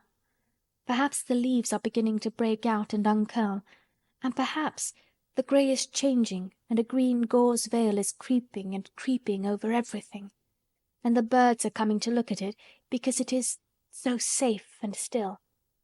And perhaps, very softly and slowly indeed, the robin has found a mate and is building a nest." And Colin was asleep. Chapter 18. Thou Munnot Waste No Time. Of course Mary did not awaken early the next morning. She slept late because she was tired, and when Martha brought her breakfast she told her that though Colin was quite quiet, he was ill and feverish as he always was after he had worn himself out with a fit of crying. Mary ate her breakfast slowly as she listened. "He says he wishes thou would please go and see him as soon as thou can," Martha says. "It's queer what a fancy he's took to thee. Thou did give it him last night for sure, didn't thou? Nobody else would have dared to do it. Eh, poor lad, he's been spoiled till salt won't save him. Mother says as the two worst things as can happen to a child is never to have his own way or always to have it. She doesn't know which is the worst. Thou was in a fine temper thyself too. But he says to me when I went into his room, 'Please ask Miss Mary if she'll please come and talk to me.' Think o' him saying please. Will you go, miss?" "I'll run and see Dickon first," said Mary. "No, I'll go and see Colin first and tell him... I know what I'll tell him," with a sudden inspiration. She had her hat on when she appeared in Colin's room, and for a second he looked disappointed. He was in bed. His face was pitifully white and there were dark circles round his eyes. "I'm glad you came," he said. "My head aches and I ache all over because I'm so tired. Are you going somewhere?" Mary went and leaned against his bed. "I won't be long," she said. "I'm going to Dickon, but I'll come back. Colin, it's something about the garden." His whole face brightened and a little colour came into it. "Oh, is it?" he cried out. "I dreamed about it all night. I heard you say something about grey changing into green, and I dreamed I was standing in a place all filled with trembling little green leaves, and there were birds on nests everywhere, and they looked so soft and still. I'll lie and think about it until you come back." In 5 minutes Mary was with Dickon in their garden. The fox and the crow were with him again, and this time he had brought 2 tame squirrels. "I came over on the pony this morning," he said. He is a good little chap, Jump is. I brought these 2 in my pockets. This here one is called Nut, and this here other one is called Shell." When he said Nut, one squirrel leaped onto his right shoulder, and when he said Shell, the other one leaped onto his left shoulder. When they sat down on the grass with Captain curled at their feet, Soot solemnly listening on a tree, and Nut and Shell nosing close about them, it seemed to Mary that it would be scarcely bearable to leave such delightfulness. But when she began to tell her story, somehow the look in Dickon's funny face gradually changed her mind. She could see he felt sorrier for Colin than she did. He looked up at the sky and all about him. "Just listen to them birds. The world seems full of 'em, all whistling and piping," he said. "Look at 'em darting about, and hearken at 'em calling to each other. Come springtime seems like as if all the world's calling. The leaves is uncurling so you can see 'em, and my word the nice smell there is about," sniffing with his happy turned-up nose. "And that poor lad lying shut up and seeing so little that he gets to thinking of things that sets him screaming. Eh, my, we mun get him out here. We mun get him watching and listening and sniffing up the air and get him just soaked through with sunshine. And we munnot lose no time about it." When he was very much interested, he often spoke quite broad Yorkshire, though at other times he tried to modify his dialect so that Mary could better understand. But she loved his broad Yorkshire, and had in fact been trying to learn to speak it herself. So she spoke a little now. "Aye, that we mun," she said, which meant, "Yes, indeed we must." "I'll tell thee what us'll do first," she proceeded, and Dickon grinned, because when the little wench tried to twist her tongue into speaking Yorkshire it amused him very much. "He's took a greatly fancy to thee. He wants to see thee, and he wants to see Soot and Captain. When I go back to the house to talk to him, I'll ax him if tha canna come and see him tomorrow morning, and bring tha creatures with thee, and then, in a bit, when there's more leaves out, and happen a bud or two, we'll get him to come out, and tha shall push him in his chair, and we'll bring him here and show him everything." When she stopped she was quite proud of herself. She had never made a long speech in Yorkshire before, and she had remembered very well. "Thou mun talk a bit o' Yorkshire like that to Mr. Colin," Dickon chuckled. "Tha'll make him laugh, and there's nowt as good for ill folk as laughin' is. Mother says as she believes as half a hour's good laugh every morning 'ud cure a chap as was makin' ready for typhus fever." "I'm going to talk Yorkshire to him this very day," said Mary, chuckling herself. The garden had reached the time when every day and every night it seemed as if magicians were passing through it, drawing loveliness out of the earth and the boughs with wands. It was hard to go away and leave it all, particularly as Nut had actually crept onto her dress and Shell had scrambled down the trunk of the apple tree they sat under and stayed there looking at her with inquiring eyes. But she went back to the house, and when she sat down close to Colin's bed he began to sniff as Dickon did, though not in such an experienced way. "You smell like flowers and fresh things," he cried out quite joyously. "What is it you smell of? It's cool and warm and sweet all at the same time." "It's the wind from the moor," said Mary. "It comes o' sitting on the grass under a tree with Dickon and with Captain and Soot and Nut and Shell. It's the springtime and out o' doors and sunshine a smells so greatly." She said it as broadly as she could, and you do not know how broadly Yorkshire sounds until you have heard someone speak it. Colin began to laugh. "What are you doing?" he said. "I never heard you talk like that before. How funny it sounds!" "I'm giving thee a bit of Yorkshire," answered Mary triumphantly. "I canna talk as greatly as Dickon and Martha, but tha can see as I can shape a bit. Doesn't tha understand a bit of Yorkshire when tha hears it? And tha a Yorkshire lad thysel, born and bred? Eh, I wonder tha'rt not ashamed of thy face." And then she began to laugh too, and they both laughed until they could not stop themselves, and they laughed until the room echoed, and Mrs. Medlock, opening the door to come in, drew back into the corridor and stood listening amazed. "Well, upon my word," she said, speaking rather broad Yorkshire herself because there was no one to hear her, and she was so astonished. "Whoever heard the like? Whoever on earth would have thought it?" There was so much to talk about. It seemed as if Colin could never hear enough of Dickon and Captain and Soot and Nut and Shell and the pony whose name was Jump. Mary had run round into the wood with Dickon to see Jump. He was a tiny little shaggy moor pony with thick locks hanging over his eyes and with a pretty face and a nuzzling velvet nose. He was rather thin with living on moor grass, but he was as tough and wiry as if the muscle in his little legs had been made of steel springs. He had lifted his head and whinnied softly the moment he saw Dickon, and he had trotted up to him and put his head across his shoulder, and then Dickon had talked into his ear, and Jump had talked back in odd little whinnies and puffs and snorts.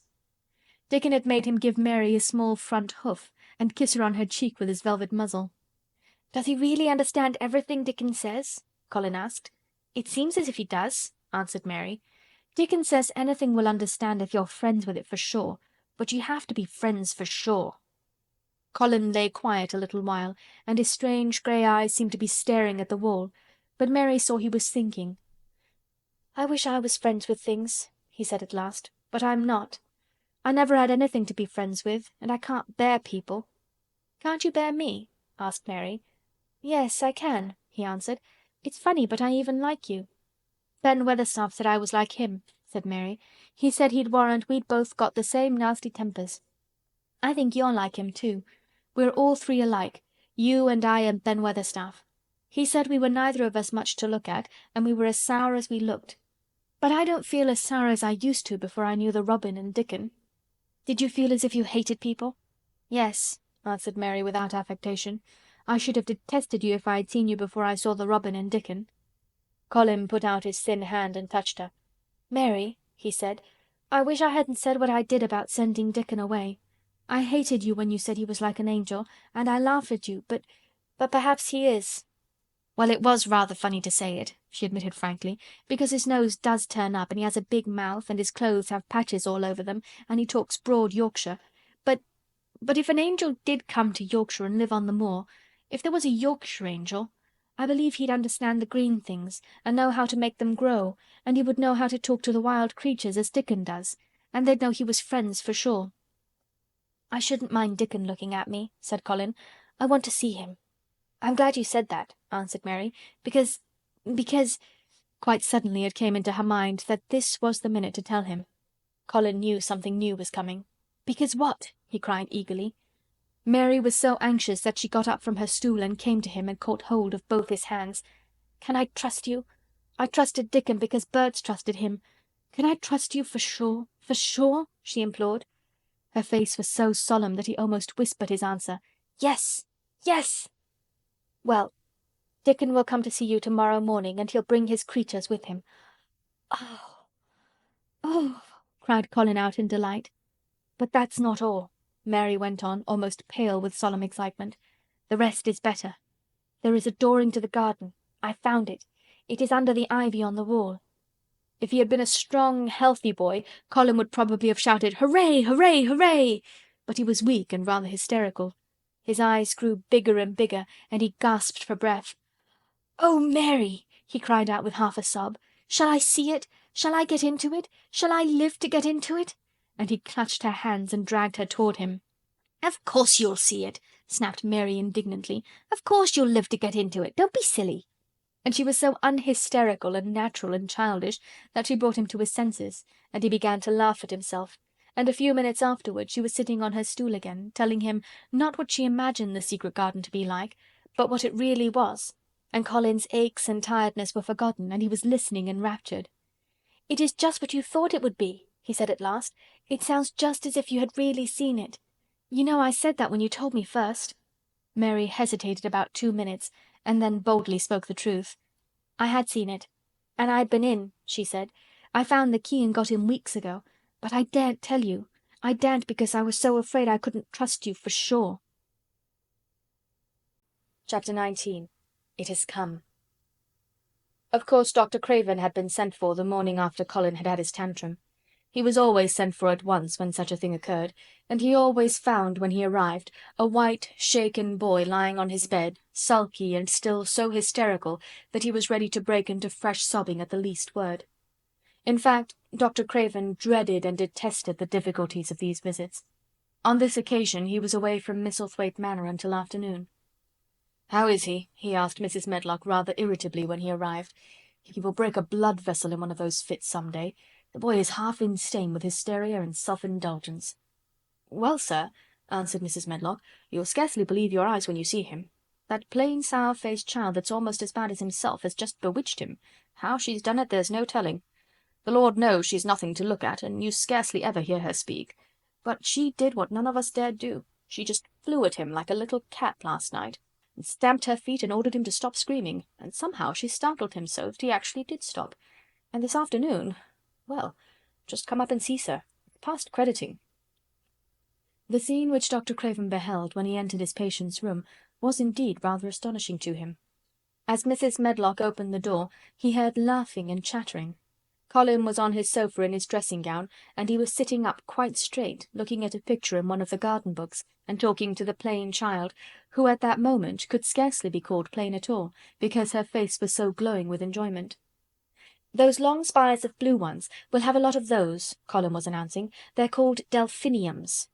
"Dickon says they're larkspurs made big and grand," cried Mistress Mary. "There are clumps there already." Then they saw Dr. Craven and stopped. Mary became quite still, and Colin looked fretful. "I am sorry to hear you were ill last night, my boy," Dr. Craven said a trifle nervously. He was rather a nervous man. "I am better now, much better," Colin answered, rather like a Rajah. "I am going out in my chair in a day or two, if it is fine. I want some fresh air." Dr. Craven sat down by him and felt his pulse, and looked at him curiously. "It must be a very fine day," he said, "and you must be very careful not to tire yourself." "Fresh air won't tire me," said the young Rajah. As there had been occasions when this same young gentleman had shrieked aloud with rage and had insisted that fresh air would give him cold and kill him, it is not to be wondered at that his doctor felt somewhat startled. "I thought you did not like fresh air," he said. "I don't when I am by myself," replied the Rajah, "but my cousin is going out with me." "And the nurse, of course," suggested Dr. Craven. "No, I will not have the nurse," so magnificently that Mary could not help remembering how the young native prince had looked with his diamonds and emeralds and pearls stuck all over him, and the great rubies on the small dark hand he had waved to command his servants to approach with salams and receive his orders. "My cousin knows how to take care of me. I am always better when she is with me. She made me better last night. A very strong boy I know will push my carriage." Dr. Craven felt rather alarmed. If this tiresome hysterical boy should chance to get well, he himself would lose all chance of inheriting Misselthwaite. But he was not an unscrupulous man, though he was a weak one, and he did not intend to let him run into actual danger. "He must be a strong and a steady boy," he said, "and I must know something about him. Who is he? What is his name?" "It's Dickon," Mary spoke up suddenly. She felt somehow that everybody who knew the Moor must know Dickon, and she was right too. She saw that in a moment Dr. Craven's serious face relaxed into a relieved smile. "Oh, Dickon," he said. "If it is Dickon you will be safe enough. He's as strong as a moor pony, is Dickon." "And he's trusty," said Mary. "He's the trustiest lad in Yorkshire." She had been talking Yorkshire to Colin, and she forgot herself. "Did Dickon teach you that?" asked Dr. Craven, laughing outright. "I'm learning it as if it was French," said Mary rather coldly. "It's like a native dialect in India. Very clever people try to learn them. I like it, and so does Colin." "Well, well," he said, "if it amuses you, perhaps it won't do you any harm. Did you take your bromide last night, Colin?" "No," Colin answered. "I wouldn't take it at first, and after Mary made me quiet she talked me to sleep in a low voice about the spring creeping into a garden." "That sounds soothing," said Dr. Craven, more perplexed than ever, and glancing sideways at Mistress Mary sitting on her stool and looking down silently at the carpet. "You are evidently better, but you must remember—" "I don't want to remember," interrupted the Rajah, appearing again. "When I lie by myself and remember, I begin to have pains everywhere, and I think of things that make me begin to scream because I hate them so. If there was a doctor anywhere who could make you forget you were ill instead of remembering it, I would have him brought here," and he waved a thin hand which ought really to have been covered with royal signet rings made of rubies. "It is because my cousin makes me forget that she makes me better." Dr. Craven had never made such a short stay after a tantrum. Usually he was obliged to remain a very long time and do a great many things. This afternoon he did not give any medicine or leave any new orders, and he was spared any disagreeable scenes. When he went downstairs he looked very thoughtful, and when he talked to Mrs. Medlock in the library she felt that he was a much puzzled man. "Well, sir," she ventured, "could you have believed it?" "It is certainly a new state of affairs," said the doctor. "I believe Susan Sowerby's right, I do that," said Mrs. Medlock. "I stopped in her cottage on my way to Thwaite yesterday and had a bit of talk with her, and she says to me, 'Well, Sarah Ann, she mayn't be a good child and she mayn't be a pretty one, but she's a child, and children needs children.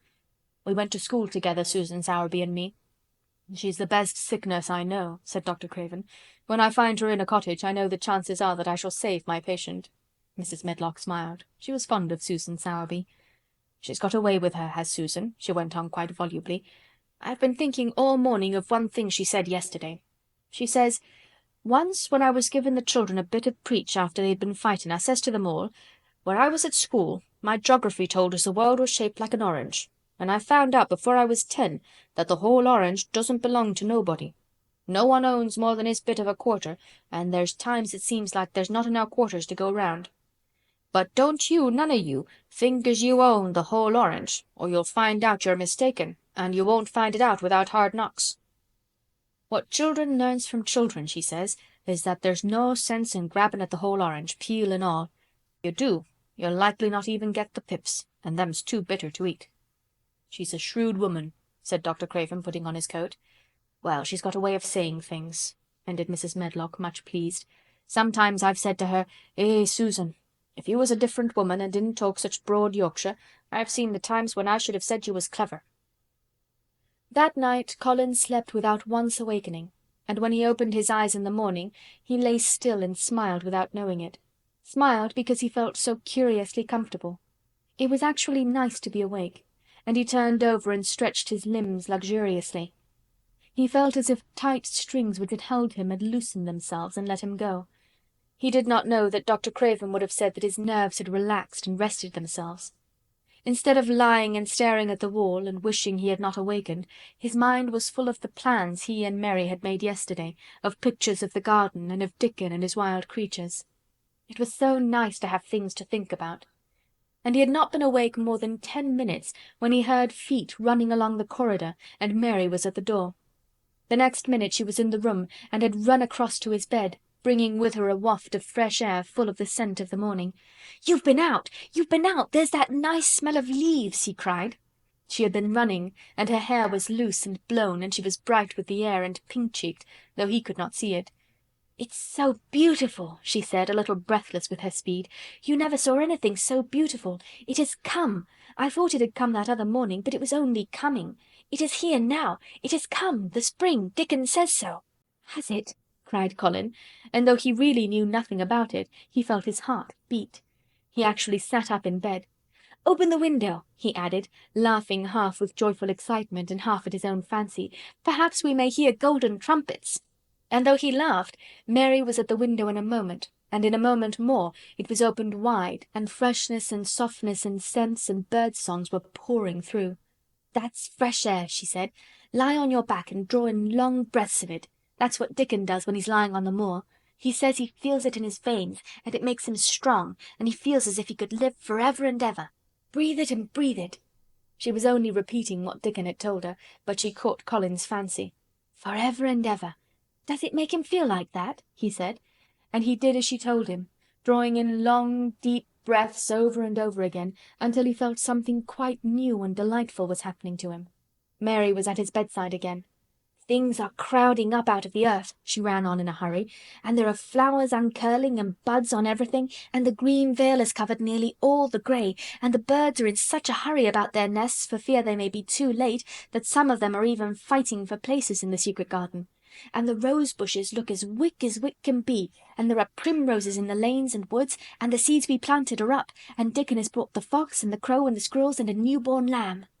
And then she paused for breath.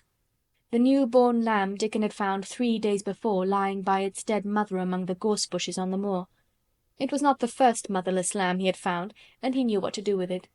He had taken it to the cottage wrapped in his jacket, and he had let it lie near the fire, and had fed it with warm milk. It was a soft thing with a darling, silly baby face, and legs rather long for its body. Dickon had carried it over the moor in his arms, and its feeding bottle was in his pocket with a squirrel. And when Mary had sat under a tree with its limp warmness huddled on her lap, she had felt as if she were too full of strange joy to speak. A lamb!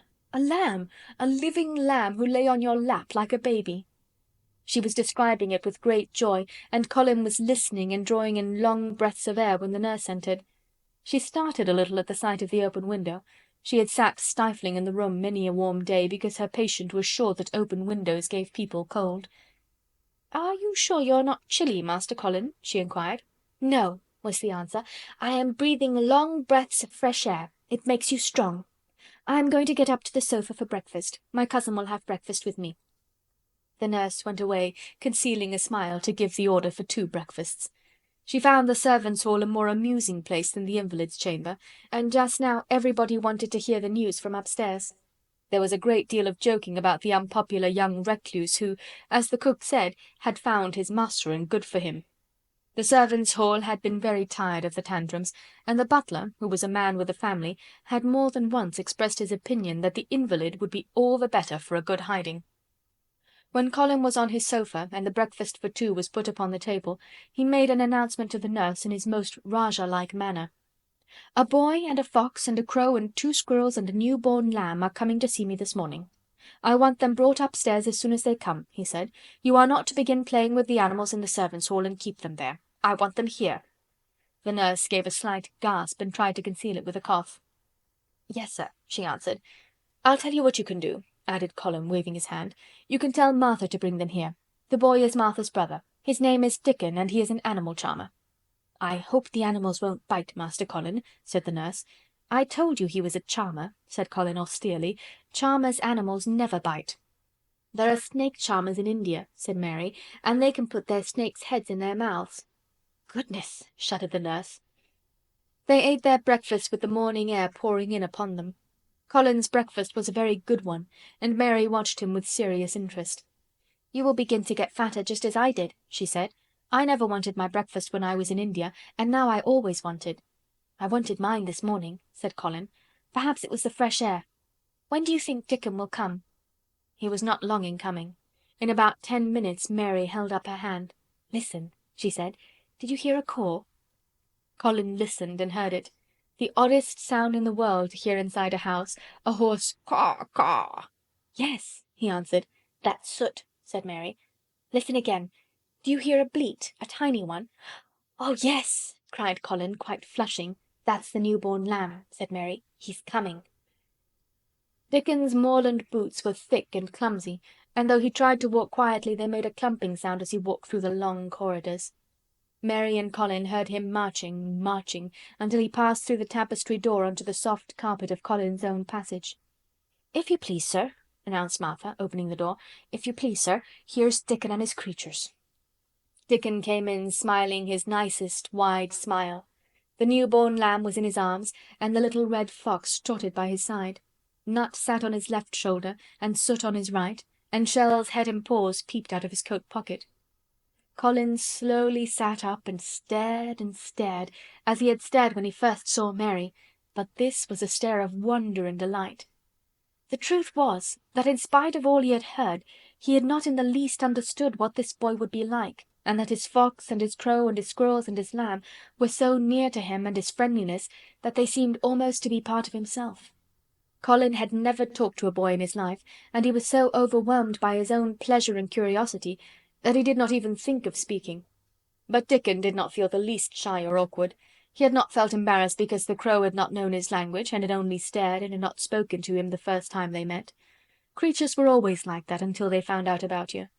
He walked over to Colin's sofa and put the new-born lamb quietly on his lap, and immediately the little creature turned to the warm velvet dressing-gown and began to nuzzle and nuzzle into its folds and butt its tight curled head with soft impatience against his side. Of course, no boy could have helped speaking then. "What is it doing?" cried Colin. "What does it want?" "It wants its mother," said Dickon, smiling more and more. "I brought it to thee a bit hungry because I knowed tha'd like to see it feed." He knelt down by the sofa and took a feeding bottle from his pocket. "Come on, little un," he said, turning the small woolly white head with a gentle brown hand. "This is what tha's after. Tha'll get more out of this than thou will out of silk velvet coats. There now," and he pushed the rubber tip of the bottle into the nuzzling mouth, and the lamb began to suck it with ravenous ecstasy. After that there was no wondering what to say. By the time the lamb fell asleep, questions poured forth, and Dickon answered them all. He told them how he had found the lamb just as the sun was rising 3 mornings ago. He had been standing on the moor listening to a skylark and watching him swing higher and higher into the sky until he was only a speck in the heights of blue. "I'd almost lost him but for his song, and I was wondering how a chap could hear it when it seemed as if he'd get out of the world in a minute, and just then I heard something else far off among the gorse bushes. It was a weak bleatin', and I knowed it was a new lamb as was hungry, and I knowed it wouldn't be hungry if it hadn't lost its mother somehow, so I set off searchin'. I did have a look for it. I went out among the gorse bushes and round, and I always seemed to take the wrong turnin', but at last I seed a bit o' white by a rock on top o' the moor, and I climbed up, and I found the little un half dead with cold and clemmin'." While he talked, Soot flew solemnly in and out of the open window and cawed remarks about the scenery, while Nut and Shell made excursions into the big trees outside and ran up and down trunks and explored branches. Captain curled up near Dickon, who sat on the hearthrug from preference. They looked at the pictures in the gardening books, and Dickon knew all the flowers by their country names, and knew exactly which ones were already growing in the secret garden. "I couldna say that there name," he said, pointing to one under which was written Aquilegia, "but us calls that a columbine. And that there one it's a snapdragon, and they both grow wild in hedges, but these is garden ones, and they're bigger and grander. There's some clumps o' columbine in the garden. They'll look like a bed of blue and white butterflies flutterin' when they're out." "I'm going to see them," cried Colin. "I am going to see them." "Aye, that tha mun," said Mary quite seriously, "and tha munnot lose no time about it." Chapter 20. I shall live for ever and ever and ever. But they were obliged to wait more than a week, because first there came some very windy days, and then Colin was threatened with a cold, which two things happening one after the other would no doubt have thrown him into a rage, but that there was so much careful and mysterious planning to do, and almost every day Dickon came in, if only for a few minutes, to talk about what was happening on the moor, and in the lanes and hedges, and on the borders of streams. The things he had to tell about otters and badgers and water rats' houses, not to mention birds' nests and field mice in their burrows, were enough to make you almost tremble with excitement when you heard all the intimate details from an animal charmer, and realized with what thrilling eagerness and anxiety the whole busy underworld was working.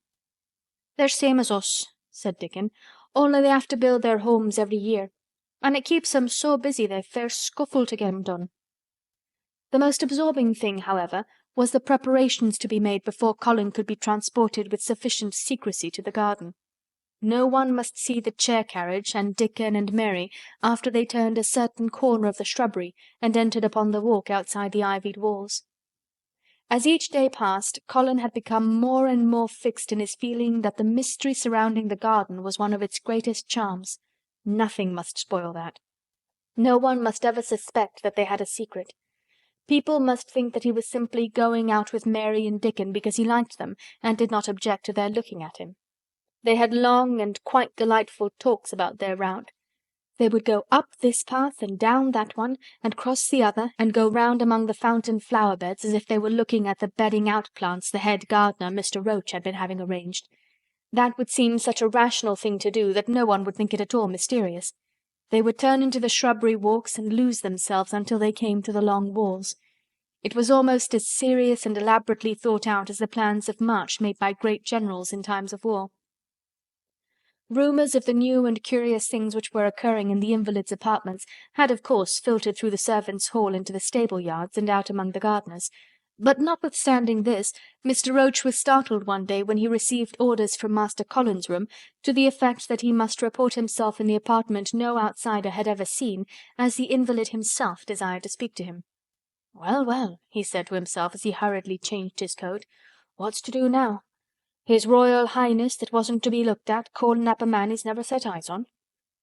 Mr. Roach was not without curiosity. He had never caught even a glimpse of the boy, and had heard a dozen exaggerated stories about his uncanny looks and ways and his insane tempers. The thing he had heard oftenest was that he might die at any moment, and there had been numerous fanciful descriptions of a humped back and helpless limbs given by people who had never seen him. "Things are changing in this house, Mr. Roach," said Mrs. Medlock, as she led him up the back staircase to the corridor onto which opened the hitherto mysterious chamber. "Let's hope they're changing for the better, Mrs. Medlock," he answered. "They couldn't well change for the worse," she continued, "and queer as it all is, there's them as finds their duties made a lot easier to stand up under. Don't you be surprised, Mr. Roach, if you find yourself in the middle of a menagerie and Martha Sowerby's Dickon more at home than you or me could ever be." There really was a sort of magic about Dickon, as Mary always privately believed. When Mr. Roach heard his name he smiled quite leniently. "He'd be at home in Buckingham Palace or at the bottom of a coal mine," he said. "And yet it's not impudence either. He's just fine, is that lad." It was perhaps well he had been prepared, or he might have been startled. When the bedroom door was opened, a large crow, which seemed quite at home perched on the high back of a carven chair, announced the entrance of the visitor by saying "Caw! Caw!" quite loudly. In spite of Mrs. Medlock's warning, Mr. Roach only just escaped being sufficiently undignified to jump backward. The young Rajah was neither in bed nor on his sofa. He was sitting in an armchair, and a young lamb was standing by him shaking its tail in feeding lamb fashion as Dickon knelt, giving it milk from its bottle. A squirrel was perched on Dickon's bent back, attentively nibbling a nut. The little girl from India was sitting on a big footstool looking on. "Here is Mr. Roach, Master Colin," said Mrs. Medlock. The young Rajah turned and looked his servitor over. At least, that was what the head gardener felt happened. "Oh, you are Roach, are you?" he said. "I sent for you to give you some very important orders." "Very good, sir," answered Roach, wondering if he was to receive instructions to fell all the oaks in the park or to transform the orchards into water gardens. "I am going out in my chair this afternoon," said Colin. "If the fresh air agrees with me, I may go out every day. When I go, none of the gardeners are to be anywhere near the long walk by the garden walls. No one is to be there. I shall go out about 2 o'clock, and everyone must keep away until I send word that they may go back to their work." "Very good, sir," replied Mr. Roach, much relieved to hear that the oaks might remain and that the orchards were safe. "Mary," said Colin, turning to her, "what is that thing you say in India when you have finished talking and want people to go?" "You say, 'You have my permission to go,'" answered Mary. The Rajah waved his hand. "You have my permission to go, Roach," he said. "But remember, this is very important." "Caw! Caw!" remarked the crow hoarsely but not impolitely. "Very good, sir. Thank you, sir," said Mr. Roach, and Mrs. Medlock took him out of the room. Outside in the corridor, being a rather good-natured man, he smiled until he almost laughed. "My word," he said, "he's got a fine lordly way with him, hasn't he? You'd think he was a whole royal family rolled into one, prince consort and all." "Eh," protested Mrs. Medlock, "we've had to let him trample over every one of us since he had feet, and he thinks that's what folks was born for." "Perhaps he'll grow out of it if he lives," suggested Mr. Roach. "Well, there's one thing pretty sure," said Mrs. Medlock. "If he does live, and that Indian child stays here, I'll warrant she teaches him that the whole orange does not belong to him, as Susan Sowerby says. And he'll be likely to find out the size of his own quarter." Inside the room, Colin was leaning back on his cushions. "It's all safe now," he said, "and this afternoon I shall see it. This afternoon I shall be in it." Dickon went back to the garden with his creatures, and Mary stayed with Colin. She did not think he looked tired, but he was very quiet before their lunch came, and he was quiet while they were eating it. She wondered why, and asked him about it. "What big eyes you've got, Colin," she said. "When you are thinking, they get as big as saucers. What are you thinking about now?" "I can't help thinking about what it will look like," he answered. "The garden?" asked Mary. "The springtime," he said. "I was thinking that I've really never seen it before. I scarcely ever went out, and when I did go I never looked at it. I didn't even think about it." "I never saw it in India because there wasn't any," said Mary. Shut in and morbid as his life had been, Colin had more imagination than she had, and at least he had spent a good deal of time looking at wonderful books and pictures.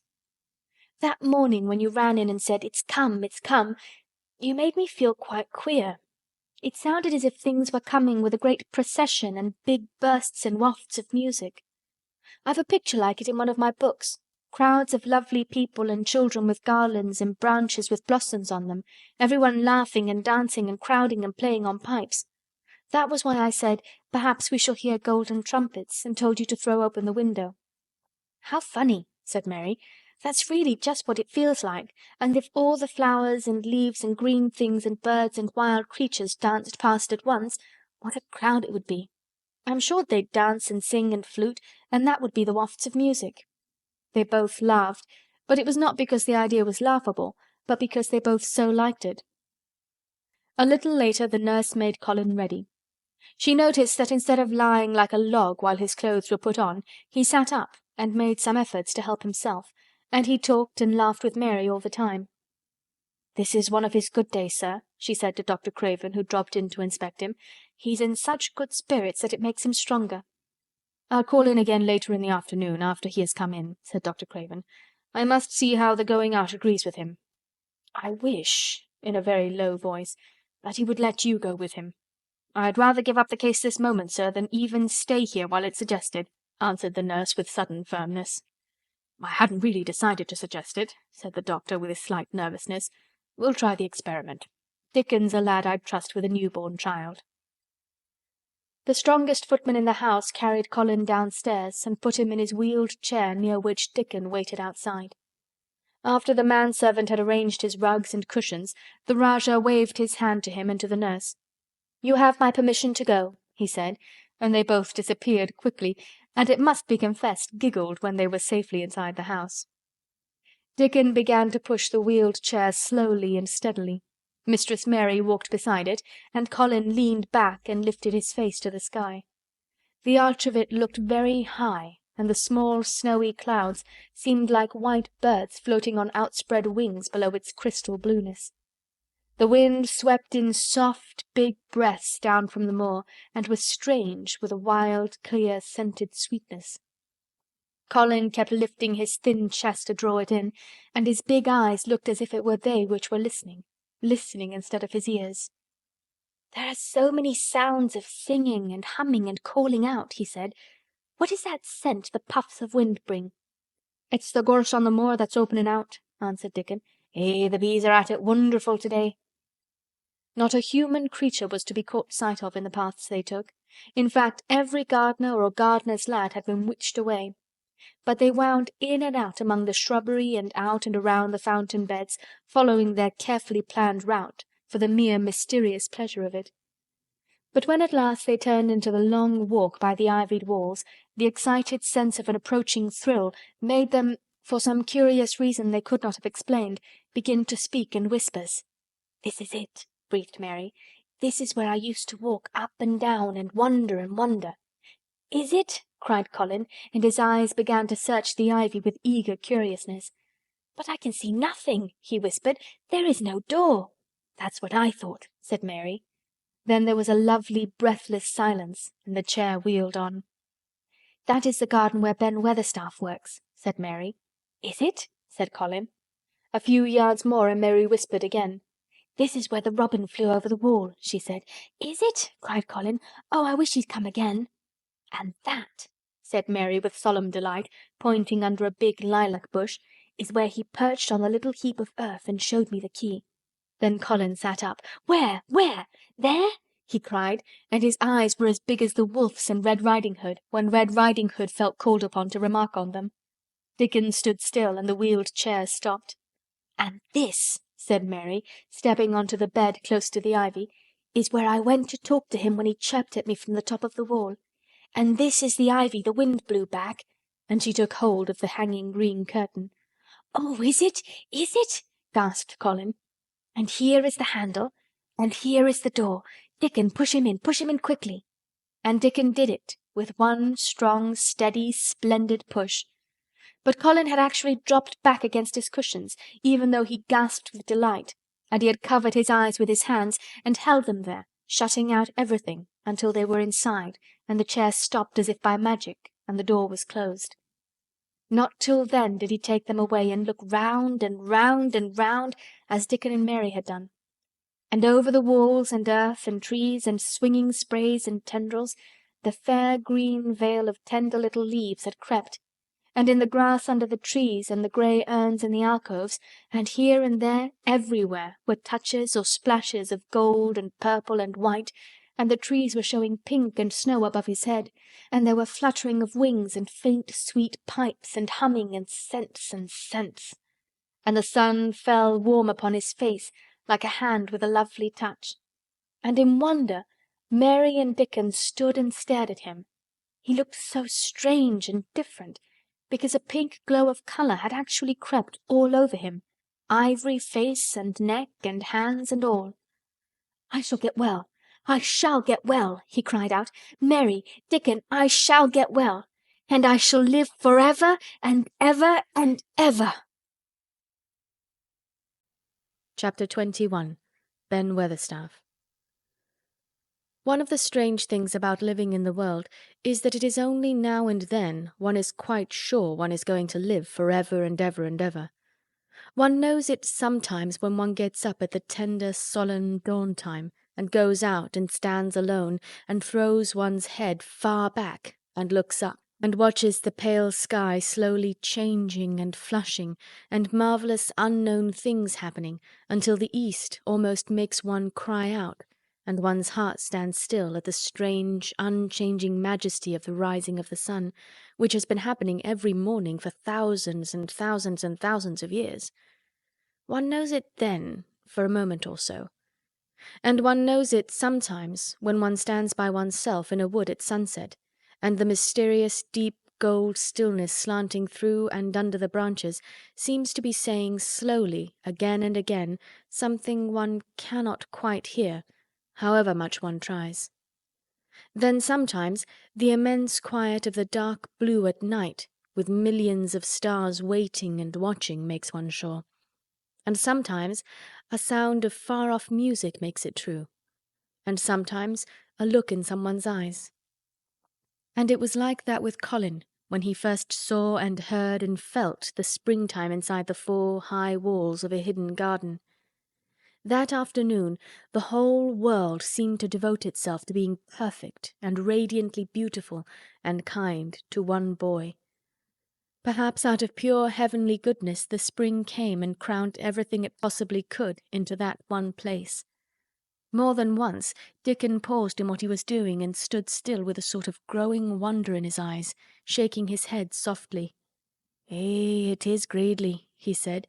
"I'm 12 going on 13, and there's a lot of afternoons in 13 years, but it seems to me like I never seed one as gradely as this here." "Aye, it is a gradely one," said Mary, and she sighed for mere joy. "I'll warrant it's the gradeliest one as ever was in this world."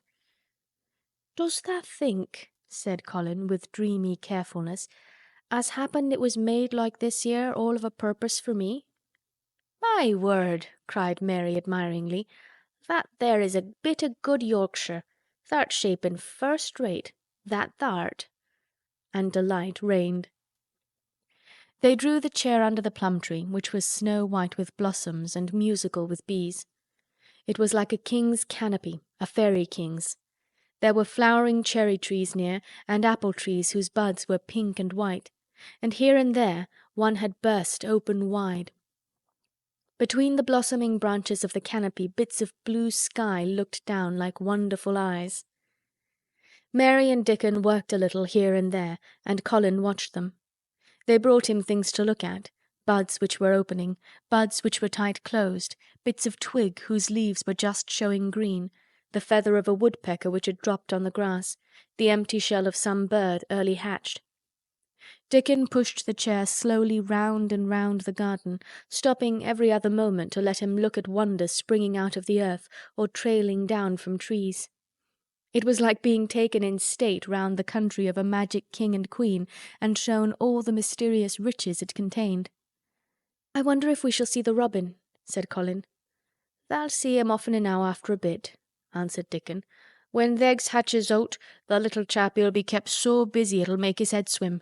Tha'll see him flyin' backward and for'ard, carryin' worms nigh as big as himsel', and that much noise goin' on in the nest when he gets there as fair flusters him so as he scarce knows which big mouth to drop the first piece in, and gapin' beaks and squawks on every side.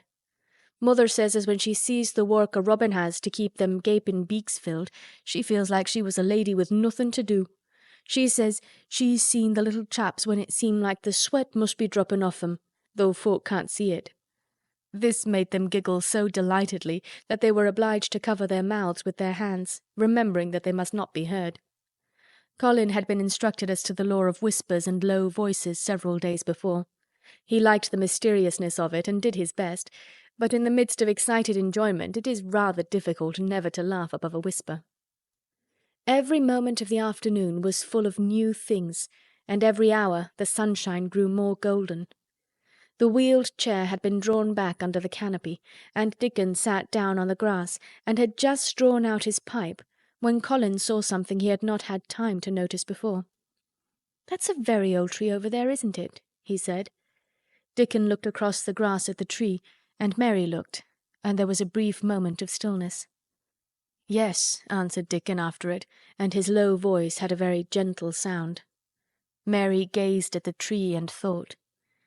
"The branches are quite grey, and there's not a single leaf anywhere," Colin went on. "It's quite dead, isn't it?" "Aye," admitted Dickon. "But them roses as has climbed all over it will near hide every bit o' the dead wood when they're full o' leaves and flowers. It won't look dead then. It'll be the prettiest of all." Mary still gazed at the tree and thought. "It looks as if a big branch had been broken off," said Colin. "I wonder how it was done." "It's been done many a year," answered Dickon. "Hey!" with a sudden relieved start and laying his hand on Colin. "Look at that robin. There he is. He's been foraging for his mate." Colin was almost too late, but he just caught sight of him, the flash of red-breasted bird with something in his beak. He darted through the greenness and into the close-grown corner and was out of sight. Colin leaned back on his cushion again, laughing a little. "He's taking her tea to her. Perhaps it's 5 o'clock. I think I'd like some tea myself." And so they were safe. "It was magic which sent the robin," said Mary secretly to Dickon afterward. "I know it was magic." For both she and Dickon had been afraid Colin might ask something about the tree whose branch had broken off 10 years ago, and they had talked it over together, and Dickon had stood and rubbed his head in a troubled way. "We mun look as if it wasn't no different from t'other trees," he had said. "We couldn't never tell him how it broke, poor lad. If he says anything about it, we mun try to look cheerful." "Aye, that we mun," had answered Mary. But she had not felt as if she looked cheerful when she gazed at the tree. She wondered and wondered in those few moments if there was any reality in that other thing Dickon had said. He had gone on rubbing his rust-red hair in a puzzled way, but a nice, comforted look had begun to grow in his blue eyes. "Mrs. Craven was a very lovely young lady," he had gone on rather hesitatingly, "and mother she thinks maybe she's about Misselthwaite many a time, looking after Mr. Colin, same as all mothers do when they're took out of the world. They have to come back, tha sees. Happen she's been in the garden, and happen it was her set us to work and told us to bring him here." Mary had thought he meant something about magic. She was a great believer in magic. Secretly, she quite believed that Dickon worked magic, of course good magic, on everything near him, and that was why people liked him so much and wild creatures knew he was their friend. She wondered, indeed, if it were not possible that his gift had brought the robin just at the right moment when Colin asked that dangerous question. She felt that his magic was working all the afternoon and making Colin look like an entirely different boy. It did not seem possible that he could be the crazy creature who had screamed and beaten and bitten his pillow. Even his ivory whiteness seemed to change. The faint glow of colour which had shown on his face and neck and hands when he first got inside the garden really never quite died away. He looked as if he were made of flesh instead of ivory or wax. They saw the robin carry food to his mate 2 or 3 times, and it was so suggestive of afternoon tea that Colin felt they must have some. "Go and make one of the men servants bring some in a basket to the rhododendron walk," he said, "and then you and Dickon can bring it here." It was an agreeable idea, easily carried out, and when the white cloth was spread upon the grass, with hot tea and buttered toast and crumpets, a delightfully hungry meal was eaten, and several birds on domestic errands paused to inquire what was going on, and were led into investigating crumbs with great activity.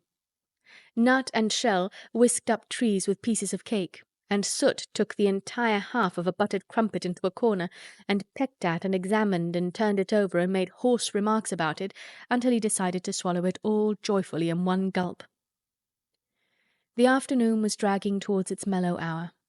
The sun was deepening the gold of its lances. The bees were going home, and the birds were flying past less often.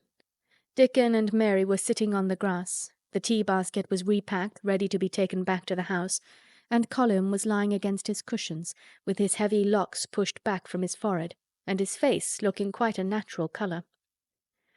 "I don't want this afternoon to go," he said, "but I shall come back tomorrow, and the day after, and the day after, and the day after." "You'll get plenty of fresh air, won't you?" said Mary. "I'm going to get nothing else," he answered. "I've seen the spring now, and I'm going to see the summer. I'm going to see everything grow here. I'm going to grow here myself." "That thou will," said Dickon. "Us'll have thee walking about here digging same as other folk afore long." Colin flushed tremendously. "Walk?" he said. "Dig? Shall I?" Dickon's glance at him was delicately cautious. Neither he nor Mary had ever asked if anything was the matter with his legs. "For sure thou will," he said stoutly. "Thou's got legs of thy own, same as other folks." Mary was rather frightened until she heard Colin's answer. "Nothing really ails them," he said, "but they're so thin and weak. They shake so that I'm afraid to try to stand on them." Both Mary and Dickon drew a relieved breath. "When thou stops being afraid thou'lt stand on 'em," Dickon said with renewed cheer. "And thou'lt stop being afraid in a bit." "I shall," said Colin, and he lay still as if he were wondering about things. They were really very quiet for a little while. The sun was dropping lower. It was that hour when everything stills itself, and they really had had a busy and exciting afternoon. Colin looked as if he were resting luxuriously. Even the creatures had ceased moving about and had drawn together and were resting near them. Soot had perched on a low branch and drawn up one leg and dropped the grey film drowsily over his eyes. Mary privately thought he looked as if he might snore in a minute. In the midst of this stillness, it was rather startling when Colin half lifted his head and exclaimed in a loud, suddenly alarmed whisper, "Who is that man?" Dickon and Mary scrambled to their feet. "Man?" they both cried in low, quick voices. Colin pointed to the high wall. "Look!" he whispered excitedly. "Just look!" Mary and Dickon wheeled about and looked. There was Ben Weatherstaff's indignant face glaring at them over the wall from the top of a ladder. He actually shook his fist at Mary. "If I wasn't a bachelder and thou was a wench o' mine," he cried, "I'd give thee a hidin'." He mounted another step threateningly, as if it were his energetic intention to jump down and deal with her. But as she came toward him, he evidently thought better of it, and stood on the top step of his ladder, shaking his fist down at her.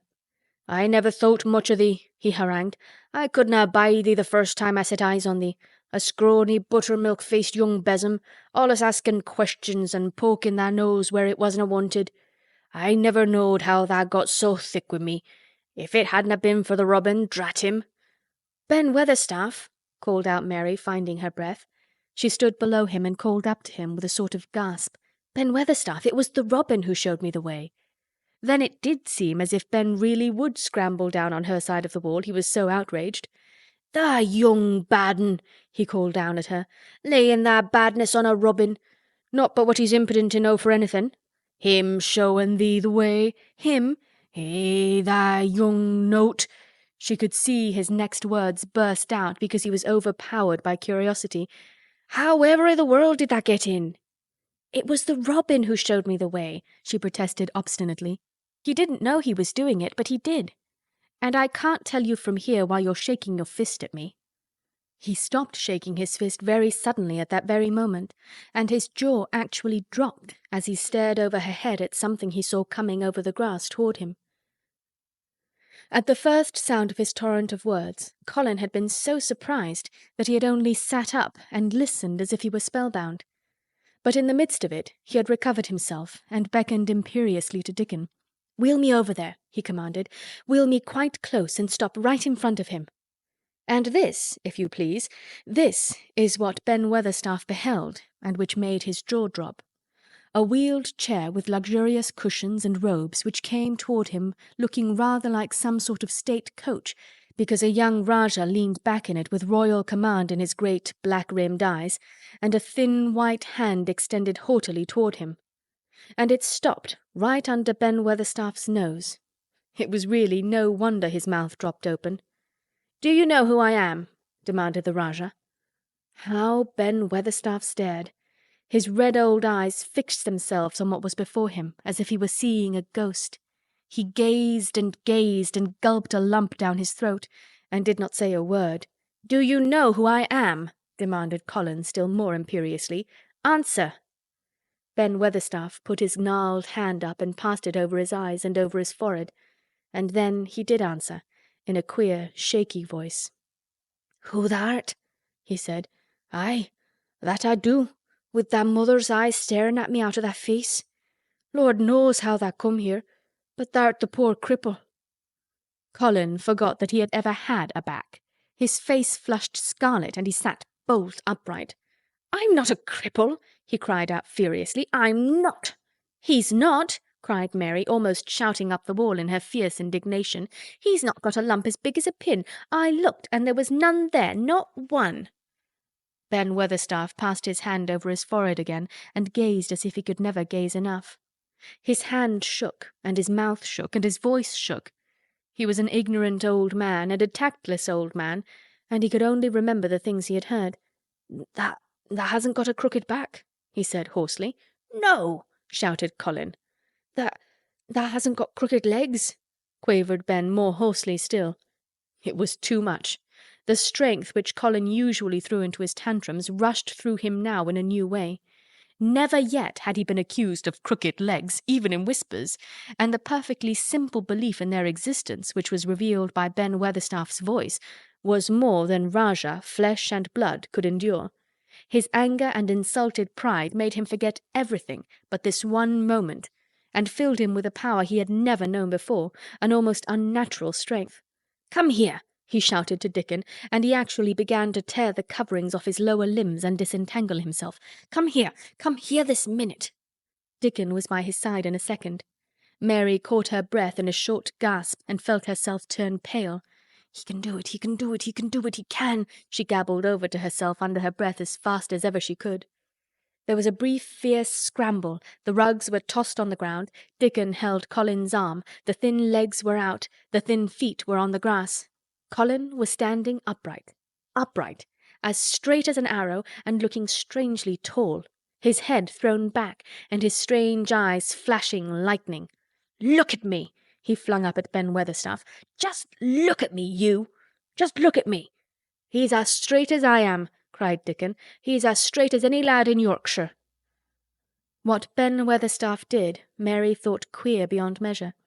He choked and gulped, and suddenly tears ran down his weather-wrinkled cheeks as he struck his old hands together. He burst forth, "the lies folk tells. Thou'rt as thin as a lath and as white as a wraith, but there's not a knob on thee. I'll make a mon yet. God bless thee." Dickon held Colin's arm strongly, but the boy had not begun to falter. He stood straighter and straighter and looked Ben Weatherstaff in the face. "I'm your master," he said, "when my father is away, and you are to obey me. This is my garden. Don't dare to say a word about it. You get down from that ladder and go out to the Long Walk, and Miss Mary will meet you and bring you here. I want to talk to you. We did not want you, but now you will have to be in the secret. Be quick." Ben Weatherstaff's crabbed old face was still wet with that one queer rush of tears. It seemed as if he could not take his eyes from thin, straight Colin standing on his feet with his head thrown back. Lad," he almost whispered. My lad." And then, remembering himself, he suddenly touched his hat, gardener fashion, and said, Yes, sir," and obediently disappeared as he descended the ladder. Chapter 22. When the Sun Went Down. When his head was out of sight, Colin turned to Mary. "Go and meet him," he said, and Mary flew across the grass to the door under the ivy. Dickon was watching him with sharp eyes. There were scarlet spots on his cheeks, and he looked amazing, but he showed no signs of falling. "I can stand," he said, and his head was still held up, and he said it quite grandly. "I told thee tha could as soon as tha stopped being afraid," answered Dickon, "and tha stopped." "Yes, I've stopped," said Colin. Then suddenly he remembered something Mary had said. "Are you making magic?" he asked sharply. Dickon's curly mouth spread in a cheerful grin. "Tha's doing magic thysel'," he said. "It's same magic as makes these here work out o' the earth." And he touched with his thick boot a clump of crocuses in the grass. Colin looked down at them. "Aye," he said slowly. "There couldna be bigger magic than that there. There couldna be." He drew himself up straighter than ever. "I'm going to walk to that tree," he said, pointing to one a few feet away from him. "I'm going to be standing when Weatherstaff comes here. I can rest against the tree if I like. When I want to sit down, I will sit down, but not before. Bring a rug from the chair." He walked to the tree, and though Dickon held his arm, he was wonderfully steady. When he stood against the tree trunk, it was not too plain that he supported himself against it, and he still held himself so straight that he looked tall. When Ben Weatherstaff came through the door in the wall, he saw him standing there, and he heard Mary muttering something under her breath. "What art saying?" he asked rather testily, because he did not want his attention distracted from the long, thin, straight boy figure and proud face. But she did not tell him. What she was saying was this: "You can do it, you can do it, I told you could, you can do it, you can do it, you can." She was saying it to Colin, because she wanted to make magic and keep him on his feet, looking like that. She could not bear that he should give in before Ben Weatherstaff. He did not give in. She was uplifted by a sudden feeling that he looked quite beautiful, in spite of his thinness. He fixed his eyes on Ben Weatherstaff in his funny, imperious way. "Look at me," he commanded. "Look at me all over. Am I a hunchback? Have I got crooked legs?" Ben Weatherstaff had not quite got over his emotion, but he had recovered a little, and answered almost in his usual way. "Not tha," he said. "Nowt o' the sort. What's tha been doin' with thysel, hidin' out o' sight and letting folk think thou was cripple and half-witted?" "Half-witted?" said Colin angrily. "Who thought that?" "Lots o' fools," said Ben. "The world's full o' jackasses brayin', and they never bray nowt but lies. What did tha shut thyself up for?" "Everyone thought I was going to die," said Colin shortly. "I'm not." And he said it with such decision, Ben Weatherstaff looked him over, up and down and up. "Tha die?" he said with dry exultation. "Nowt o' the sort. Tha's got too much pluck in thee. When I seed thee put thy legs on the ground in such a hurry, I knowed tha was all right. Sit thee down on the rug a bit, young mester, and give me thy orders." There was a queer mixture of crabbed tenderness and shrewd understanding in his manner. Mary had poured out speech as rapidly as she could as they had come down the long walk. The chief thing to be remembered, she had told him, was that Colin was getting well, getting well. The garden was doing it. No one must let him remember about having humps and dying. The Rajah condescended to seat himself on a rug under the tree. "What work do you do in the gardens, Weatherstaff?" he inquired. "Anything I'm told to do," answered old Ben. "I'm kep' on by favour, because she liked me." "She?" said Colin. "Thy mother," answered Ben Weatherstaff. "My mother?" said Colin, and he looked about him quietly. This was her garden, wasn't it? Aye, it was that, and Ben Weatherstaff looked about him too. She were main fond of it. "It is my garden now. I am fond of it. I shall come here every day," announced Colin, "but it is to be a secret. My orders are that no one is to know that we come here. Dickon and my cousin have worked and made it come alive. I shall send for you sometimes to help, but you must come when no one can see you." Ben Weatherstaff's face twisted itself in a dry old smile. "I've come here before when no one saw me," he said. "What?" exclaimed Colin. "When?" "The last time I was here," rubbing his chin and looking around, "was about 2 year ago." "But no one has been in it for 10 years," cried Colin. "There was no door." "I'm no one," said old Ben dryly, "and I didn't come through the door. I come over the wall. The rheumatics held me back the last 2 year." "That come and did a bit of prunin'," cried Dickon. "I couldn't make out how it had been done." "She was so fond of it, she was," said Ben Weatherstaff slowly. "And she was such a pretty young thing.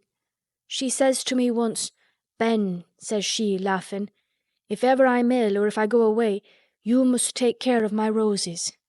When she did go away, th' orders was no one was ever to come nigh. But I come," with grumpy obstinacy. "Over the wall I come, until the rheumatics stopped me, and I did a bit o' work once a year. She'd gave her order first." "It wouldn't have been as wick as it is if tha hadn't done it," said Dickon. "I did wonder." "I'm glad you did it, Weatherstaff," said Colin. "You'll know how to keep the secret." "Aye, I'll know, sir," answered Ben. "And it'll be easier for a man with rheumatics to come in at the door." On the grass near the tree, Mary had dropped her trowel. Colin stretched out his hand and took it up. An odd expression came into his face, and he began to scratch at the earth. His thin hand was weak enough, but presently as they watched him, Mary with quite breathless interest. He drove the end of the trowel into the soil and turned some over. "You can do it, you can do it," said Mary to herself. "I tell you, you can." Dickon's round eyes were full of eager curiousness, but he said not a word. Ben Weatherstaff looked on with interested face. Colin persevered. After he had turned a few trowelfuls of soil, he spoke exultantly to Dickon in his best Yorkshire. "Tha said as that have me walking about here same as other folk, and tha said that have me digging. I thought that was just leeing to please me. This is only the first day, and I've walked, and here I am digging." Ben Weatherstaff's mouth fell open again when he heard him, but he ended by chuckling. "Eh," he said, "that sounds as if tha'd got wits enow. Tha'rt a Yorkshire lad for sure. And tha'rt digging too. How'd tha like to plant a bit o' something? I can get thee a rose in a pot." "Go and get it," said Colin, digging excitedly. "Quick." It was done quickly enough indeed. Ben Weatherstaff went his way, forgetting rheumatics. Dickon took his spade and dug the hole deeper and wider than a new digger with thin white hands could make it. Mary slipped out to run and bring back a watering can. When Dickon had deepened the hole, Colin went on turning the soft earth over and over. He looked up at the sky, flushed and glowing with the strangely new exercise, slight as it was. "I want to do it before the sun goes quite down," he said. Mary thought that perhaps the sun held back a few minutes just on purpose. Ben Weatherstaff brought the rose in its pot from the greenhouse. He hobbled over the grass as fast as he could. He had begun to be excited too. He knelt down by the hole and broke the pot from the mould. "Here, lad," he said, handing the plant to Colin. "Set it in the earth thysel, same as the king does when he goes to a new place." The thin white hands shook a little, and Colin's flush grew deeper as he set the rose in the mould and held it while old Ben made firm the earth. It was filled in and pressed down and made steady. Mary was leaning forward on her hands and knees. Soot had flown down and marched forward to see what was being done. Nut and Shell chattered about it from a cherry tree. "It's planted," said Colin at last, "and the sun is only slipping over the edge. Help me up, Dickon. I want to be standing when it goes. That's part of the magic." And Dickon helped him, and the magic, or whatever it was, so gave him strength that when the sun did slip over the edge and end the strange, lovely afternoon for them, there he actually stood on his 2 feet, laughing. Chapter 23. Magic. Dr. Craven had been waiting some time at the house when they returned to it. He had indeed begun to wonder if it might not be wise to send someone out to explore the garden paths. When Colin was brought back to his room, the poor man looked him over seriously. "You should not have stayed so long," he said. "You must not overexert yourself." "I am not tired at all," said Colin. "It has made me well. Tomorrow I am going out in the morning as well as in the afternoon." "I am not sure that I can allow it," answered Dr. Craven. "I am afraid it would not be wise." "It would not be wise to try to stop me," said Colin quite seriously. "I am going." Even Mary had found out that one of Colin's chief peculiarities was that he did not know in the least what a rude little brute he was with his way of ordering people about. He had lived on a sort of desert island all his life, and as he had been the king of it, he had made his own manners and had had no one to compare himself with. Mary had indeed been rather like him herself, and since she had been at Misselthwaite had gradually discovered that her own manners had not been of the kind which is usual or popular. Having made this discovery, she naturally thought it of enough interest to communicate to Colin. So she sat and looked at him curiously for a few minutes after Dr. Craven had gone. She wanted to make him ask her why she was doing it, and of course she did. "What are you looking at me for?" he said. "I'm thinking that I am rather sorry for Dr. Craven." "So am I," said Colin calmly, but not without an air of some satisfaction. "He won't get Misselthwaite at all now I'm not going to die." "I'm sorry for him because of that, of course," said Mary. "But I was thinking just then that it must have been very horrid to have had to be polite for 10 years to a boy who was always rude. I would never have done it." "Am I rude?" Colin inquired undisturbedly. "If you had been his own boy, and he had been a slapping sort of man," said Mary, "he would have slapped you." "But he daren't," said Colin. "No, he daren't," answered Mistress Mary, thinking the thing out quite without prejudice. "Nobody ever dared to do anything you didn't like, because you were going to die and things like that. You were such a poor thing." "But," announced Colin stubbornly, "I am not going to be a poor thing. I won't let people think I'm one. I stood on my feet this afternoon." "It is always having your own way that has made you so queer," Mary went on, thinking aloud. Colin turned his head, frowning. "Am I queer?" he demanded.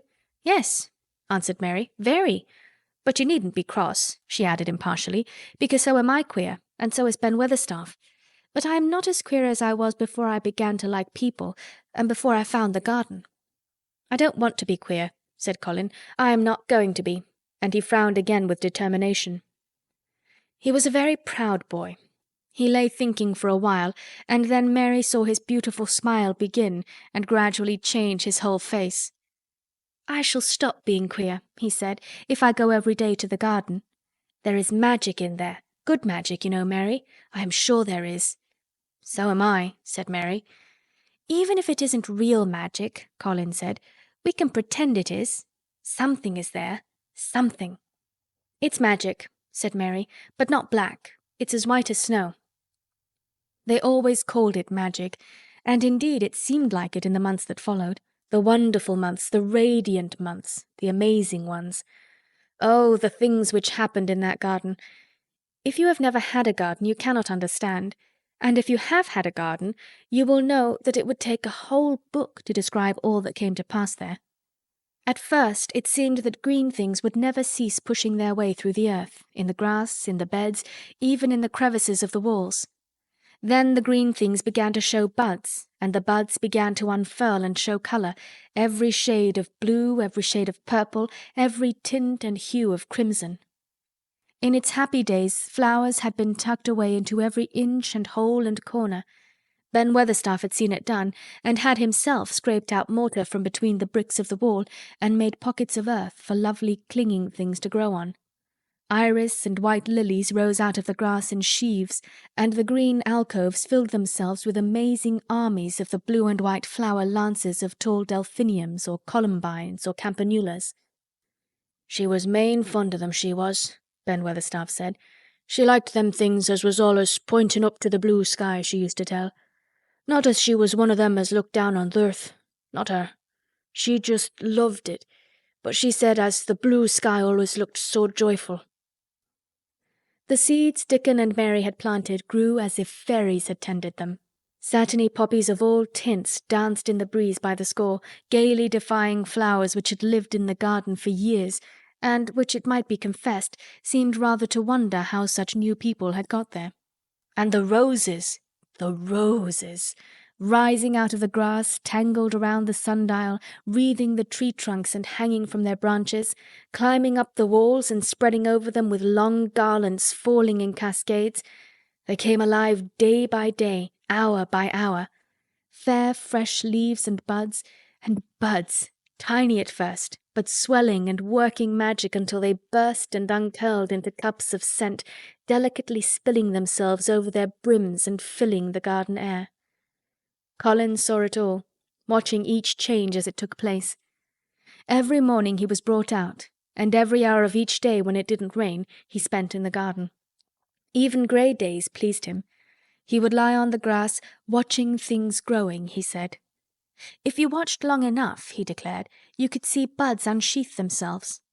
Also you could make the acquaintance of strange, busy insect things running about on various unknown but evidently serious errands, sometimes carrying tiny scraps of straw or feather or food, or climbing blades of grass as if they were trees from whose tops one could look out and explore the country.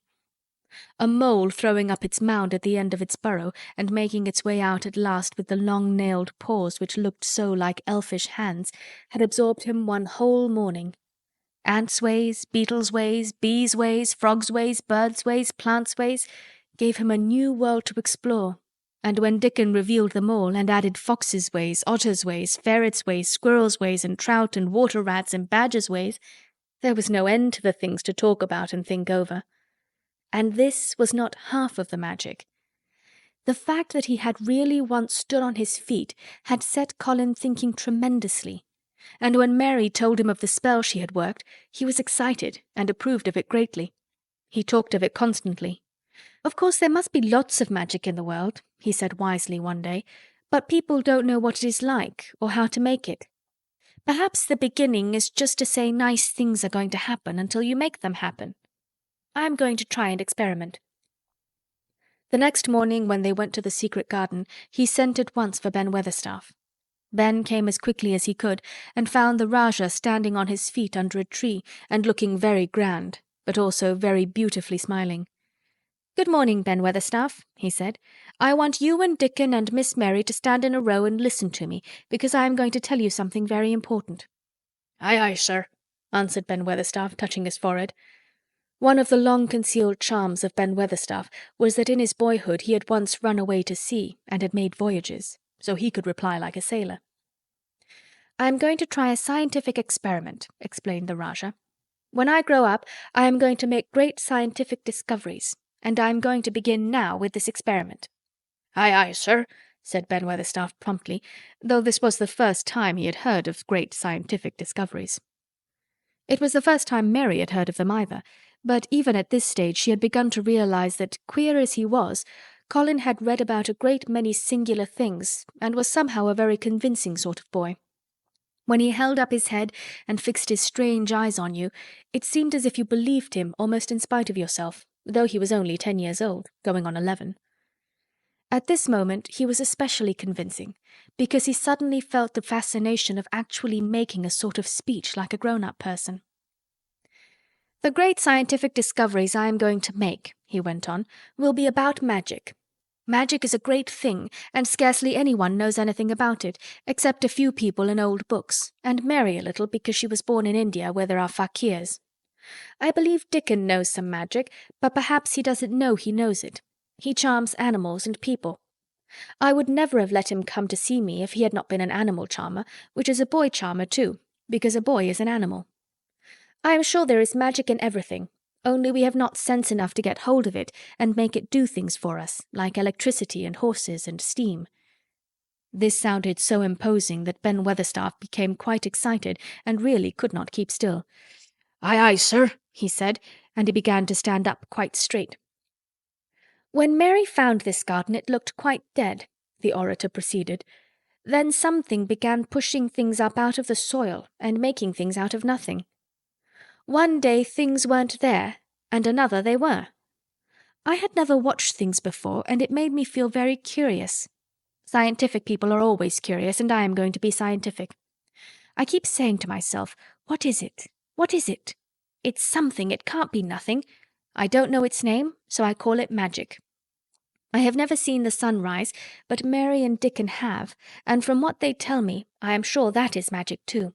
Something pushes it up and draws it. Sometime since I've been in the garden, I have looked up through the trees at the sky, and I have had a strange feeling of being happy, as if something were pushing and drawing in my chest and making me breathe fast. Magic is always pushing and drawing and making things out of nothing. Everything is made out of magic. Leaves and trees, flowers and birds, badgers and foxes and squirrels and people. So it must be all around us. In this garden, in all the places. The magic in this garden has made me stand up and know I am going to live to be a man. I am going to make the scientific experiment of trying to get some and put it in myself and make it push and draw me and make me strong. I don't know how to do it, but I think that if you keep thinking about it and calling it, perhaps it will come. Perhaps that is the first baby way to get it. When I was going to try to stand that first time, Mary kept saying to herself as fast as she could, 'You can do it, you can do it,' and I did. I had to try myself at the same time, of course, but her magic helped me, and so did Dickon's. Every morning and evening, and as often in the daytime as I can remember, I am going to say, 'Magic is in me. Magic is making me well. I am going to be as strong as Dickon, and you must all do it too. That is my experiment. Will you help, Ben Weatherstaff?" "Aye, aye, sir," said Ben Weatherstaff. "Aye, aye." "If you keep doing it every single day as regularly as soldiers go through drill, we shall see what will happen and find out if the experiment succeeds. You learn things by saying them over and over and thinking about them until they stay in your mind forever, and I think it will be the same with magic. If you keep calling it to come to you and help you, it will get to be part of you, and it will stay and do things. I once heard an officer in India tell my mother that there were fakirs who said words over and over thousands of times, said Mary. I've heard Jem Fettleworth's wife say the same thing over thousands of times, calling Jem a drunken brute, said Ben Weatherstaff dryly. Summat always comes of that, sure enough. He gave her a good hiding and went to the Blue Lion and got as drunk as a lord. Colin drew his brows together and thought a few minutes. Then he cheered up. Well, he said, you see, something did come of it. She used the wrong magic until she made him beat her. If she'd used the right magic and had said something nice, perhaps he wouldn't have got as drunk as a lord, and perhaps he might have bought her a new bonnet. Ben Weatherstaff chuckled, and there was a shrewd admiration in his little old eyes. Thou'rt a clever lad as well as a straight-legged one, Mester Colin, he said. Next time I see Bess Fettleworth, I'll give her a bit of hint o' what magic'll do for her. She'd be rare and pleased if the scientific experiment worked, and so'd Jem. Dickon had stood listening to the lecture, his round eyes shining with curious delight. Nut and Shell were on his shoulders, and he held a long-eared white rabbit in his arm and stroked it softly while it laid its ears along its back and enjoyed itself. "Do you think the experiment will work?" Colin asked him, wondering what he was thinking. He so often wondered what Dickon was thinking when he saw him looking at him or at one of his creatures with his happy, wide smile. He smiled now, and his smile was wider than usual. "Aye," he answered, "that I do. It'll work the same as the seeds do when the sun shines on 'em. It'll work for sure. Shall us begin it now?" Colin was delighted, and so was Mary. Fired by recollections of fakirs and devotees and illustrations, Colin suggested that they should all sit cross-legged under the tree which made a canopy. "It will be like sitting in a sort of temple," said Colin. "I'm rather tired and I want to sit down." "Eh," said Dickon, "thou mustn't begin by saying thou'rt tired. Thou might spoil the magic." Colin turned and looked at him into his innocent round eyes. "That's true," he said slowly. "I must only think of the magic." It all seemed most majestic and mysterious when they sat down in their circle. Ben Weatherstaff felt as if he had somehow been led into appearing at a prayer meeting.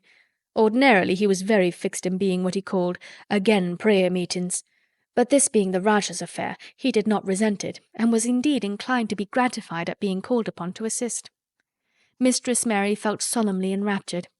Dickon held his rabbit in his arm, and perhaps he made some charmer's signal no one heard, for when he sat down, cross-legged like the rest, the crow, the fox, the squirrels, and the lamb slowly drew near and made part of the circle, settling each into a place of rest as if of their own desire. "The creatures have come," said Colin gravely. "They want to help us." Colin really looked quite beautiful, Mary thought. He held his head high, as if he felt like a sort of priest, and his strange eyes had a wonderful look in them. The light shone on him through the tree canopy. "Now we will begin," he said. "Shall we sway backward and forward, Mary, as if we were dervishes?" "I canna do no swaying backward and forward," said Ben Weatherstaff. "I've got the rheumatics." "The magic will take them away," said Colin in a high priest tone. "But we won't sway until it has done it. We will only chant." "I canna do no chanting," said Ben Weatherstaff a trifle testily. "They turned me out of the church choir the only time I ever tried it." No one smiled. They were all too much in earnest. Colin's face was not even crossed by a shadow. He was thinking only of the magic. "Then I will chant," he said, and he began, looking like a strange boy-spirit. "The sun is shining. The sun is shining. That is the magic. The flowers are growing. The roots are stirring. That is the magic. Being alive is the magic. Being strong is the magic. The magic is in me. The magic is in me. It is in me. It is in me. It's in every one of us. It's in Ben Weatherstaff's back. Magic! Magic! Come and help." He said it a great many times. Not 1,000 times, but quite a goodly number. Mary listened entranced. She felt as if it were at once queer and beautiful, and she wanted him to go on and on. Ben Weatherstaff began to feel soothed into a sort of dream which was quite agreeable. The humming of the bees in the blossoms mingled with the chanting voice and drowsily melted into a doze. Dickon sat cross-legged with his rabbit asleep on his arm and a hand resting on the lamb's back. Soot had pushed away a squirrel and huddled close to him on his shoulder. The grey film dropped over his eyes. At last Colin stopped. "Now I am going to walk around the garden," he announced. Ben Weatherstaff's head had just dropped forward, and he lifted it with a jerk. "You have been asleep," said Colin. "Now to the sort," mumbled Ben. "Sermon was good now, but I'm bound to get out afore the collection." He was not quite awake yet. "You're not in church," said Colin. "Not me," said Ben, straightening himself. "Who said I were? I heard every bit of it. You said the magic was in my back. The doctor calls it rheumatics." The Rajah waved his hand. "That was the wrong magic," he said. "You will get better. You have my permission to go to your work, but come back tomorrow." "I'd like to see thee walk around the garden," grunted Ben. It was not an unfriendly grunt, but it was a grunt. In fact, being a stubborn old party and not having entire faith in magic, he had made up his mind that if he were sent away he would climb his ladder and look over the wall so that he might be ready to hobble back if there were any stumbling. The Rajah did not object to his staying, and so the procession was formed. It really did look like a procession. Colin was at its head with Dickon on one side and Mary on the other. Ben Weatherstaff walked behind, and the creatures trailed after them, the lamb and the fox cub keeping close to Dickon, the white rabbit hopping along or stopping to nibble, and Soot following with the solemnity of a person who felt himself in charge. It was a procession which moved slowly but with dignity. Every few yards it stopped to rest. Colin leaned on Dickon's arm, and privately Ben Weatherstaff kept a sharp lookout. But now and then Colin took his hand away from its support and walked a few steps alone. His head was held up all the time, and he looked very grand. "The magic is in me," he kept saying. "The magic is making me strong. I can feel it. I can feel it." It seemed very certain that something was upholding and uplifting him. He sat on the seats in the alcoves, and once or twice he sat down on the grass, and several times he paused in the path and leaned on Dickon, but he would not give up until he had gone all around the garden. When he returned to the canopy tree, his cheeks were flushed and he looked triumphant. "I did it! The magic worked!" he cried. "That is my first scientific discovery." "What will Dr. Craven say?" broke out Mary. "He won't say anything," Colin answered, "because he will not be told. This is to be the biggest secret of all. No one is to know anything about it until I have grown so strong that I can walk and run like any other boy. I shall come here every day in my chair, and I shall be taken back in it. I won't have people whispering and asking questions, and I won't let my father hear about it until the experiment has quite succeeded. Then, sometime when he comes back to Misselthwaite, I shall just walk into his study and say, 'Here I am like any other boy. I am quite well, and I shall live to be a man. It has to be done by a scientific experiment.'" "He will think he is in a dream," cried Mary. "He won't believe his eyes." Colin flushed triumphantly. He had made himself believe that he was going to get well, which was really more than half the battle, if he had been aware of it. And the thought which stimulated him more than any other was this imagining what his father would look like when he saw that he had a son who was as straight and strong as other fathers' sons. One of his darkest miseries in the unhealthy, morbid past days had been his hatred of being a sickly, weak-backed boy whose father was afraid to look at him. "He'll be obliged to believe them," he said. "One of the things I am going to do after the magic works and before I begin to make scientific discoveries is to be an athlete." "We shall have thee taken to boxing in a week or so," said Ben Weatherstaff. "Thou'lt end wi' winning the belt and being champion prize fighter of all England." Colin fixed his eyes on him sternly. "Weatherstaff," he said, "that is disrespectful. You must not take liberties because you are in the secret. However much the magic works, I shall not be a prize fighter. I shall be a scientific discoverer." Ax pardon, sir," answered Ben, touching his forehead in salute. "I ought to have seed it wasn't a joking matter." But his eyes twinkled, and secretly he was immensely pleased. He really did not mind being snubbed, since the snubbing meant that the lad was gaining strength and spirit. Chapter 24. Let Them Laugh. The secret garden was not the only one Dickon worked in. Round the cottage on the moor there was a piece of ground enclosed by a low wall of rough stones. Early in the morning, and late in the fading twilight, and on all the days Colin and Mary did not see him, Dickon worked there, planting or tending potatoes and cabbages, turnips and carrots and herbs for his mother. In the company of his creatures he did wonders there, and was never tired of doing them, it seemed. While he dug or weeded, he whistled or sang bits of Yorkshire moor songs, or talked to Soot or Captain or the brothers and sisters he had taught to help him. "We'd never get on as comfortable as we do," Mrs. Sowerby said, "if it wasn't for Dickon's garden. Anything'll grow for him. His taters and cabbages is twice the size of anyone else's, and they've got a flavour with 'em as nobody's has." When she found a moment to spare, she liked to go out and talk to him. After supper there was still a long, clear twilight to work in, and that was her quiet time. She could sit upon the low, rough wall and look on and hear stories of the day. She loved this time. There were not only vegetables in this garden. Dickon had bought penny packages of flower seeds now and then, and had sown bright, sweet-scented things among gooseberry bushes and even cabbages, and he grew borders of mignonette and pinks and pansies and things whose seeds he could save year after year, or whose roots would bloom each spring and spread in time into fine clumps. The low wall was one of the prettiest things in Yorkshire, because he had tucked moorland foxglove and ferns and rock-cress and hedgerow flowers into every crevice, until only here and there glimpses of the stones were to be seen. "All a chap's got to do to make 'em thrive, mother," he would say, "is to be friends with 'em for sure. They're just like the creatures. If they're thirsty, give 'em drink, and if they're hungry, give 'em a bit of food. They want to live same as we do. If they died, I should feel as if I'd been a bad lad and somehow treated them heartless." It was in these twilight hours that Mrs. Sowerby heard of all that happened at Misselthwaite Manor. At first she was only told that Master Colin had taken a fancy to going out into the grounds with Miss Mary, and that it was doing him good. But it was not long before it was agreed between the two children that Dickon's mother might come into the secret. Somehow it was not doubted that she was safe for sure. So one beautiful still evening Dickon told the whole story, with all the thrilling details of the buried key and the robin and the grey haze which had seemed like deadness, and the secret Mistress Mary had planned never to reveal.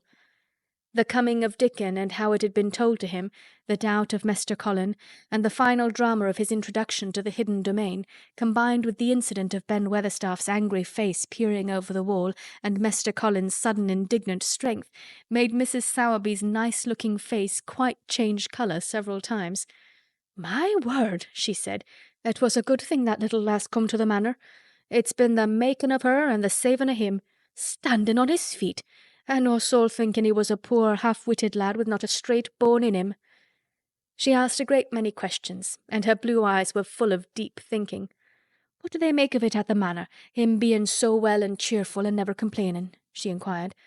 "They don't know what to make of it," answered Dickon. "Every day as comes round his face looks different. It's filling out, and doesn't look so sharp, and the waxy colour's going.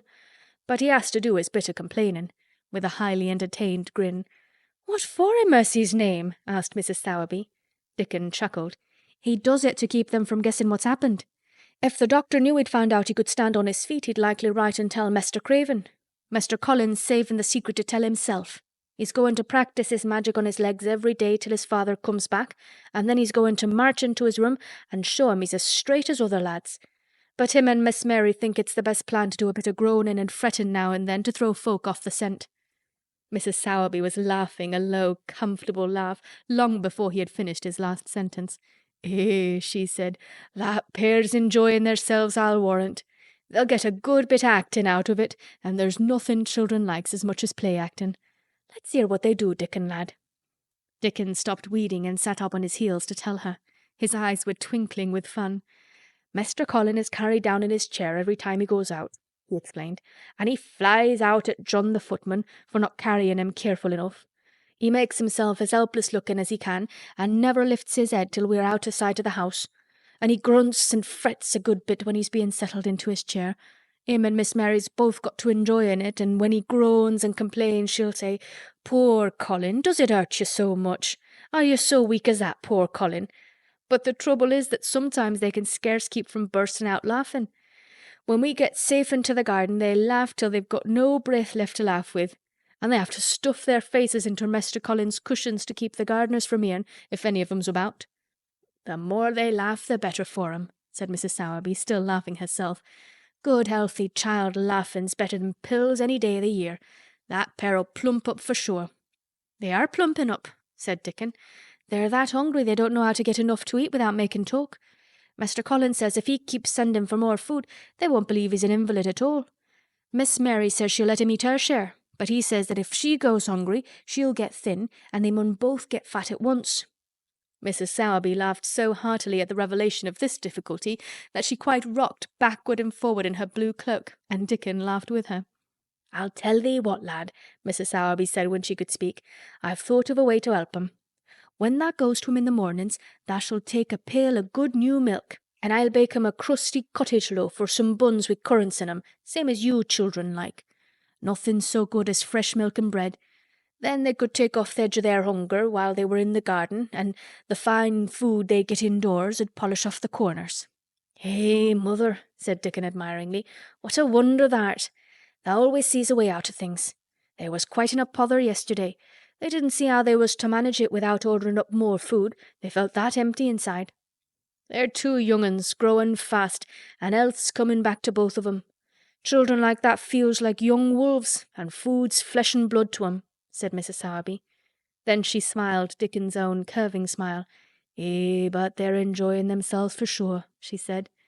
She was quite right, the comfortable, wonderful mother creature, and she had never been more so than when she said their play-acting would be their joy. Colin and Mary found it one of their most thrilling sources of entertainment. The idea of protecting themselves from suspicion had been unconsciously suggested to them first by the puzzled nurse, and then by Dr. Craven himself. "Your appetite is improving very much, Master Colin," the nurse had said one day. "You used to eat nothing, and so many things disagreed with you." "Nothing disagrees with me now," replied Colin, and then, seeing the nurse looking at him curiously, he suddenly remembered that perhaps he ought not to appear too well just yet. "At least, things don't so often disagree with me. It's the fresh air." "Perhaps it is," said the nurse, still looking at him with a mystified expression. "But I must talk to Dr. Craven about it." "How she stared at you," said Mary when she went away, "as if she thought there must be something to find out." "I won't have her finding out things," said Colin. "No one must begin to find out yet." When Dr. Craven came that morning, he seemed puzzled also. He asked a number of questions to Colin's great annoyance. "You stay out in the garden a great deal," he suggested. "Where do you go?" Colin put on his favourite air of dignified indifference to opinion. "I will not let anyone know where I go," he answered. "I go to a place I like. Everyone has orders to keep out of the way. I won't be watched and stared at. You know that." "You seem to be out all day, but I do not think it has done you harm. I do not think so. The nurse says that you eat much more than you have ever done before." "Perhaps," said Colin, prompted by a sudden inspiration, "perhaps it is an unnatural appetite." "I do not think so, as your food seems to agree with you," said Dr. Craven. "You are gaining flesh rapidly, and your colour is better." Perhaps I am bloated and feverish," said Colin, assuming a discouraging air of gloom. "People who are not going to live are often different." Dr. Craven shook his head. He was holding Colin's wrist, and he pushed up his sleeve and felt his arm. "You are not feverish," he said thoughtfully, "and such flesh as you have gained is healthy. If you can keep this up, my boy, we need not talk of dying. Your father will be happy to hear of this remarkable improvement." "I won't have him told," Colin broke forth fiercely. "It will only disappoint him if I get worse again, and I may get worse this very night. I might have a raging fever. I feel as if I might be beginning to have one now. I won't have letters written to my father. I won't. You're making me angry, and you know that is bad for me. I feel hot already. I hate being written about and being talked over as much as I hate being stared at." "Hush, my boy," Dr. Craven soothed him. "Nothing shall be written without your permission. You are too sensitive about things. You must not undo the good which has been done." He said no more about writing to Mr. Craven, and when he saw the nurse he privately warned her that such a possibility must not be mentioned to the patient.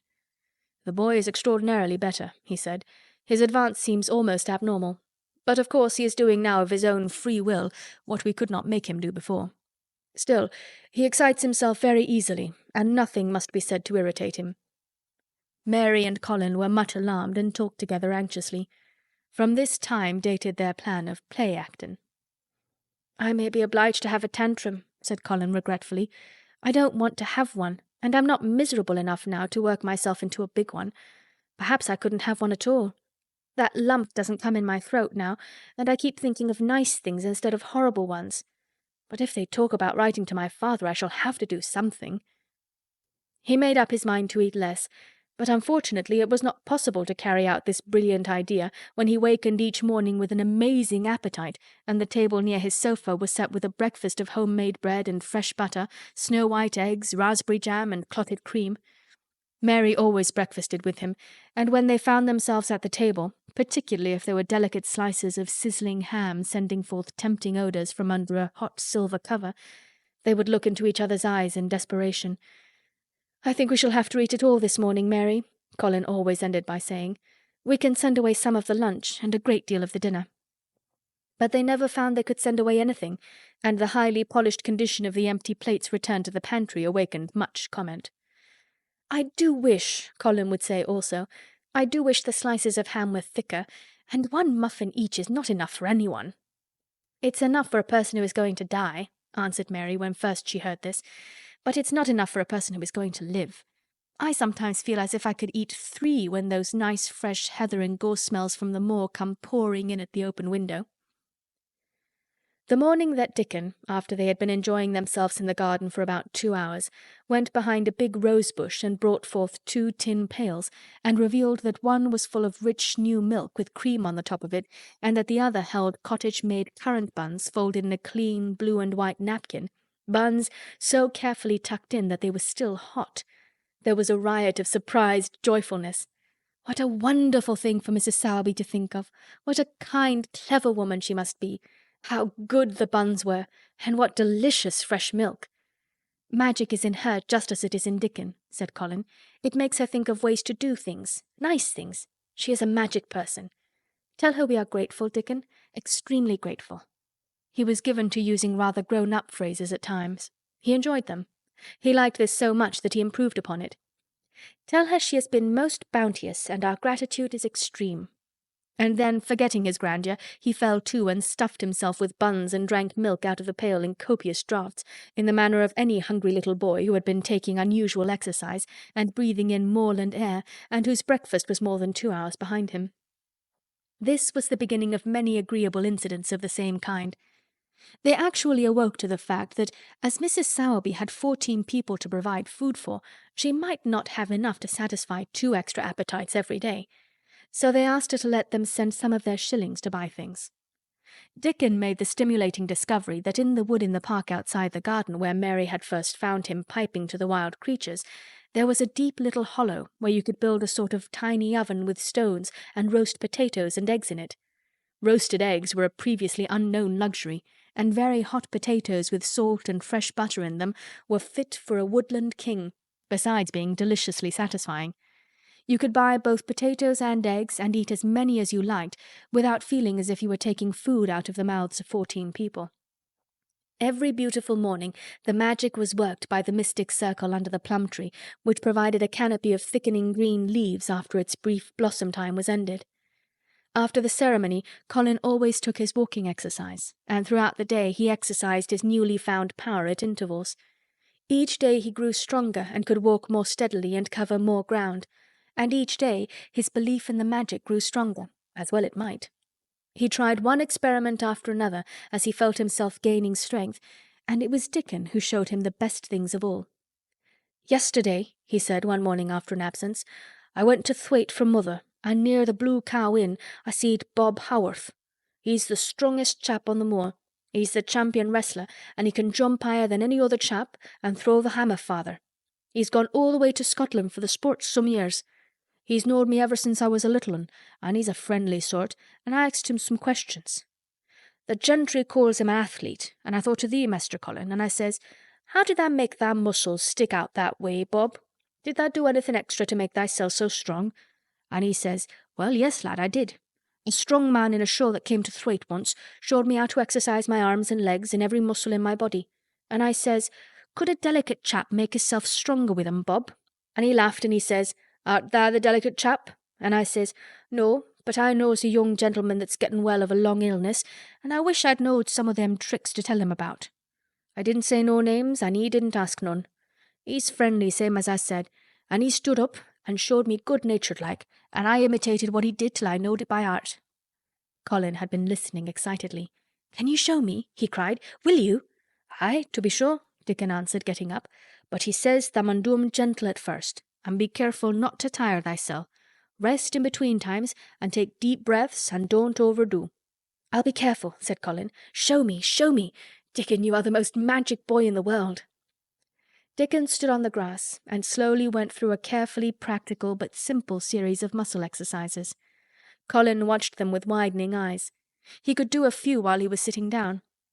Presently he did a few gently while he stood upon his already steadied feet. Mary began to do them also. Soot, who was watching the performance, became much disturbed and left his branch and hopped about restlessly because he could not do them too. From that time the exercises were part of the day's duties as much as the magic was. It became possible for both Colin and Mary to do more of them each time they tried, and such appetites were the results that but for the basket Dickon put down behind the bush each morning when he arrived, they would have been lost. But the little oven in the hollow and Mrs. Sowerby's bounties were so satisfying that Mrs. Medlock and the nurse and Dr. Craven became mystified again. You can trifle with your breakfast and seem to disdain your dinner if you are full to the brim with roasted eggs and potatoes and richly frothed new milk and oatcakes and buns and heather honey and clotted cream. "They are eating next to nothing," said the nurse. "They'll die of starvation if they can't be persuaded to take some nourishment. And yet see how they look." "Look!" exclaimed Mrs. Medlock indignantly. "I'm moithered to death with them. They're a pair of young Satans. Burst in their jackets one day, and the next turning up their noses at the best meals the cook can tempt them with. Not a mouthful of that lovely young fowl and bread sauce did they set a fork into yesterday, and the poor woman fair invented a pudding for them, and back it sent. She almost cried. She's afraid she'll be blamed if they starve themselves into their graves." Dr. Craven came and looked at Colin long and carefully. He wore an extremely worried expression when the nurse talked with him and showed him the almost untouched tray of breakfast she had saved for him to look at. But it was even more worried when he sat down by Colin's sofa and examined him. He had been called to London on business and had not seen the boy for nearly 2 weeks. When young things begin to gain health, they gain it rapidly. The waxen tinge had left Colin's skin, and a warm rose showed through it. His beautiful eyes were clear, and the hollows under them and in his cheeks and temples had filled out. His once dark, heavy locks had begun to look as if they sprang healthily from his forehead and were soft and warm with life. His lips were fuller and of a normal colour. In fact, as an imitation of a boy who was a confirmed invalid, he was a disgraceful sight. Dr. Craven held his chin in his hand and thought him over. "I am sorry to hear that you do not eat anything," he said. "That will not do. You will lose all you have gained, and you have gained amazingly. You ate so well a short time ago." "I told you it was an unnatural appetite," answered Colin. Mary was sitting on her stool near by, and she suddenly made a very queer sound which she tried so violently to repress that she ended by almost choking. "What is the matter?" said Dr. Craven, turning to look at her. Mary became quite severe in her manner. "It was something between a sneeze and a cough," she replied with reproachful dignity, "and it got into my throat. But," she said afterward to Colin, "I couldn't stop myself. It just burst out because all at once I couldn't help remembering that last big potato you ate and the way your mouth stretched when you bit through that thick, lovely crust with jam and clotted cream on it." "Is there any way in which those children can get food secretly?" Dr. Craven inquired of Mrs. Medlock. "There's no way unless they dig it out of the earth or pick it off the trees," Mrs. Medlock answered. "They stay out in the gardens all day and see no one but each other. And if they want anything different to eat from what's sent up to them, they need only ask for it."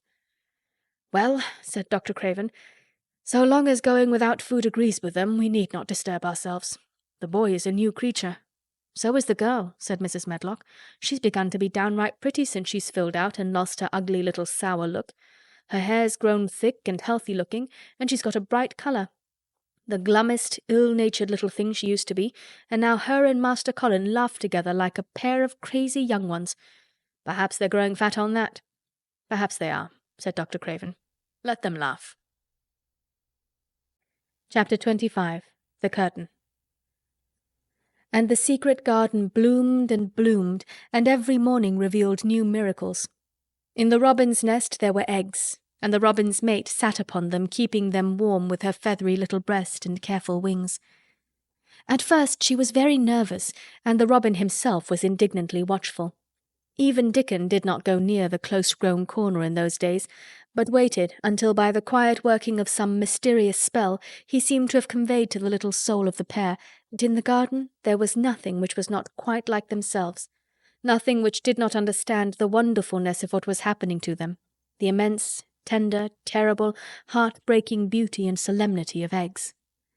If there had been one person in that garden who had not known through all his or her innermost being that if an egg were taken away or hurt, the whole world would whirl round and crash through space and come to an end, if there had been even one who did not feel it and act accordingly, there could have been no happiness even in that golden springtime air. But they all knew it and felt it, and the robin and his mate knew they knew it.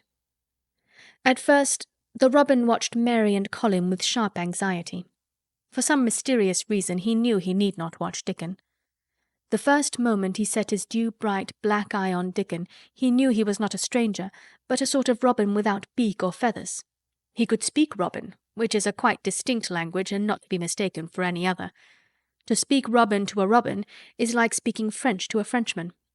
Dickon always spoke it to the robin himself, so the queer gibberish he used when he spoke to humans did not matter in the least. The robin thought he spoke this gibberish to them because they were not intelligent enough to understand feathered speech. His movements were also robin. They never startled one by being sudden enough to seem dangerous or threatening. Any robin could understand Dickon, so his presence was not even disturbing. But at the outset it seemed necessary to be on guard against the other two. In the first place, the boy creature did not come into the garden on his legs. He was pushed in on a thing with wheels, and the skins of wild animals were thrown over him. That in itself was doubtful.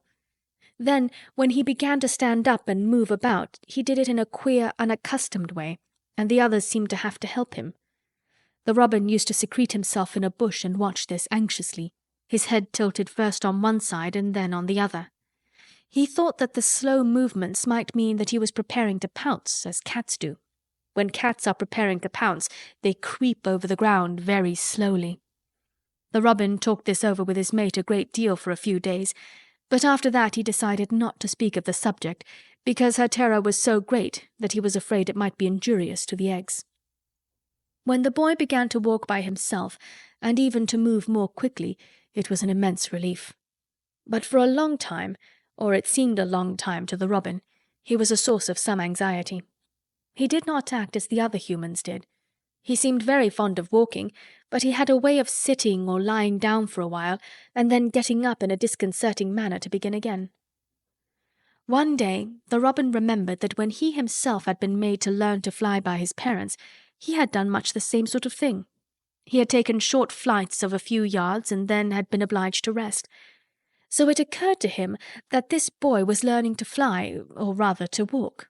He mentioned this to his mate, and when he told her that the eggs would probably conduct themselves in the same way after they were fledged, she was quite comforted, and even became eagerly interested, and derived great pleasure from watching the boy over the edge of her nest, though she always thought that the eggs would be much cleverer and learn more quickly. But then she said indulgently that humans were always more clumsy and slow than eggs, and most of them never seemed really to learn to fly at all. You never met them in the air or on treetops. After a while, the boy began to move about as the others did, but all three of the children at times did unusual things. They would stand under the trees and move their arms and legs and heads about in a way which was neither walking, nor running, nor sitting down. They went through these movements at intervals every day, and the robin was never able to explain to his mate what they were doing or trying to do. He could only say that he was sure that the eggs would never flap about in such a manner. But as the boy who could speak robin so fluently was doing the thing with them, birds could be quite sure that the actions were not of a dangerous nature. Of course, neither the robin nor his mate had ever heard of the champion wrestler Bob Haworth and his exercises for making muscles stand out like lumps. Robins are not like human beings. Their muscles are always exercised from the first, and so they develop themselves in a natural manner. If you have to fly about to find every meal you eat, your muscles do not become atrophied. Atrophied means wasted away through want of use. When the boy was walking and running about and digging and weeding like the others, the nest in the corner was brooded over by a great peace and content. Fears for the eggs became things of the past. Knowing that your eggs were as safe as if they were locked in a bank vault, and the fact that you could watch so many curious things going on, made setting a most entertaining occupation. On wet days, the egg's mother sometimes felt even a little dull because the children did not come into the garden. But even on wet days, it could not be said that Mary and Colin were dull. One morning, when the rain streamed down unceasingly and Colin was beginning to feel a little restive, as he was obliged to remain on his sofa because it was not safe to get up and walk about, Mary had an inspiration. "Now that I am a real boy," Colin had said, "my legs and arms and all my body are so full of magic that I can't keep them still. They want to be doing things all the time. Do you know that when I waken in the morning, Mary, when it's quite early and the birds are just shouting outside and everything seems just shouting for joy, even the trees and things we can't really hear, I feel as if I must jump out of bed and shout myself. If I did it, just think what would happen." Mary giggled inordinately. "The nurse would come running and Mrs. Medlock would come running, and they would be sure you had gone crazy and they'd send for the doctor," she said. Colin giggled himself. He could see how they would all look, how horrified by his outbreak and how amazed to see him standing upright. "I wish my father would come home," he said. "I want to tell him myself. I'm always thinking about it. But we couldn't go on like this much longer. I can't stand lying still and pretending, and besides, I look too different. I wish it wasn't raining today." It was then Mistress Mary had her inspiration. "Colin," she began mysteriously, "do you know how many rooms there are in this house?" "About 1,000, I suppose," he answered. "There's about 100 no one ever goes into," said Mary. "And one rainy day I went and looked into ever so many of them. No one ever knew, though Mrs. Medlock nearly found me out. I lost my way when I was coming back and stopped at the end of your corridor. That was the second time I heard you crying." Colin started up on his sofa. 100 rooms no one goes into," he said. "It sounds almost like a secret garden. Suppose we go and look at them. Wheel me in my chair and nobody would know we went." "That's what I was thinking," said Mary. "No one would dare to follow us. There are galleries where you could run. We could do our exercises. There's a little Indian room where there is a cabinet full of ivory elephants. There are all sorts of rooms." "Ring the bell," said Colin. When the nurse came in, he gave his orders. "I want my chair," he said. "Miss Mary and I are going to look at the part of the house which is not used. John can push me as far as the picture gallery because there are some stairs. Then he must go away and leave us alone until I send for him again." Rainy days lost their terrors that morning. When the footman had wheeled the chair into the picture gallery and left the two together in obedience to orders, Colin and Mary looked at each other delighted. As soon as Mary had made sure that John was really on his way back to his own quarters below stairs, Colin got out of his chair. "I'm going to run from one end of the gallery to the other," he said, "and then I'm going to jump, and then we will do Bob Haworth's exercises." And they did all these things and many others. They looked at the portraits and found the plain little girl dressed in green brocade and holding the parrot on her finger. "All these," said Colin, "must be my relations. They lived a long time ago. That parrot one, I believe, is one of my great-great-great-great-aunts. She looks rather like you, Mary. Not as you look now, but as you looked when you came here. Now you're a great deal fatter and better looking." "So are you," said Mary, and they both laughed. They went to the Indian room and amused themselves with the ivory elephants. They found the rose-coloured brocade boudoir and the hole in the cushion the mouse had left, but the mice had grown up and run away and the hole was empty. They saw more rooms and made more discoveries than Mary had made on her first pilgrimage. They found new corridors and corners and flights of steps and new old pictures they liked and weird old things they did not know the use of.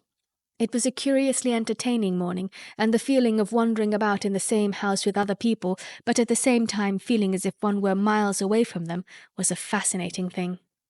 "I'm glad we came," Colin said. "I never knew I lived in such a big, queer old place. I like it. We will ramble about every rainy day.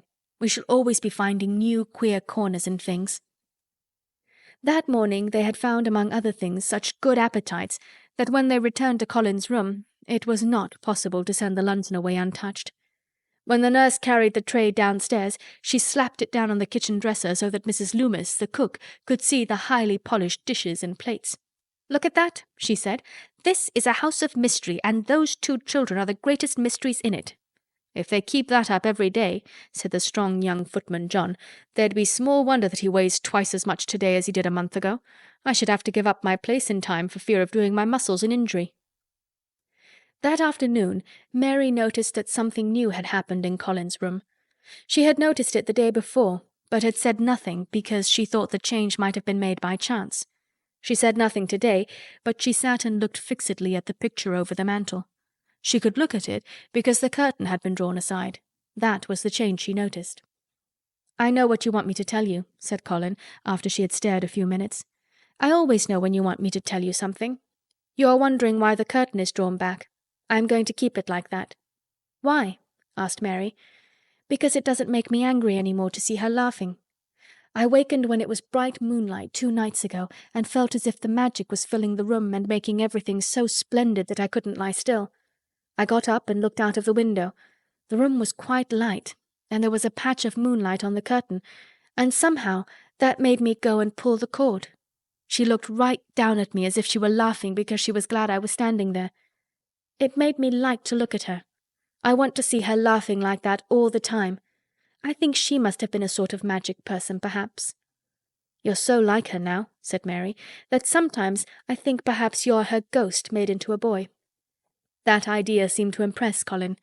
He thought it over and then answered her slowly. "If I were her ghost, my father would be fond of me." "Do you want him to be fond of you?" inquired Mary. "I used to hate it because he was not fond of me. If he grew fond of me, I think I should tell him about the magic. It might make him more cheerful." Chapter 26. Its Mother. Their belief in the magic was an abiding thing. After the morning's incantations, Colin sometimes gave them magic lectures. "I like to do it," he explained, "because when I grow up and make great scientific discoveries, I shall be obliged to lecture about them, and so this is practice. I can only give short lectures now because I am very young, and besides, Ben Weatherstaff would feel as if he were in church and he would go to sleep." "The best thing about lecturing," said Ben, "is that a chap can get up and say aught he pleases, and no other chap can answer him back. I wouldn't be again lecturing a bit myself sometimes." But when Colin held forth under his tree, old Ben fixed devouring eyes on him and kept them there. He looked him over with critical affection. It was not so much the lecture which interested him as the legs which looked straighter and stronger each day, the boyish head which held itself up so well, the once sharp chin and hollow cheeks which had filled and rounded out, and the eyes which had begun to hold the light he remembered in another pair. Sometimes when Colin felt Ben's earnest gaze meant that he was much impressed, he wondered what he was reflecting on, and once, when he had seemed quite entranced, he questioned him. "What are you thinking about, Ben Weatherstaff?" he asked. "I was thinking," answered Ben, "as I'd warrant tha's gone up 3 or 4 pound this week. I was looking at tha calves and tha shoulders. I'd like to get thee on a pair of scales." "It's the magic and Mrs. Sowerby's buns and milk and things," said Colin. "You see the scientific experiment has succeeded." That morning Dickon was too late to hear the lecture. When he came he was ruddy with running, and his funny face looked more twinkling than usual. As they had a good deal of weeding to do after the rains, they fell to work. They always had plenty to do after a warm, deep, sinking rain. The moisture which was good for the flowers was also good for the weeds, which thrust up tiny blades of grass and points of leaves which must be pulled up before their roots took too firm hold. Colin was as good at weeding as anyone in these days, and he could lecture while he was doing it. "The magic works best when you work yourself," he said this morning. "You can feel it in your bones and muscles. I'm going to read books about bones and muscles, but I'm going to write a book about magic. I'm making it up now. I keep finding out things." It was not very long after he had said this that he laid down his trowel and stood up on his feet. He had been silent for several minutes, and they had seen that he was thinking out lectures as he often did. When he dropped his trowel and stood upright, it seemed to Mary and Dickon as if a sudden strong thought had made him do it. He stretched himself out to his tallest height, and he threw out his arms exultantly. Colour glowed in his face, and his strange eyes widened with joyfulness. All at once he had realized something to the full. "Mary! Dickon!" he cried. "Just look at me!" They stopped their weeding and looked at him. "Do you remember that first morning you brought me in here?" he demanded. Dickon was looking at him very hard. Being an animal charmer, he could see more things than most people could, and many of them were things he never talked about. He saw some of them now in this boy. "Aye, that we do," he answered. Mary looked hard too, but she said nothing. "Just this minute," said Colin, "all at once I remembered it myself, when I looked at my hand digging with the trowel, and I had to stand up on my feet to see if it was real. And it is real.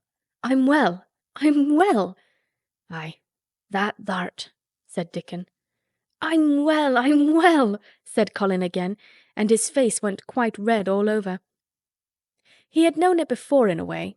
He had hoped it and felt it and thought about it, but just at that minute something had rushed all through him, a sort of rapturous belief and realization, and it had been so strong that he could not help calling out. "I shall live forever and ever," he cried grandly. "I shall find out thousands and thousands of things. I shall find out about people and creatures and everything that grows, like Dickon. And I shall never stop making magic. I'm well. I'm well. I feel as if I want to shout out something thankful, joyful." Ben Weatherstaff, who had been working near a rosebush, glanced round at him. "Thou might sing the doxology," he suggested in his driest grunt. He had no opinion of the doxology, and he did not make the suggestion with any particular reverence. But Colin was of an exploring mind, and he knew nothing about the doxology. "What is that?" he inquired. "Dickon can sing it for thee, I'll warrant," replied Ben Weatherstaff. Dickon answered with his all-perceiving animal charmer's smile. "They sing it in church," he said. "Mother says she believes the skylark sings it when they gets up in the morning." "If she says that, it must be a nice song," Colin answered. "I've never been in a church myself. I was always too ill. Sing it, Dickon. I want to hear it." Dickon was quite simple and unaffected about it. He understood what Colin felt better than Colin did himself. He understood by a sort of instinct so natural that he did not know it was understanding.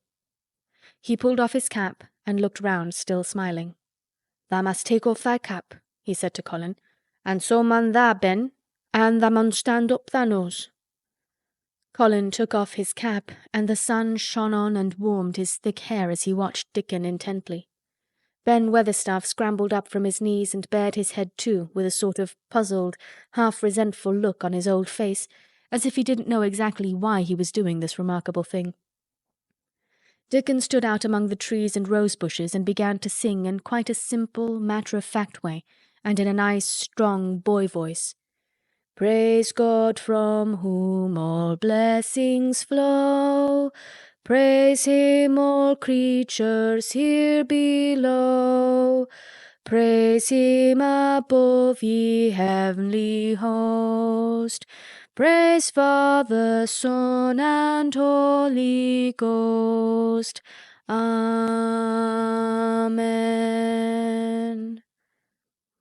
When he had finished, Ben Weatherstaff was standing quite still, with his jaws set obstinately, but with a disturbed look in his eyes fixed on Colin. Colin's face was thoughtful and appreciative. "It is a very nice song," he said. "I like it. Perhaps it means just what I mean when I want to shout out that I am thankful to the magic." He stopped and thought in a puzzled way. "Perhaps they're both the same thing. How can we know the exact names of everything?" "Sing it again, Dickon. Let us try, Mary. I want to sing it too. It's my song. How does it begin? Praise God from whom all blessings flow?" And they sang it again, and Mary and Colin lifted their voices as musically as they could, and Dickon swelled quite loud and beautiful, and at the second line Ben Weatherstaff raspingly cleared his throat, and at the third line he joined in with such vigour that it seemed almost savage. And when the Amen came to an end, Mary observed that the very same thing had happened to him which had happened when he found out that Colin was not a cripple. His chin was twitching, and he was staring and winking, and his leathery old cheeks were wet. "I never seed no sense in the doxology afore," he said hoarsely, "but I may change my mind in time. I should say tha'd gone up £5 this week, Mester Colin. 5 on 'em." Colin was looking across the garden at something attracting his attention, and his expression had become a startled one. "Who is coming in here?" he said quickly. "Who is it?" The door in the ivied wall had been pushed gently open, and a woman had entered. She had come in with the last line of their song, and she had stood still listening and looking at them. With the ivy behind her, the sunlight drifting through the trees and dappling her long blue cloak, and her nice fresh face smiling across the greenery, she was rather like a softly coloured illustration in one of Colin's books. She had wonderful, affectionate eyes which seemed to take everything in, all of them, even Ben Weatherstaff and the creatures, and every flower that was in bloom. Unexpectedly as she had appeared, not one of them felt that she was an intruder at all. Dickon's eyes lighted like lamps. "It's Mother, that's who it is!" he cried, and went across the grass at a run. Colin began to move toward her too, and Mary went with him. They both felt their pulses beat faster. "It's Mother," Dickon said again when they met halfway. "I knowed thou wanted to see her, and I told her where the door was hid." Colin held out his hand with a sort of flushed, royal shyness, but his eyes quite devoured her face. "Even when I was ill I wanted to see you," he said. "You and Dickon and the secret garden. I'd never wanted to see anyone or anything before." The sight of his uplifted face brought about a sudden change in her own. She flushed, and the corners of her mouth shook, and a mist seemed to sweep over her eyes.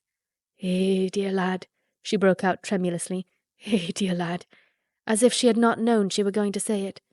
She did not say "Mester Colin," but just "dear lad," quite suddenly. She might have said it to Dickon in the same way if she had seen something in his face which touched her. Colin liked it. "Are you surprised because I am so well?" he asked. She put her hand on his shoulder and smiled the mist out of her eyes. "Aye, that I am," she said. "But thou'rt so like thy mother, that made my heart jump." "Do you think," said Colin a little awkwardly, "that will make my father like me?" "Aye, for sure, dear lad," she answered, and she gave his shoulder a soft, quick pat. "And he mun come home. He mun come home." "Susan Sowerby," said Ben Weatherstaff, getting close to her. "Look at the lad's legs, wilt tha? They was like drumsticks in stocking 2 months ago, and I heard folk tell as they was bandy and knock-kneed both at the same time. Look at 'em now." Susan Sowerby laughed a comfortable laugh. "They're going to be fine, strong lads' legs in a bit," she said. "Let him go on playing and working in the garden, and eating hearty and drinking plenty of good sweet milk, and there'll not be a finer pair of Yorkshire. Thank God for it." She put both hands on Mistress Mary's shoulders and looked her little face over in a motherly fashion. "And thee too," she said. "Thou'rt grown near as hearty as our Elizabeth Ellen. I'll warrant thou'rt like thy mother too. Our Martha told me as Mrs. Medlock heard she was a pretty woman. Thou'lt be like a blush rose when thou grows up, my little lass, bless thee." She did not mention that when Martha came home on her day out and described the plain sallow child, she had said that she had no confidence whatever in what Mrs. Medlock had heard. "It doesn't stand to reason that a pretty woman could be the mother of such a foul little lass," she had added obstinately. Mary had not had time to pay much attention to her changing face. She had only known that she looked different and seemed to have a great deal more hair, and that it was growing very fast. But remembering her pleasure in looking at the Mem Sahib in the past, she was glad to hear that she might some day look like her. Susan Sowerby went round their garden with them and was told the whole story of it and shown every bush and tree which had come alive. Colin walked on one side of her and Mary on the other. Each of them kept looking up at her comfortable, rosy face, secretly curious about the delightful feeling she gave them. A sort of warm, supported feeling. It seemed as if she understood them as Dickon understood his creatures. She stooped over the flowers and talked about them as if they were children. Soot followed her and once or twice cawed at her and flew upon her shoulder as if it were Dickon's. When they told her about the robin and the first flight of the young ones, she laughed a motherly little mellow laugh in her throat. "I suppose learning 'em to fly is like learning children to walk, but I'm afeard I would be all in a worrit if mine had wings instead of legs," she said. It was because she seemed such a wonderful woman in her nice moorland cottage way that at last she was told about the magic. "Do you believe in magic?" asked Colin, after he had explained about Indian fakirs. "I do hope you do." "That I do, lad," she answered. "I never knowed it by that name. But what does the name matter? I'll warrant they call it a different name in France and a different one in Germany. The same thing as set the seed swelling and the sun shining made thee a well lad, and it is the good thing. It isn't like us poor fools as think it matters if us is called out of our names. The big good thing doesn't stop to worrit, bless thee. It goes on making worlds by the million, worlds like us. Never thee stop believing in the big good thing and knowing the world's full of it, and call it what thou likes. Thou wert singing to it when I come into the garden." "I felt so joyful," said Colin, opening his beautiful strange eyes at her. "Suddenly I felt how different I was, how strong my arms and legs were, you know, and how I could dig and stand, and I jumped up and wanted to shout out something to anything that would listen. The magic listened when thou sung the doxology. It would ha' listened to anything tha'd sung. It was the joy that mattered. Eh, lad, what's names to the joy-maker?" And she gave his shoulders a quick soft pat again. She had packed a basket which held a regular feast this morning, and when the hungry hour came and Dickon brought it out from its hiding-place, she sat down with them under their tree and watched them devour their food, laughing and quite gloating over their appetites. She was full of fun and made them laugh at all sorts of odd things. She told them stories in broad Yorkshire and taught them new words. She laughed as if she could not help it when they told her of the increasing difficulty there was in pretending that Colin was still a fretful invalid. "You see, we can't help laughing nearly all the time when we're together," explained Colin, "and it doesn't sound ill at all. We try to choke it back, but it will burst out, and that sounds worse than ever." "There's one thing that comes into my mind so often," said Mary, "and I can scarcely ever hold in when I think of it suddenly. I keep thinking suppose Colin's face should get to look like a full moon. It isn't like one yet, but it gets a tiny bit fatter every day. And suppose one morning it should look like one, what should we do?" "Bless our soul, I can see tha's a good bit of play-acting to do," said Susan Sowerby. "But thou won't have to keep it up much longer. Mr. Craven'll come home." "Do you think he will?" asked Colin. "Why?" Susan Sowerby chuckled softly. "I suppose it'd nigh break thy heart if he found out before thou told him in thy own way," she said. "Tha's laid awake nights planning it." "I couldn't bear anyone else to tell him," said Colin. "I think about different ways every day. I think now I just want to run into his room." "That'd be a fine start for him," said Susan Sowerby. "I'd like to see his face, lad. I would that. He mun come back. That he mun." One of the things they talked of was the visit they were to make to her cottage. They planned it all. They were to drive over the moor and lunch out of doors among the heather. They would see all the 12 children and Dickon's garden, and would not come back until they were tired. Susan Sowerby got up at last to return to the house and Mrs. Medlock. It was time for Colin to be wheeled back also. But before he got into his chair, he stood quite close to Susan and fixed his eyes on her with a kind of bewildered adoration, and he suddenly caught hold of the fold of her blue cloak and held it fast. "You're just what I wanted," he said. "I wish you were my mother as well as Dickon's." All at once Susan Sowerby bent down and drew him with her warm arms close against the bosom under her blue cloak, as if he had been Dickon's brother. The quick mist swept over her eyes. "Eh, dear lad," she said, "thy own mother's in this here very garden, I do believe. She couldna keep out of it. Thy father mun come back to thee. He mun." Chapter 27, Part 1. In the Garden. In each century since the beginning of the world, wonderful things have been discovered. In the last century, more amazing things were found out than in any century before. In this new century, hundreds of things still more astounding will be brought to light. At first, people refuse to believe that a strange new thing can be done. Then they begin to hope it can be done. Then they see it can be done. Then it is done, and all the world wonders why it was not done centuries ago. One of the new things people began to find out in the last century was that thoughts, just mere thoughts, are as powerful as electric batteries, as good for one as sunlight is, or as bad for one as poison. To let a sad thought or a bad one get into your mind is as dangerous as letting a scarlet fever germ get into your body. If you let it stay there after it has got in, you may never get over it as long as you live.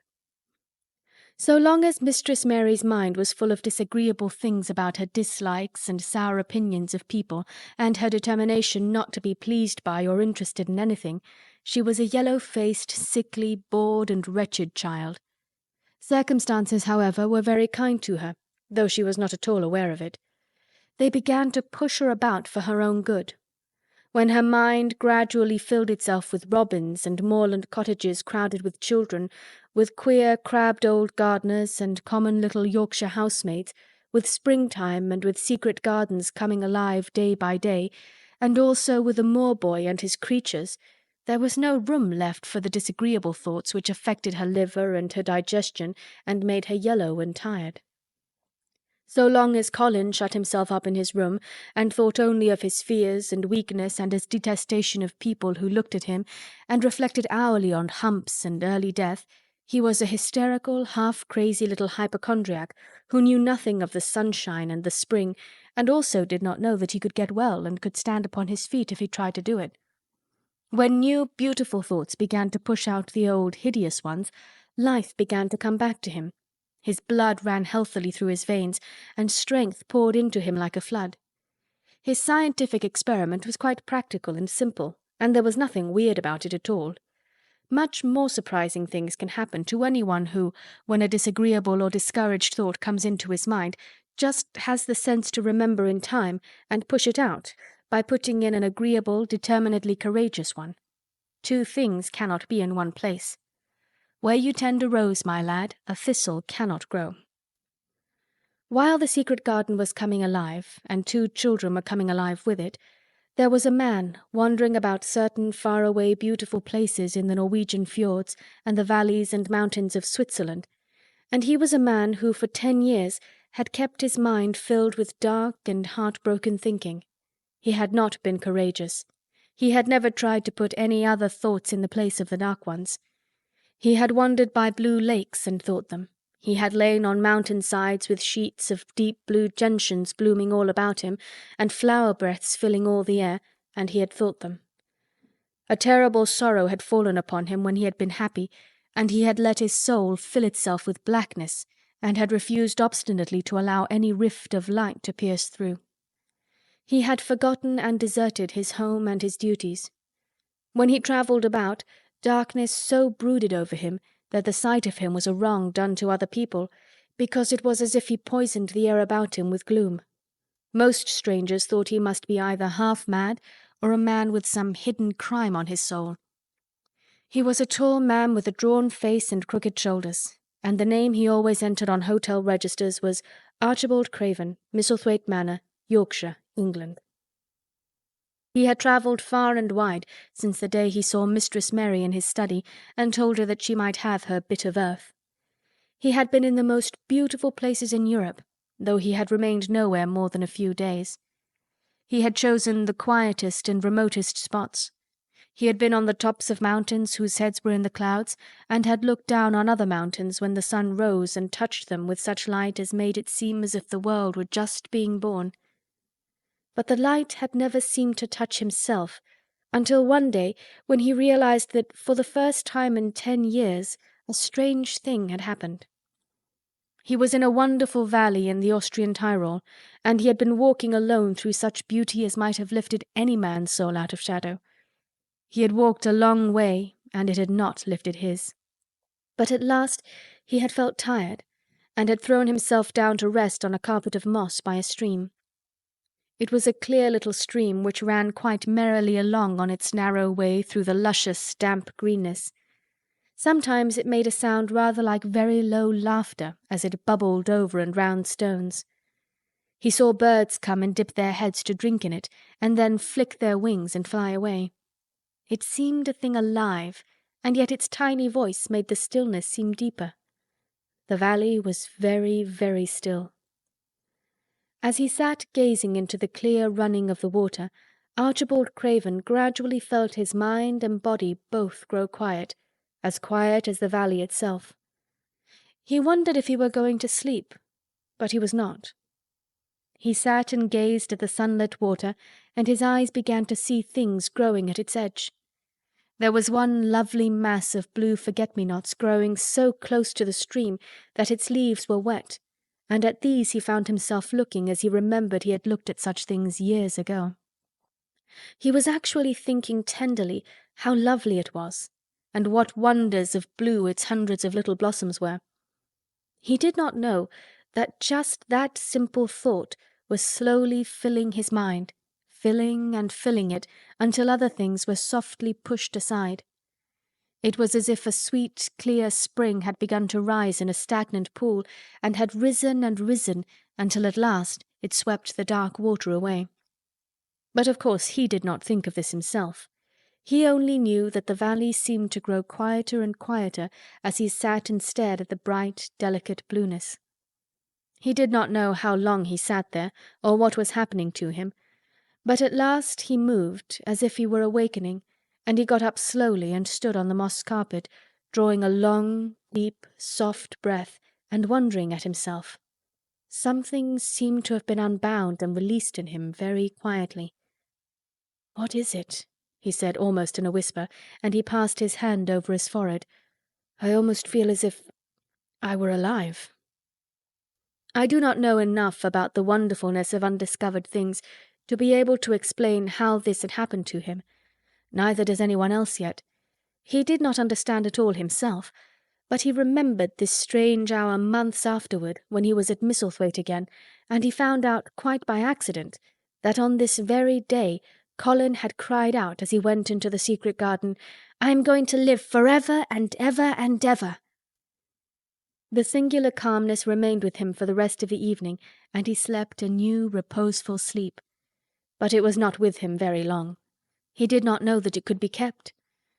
By the next night he had opened the doors wide to his dark thoughts, and they had come trooping and rushing back. He left the valley and went on his wandering way again. But strange as it seemed to him, there were minutes, sometimes half-hours, when, without his knowing why, the black burden seemed to lift itself again, and he knew he was a living man and not a dead one. Slowly, slowly, for no reason that he knew of, he was coming alive with the garden. As the golden summer changed into the deep golden autumn, he went to the lake of Como. There he found the loveliness of a dream. He spent his days upon the crystal blueness of the lake, or he walked into the soft, thick verdure of the hills and tramped until he was tired, so that he might sleep. But by this time he had begun to sleep better, he knew, and his dreams had ceased to be a terror to him. "Perhaps," he thought, "my body is growing stronger."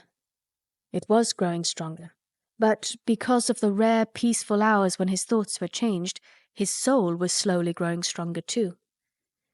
He began to think of Misselthwaite and wonder if he should not go home. Now and then he wondered vaguely about his boy, and asked himself what he should feel when he went and stood by the carved four-posted bed again and looked down at the sharply chiselled, ivory-white face while it slept, and the black lashes rimmed so startlingly the close-shut eyes. He shrank from it. One marvel of a day he had walked so far that when he returned the moon was high and full, and all the world was purple shadow and silver. The stillness of lake and shore and wood was so wonderful that he did not go into the villa he lived in. He walked down to a little bowered terrace at the water's edge and sat upon a seat and breathed in all the heavenly scents of the night. He felt the strange calmness stealing over him, and it grew deeper and deeper until he fell asleep. He did not know when he fell asleep and when he began to dream. His dream was so real that he did not feel as if he were dreaming. He remembered afterward how intensely wide awake and alert he had thought he was. He thought that as he sat and breathed in the scent of the late roses and listened to the lapping of the water at his feet, he heard a voice calling. It was sweet and clear and happy and far away. It seemed very far, but he heard it as distinctly as if it had been at his very side. "Archie! Archie! Archie!" it said, and then again, sweeter and clearer than before. "Archie! Archie!" He thought he sprang to his feet, not even startled. It was such a real voice, and it seemed so natural that he should hear it. "Lilias! Lilias!" he answered. "Lilias, where are you?" "In the garden," it came back like a sound from a golden flute. In the garden! And then the dream ended. But he did not awaken. He slept soundly and sweetly all through the lovely night. When he did awake at last, it was brilliant morning, and a servant was standing staring at him. He was an Italian servant, and was accustomed, as all the servants of the villa were, to accepting without question any strange thing his foreign master might do. No one ever knew when he would go out or come in, or where he would choose to sleep, or if he would roam about the garden or lie in the boat on the lake all night. The man held a salver with some letters on it, and he waited quietly until Mr. Craven took them. When he had gone away, Mr. Craven sat a few moments holding them in his hand and looking at the lake. His strange calm was still upon him, and something more, a lightness as if the cruel thing which had been done had not happened as he thought, as if something had changed. He was remembering the dream, the real, real dream. "In the garden," he said, wondering at himself. "In the garden. But the door is locked, and the key is buried deep." When he glanced at the letters a few minutes later, he saw that the one lying at the top of the rest was an English letter, and came from Yorkshire. It was directed in a plain woman's hand, but it was not a hand he knew. He opened it, scarcely thinking of the writer, but the first words attracted his attention at once. "Dear Sir, I am Susan Sowerby that made bold to speak to you once on the moor. It was about Miss Mary I spoke. I will make bold to speak again. Please, sir, I would come home if I was you. I think you would be glad to come, and if you will excuse me, sir, I think your lady would ask you to come if she was here. Your obedient servant, Susan Sowerby." Mr. Craven read the letter twice before he put it back in its envelope. He kept thinking about the dream. "I will go back to Misselthwaite," he said. "Yes, I'll go at once." And he went through the garden to the villa and ordered Pitcher to prepare for his return to England. Chapter 27, Part 2. In the Garden. In a few days he was in Yorkshire again, and on his long railroad journey he found himself thinking of his boy as he had never thought in all the 10 years past. During those years he had only wished to forget him. Now, though he did not intend to think about him, memories of him constantly drifted into his mind. He remembered the black days when he had raved like a madman because the child was alive and the mother was dead. He had refused to see it, and when he had gone to look at it at last, it had been such a weak, wretched thing that everyone had been sure it would die in a few days. But to the surprise of those who took care of it, the days passed and it lived, and then everyone believed it would be a deformed and crippled creature. He had not meant to be a bad father, but he had not felt like a father at all. He had supplied doctors and nurses and luxuries, but he had shrunk from the mere thought of the boy, and had buried himself in his own misery. The first time after a year's absence he returned to Misselthwaite, and the small, miserable-looking thing languidly and indifferently lifted to his face the great grey eyes with black lashes round them, so like, and yet so horribly unlike, the happy eyes he had adored. He could not bear the sight of them, and turned away pale as death. After that he scarcely ever saw him except when he was asleep, and all he knew of him was that he was a confirmed invalid, with a vicious, hysterical, half-insane temper. He could only be kept from furies dangerous to himself by being given his own way in every detail. All this was not an uplifting thing to recall, but as the train whirled him through mountain passes and golden plains, the man who was coming alive began to think in a new way, and he thought long and steadily and deeply. "Perhaps I have been all wrong for 10 years," he said to himself. 10 years is a long time. It may be too late to do anything, quite too late. What have I been thinking of? Of course, this was the wrong magic, to begin by saying too late. Even Colin could have told him that. But he knew nothing of magic, either black or white. This he had yet to learn. He wondered if Susan Sowerby had taken courage and written to him only because the motherly creature had realized that the boy was much worse, was fatally ill. If he had not been under the spell of the curious calmness which had taken possession of him, he would have been more wretched than ever. But the calm had brought a sort of courage and hope with it. Instead of giving way to thoughts of the worst, he actually found he was trying to believe in better things. "Could it be possible that she sees that I may be able to do him good and control him?" he thought. "I will go and see her on my way to Misselthwaite." But when, on his way across the moor, he stopped the carriage at the cottage, 7 or 8 children who were playing about, gathered in a group, and bobbing 7 or 8 friendly and polite curtsies, told him that their mother had gone to the other side of the moor early in the morning to help a woman who had a new baby. Our Dickon, they volunteered, was over at the manor, working in one of the gardens where he went several days each week. Mr. Craven looked over the collection of sturdy little bodies and round, red-cheeked faces, each one grinning in its own particular way, and he awoke to the fact that they were a healthy, likeable lot. He smiled at their friendly grins and took a golden sovereign from his pocket and gave it to our Elizabeth Ellen, who was the oldest. "If you divide that into 8 parts, there will be half a crown for each of you," he said. Then, amid grins and chuckles and bobbing of curtsies, he drove away, leaving ecstasy and nudging elbows and little jumps of joy behind. The drive across the wonderfulness of the moor was a soothing thing. Why did it seem to give him a sense of homecoming which he had been sure he could never feel again? That sense of the beauty of land and sky and purple bloom of distance, and a warming of the heart at drawing nearer to the great old house which had held those of his blood for 600 years. How he had driven away from it the last time, shuddering to think of its closed rooms and the boy lying in the 4-posted bed with the brocaded hangings. Was it possible that perhaps he might find him changed a little for the better, and that he might overcome his shrinking from him? How real that dream had been, how wonderful and clear the voice which called back to him, "In the garden! In the garden!" "I will try to find the key," he said. "I will try to open the door. I must, though I don't know why." When he arrived at the manor, the servants who received him with the usual ceremony noticed that he looked better, and that he did not go to the remote rooms where he usually lived attended by Pitcher. He went into the library and sent for Mrs. Medlock. She came to him somewhat excited and curious and flustered. "How is Master Colin, Medlock?" he inquired.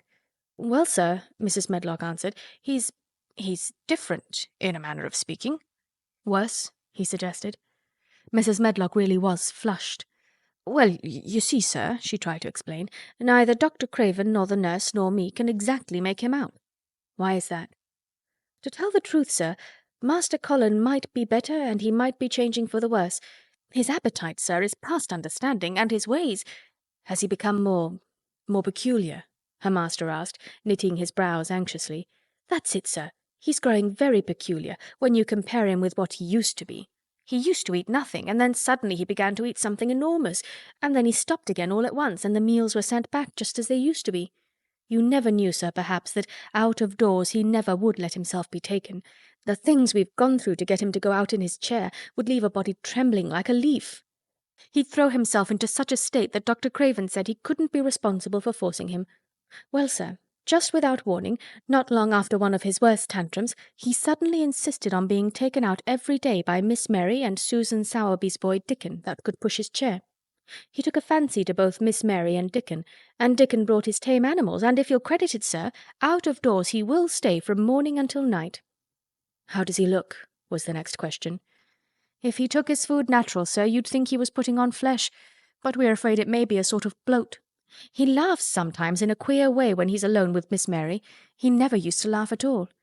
Dr. Craven is coming to see you at once, if you'll allow him. He never was as puzzled in his life." "Where is Master Colin now?"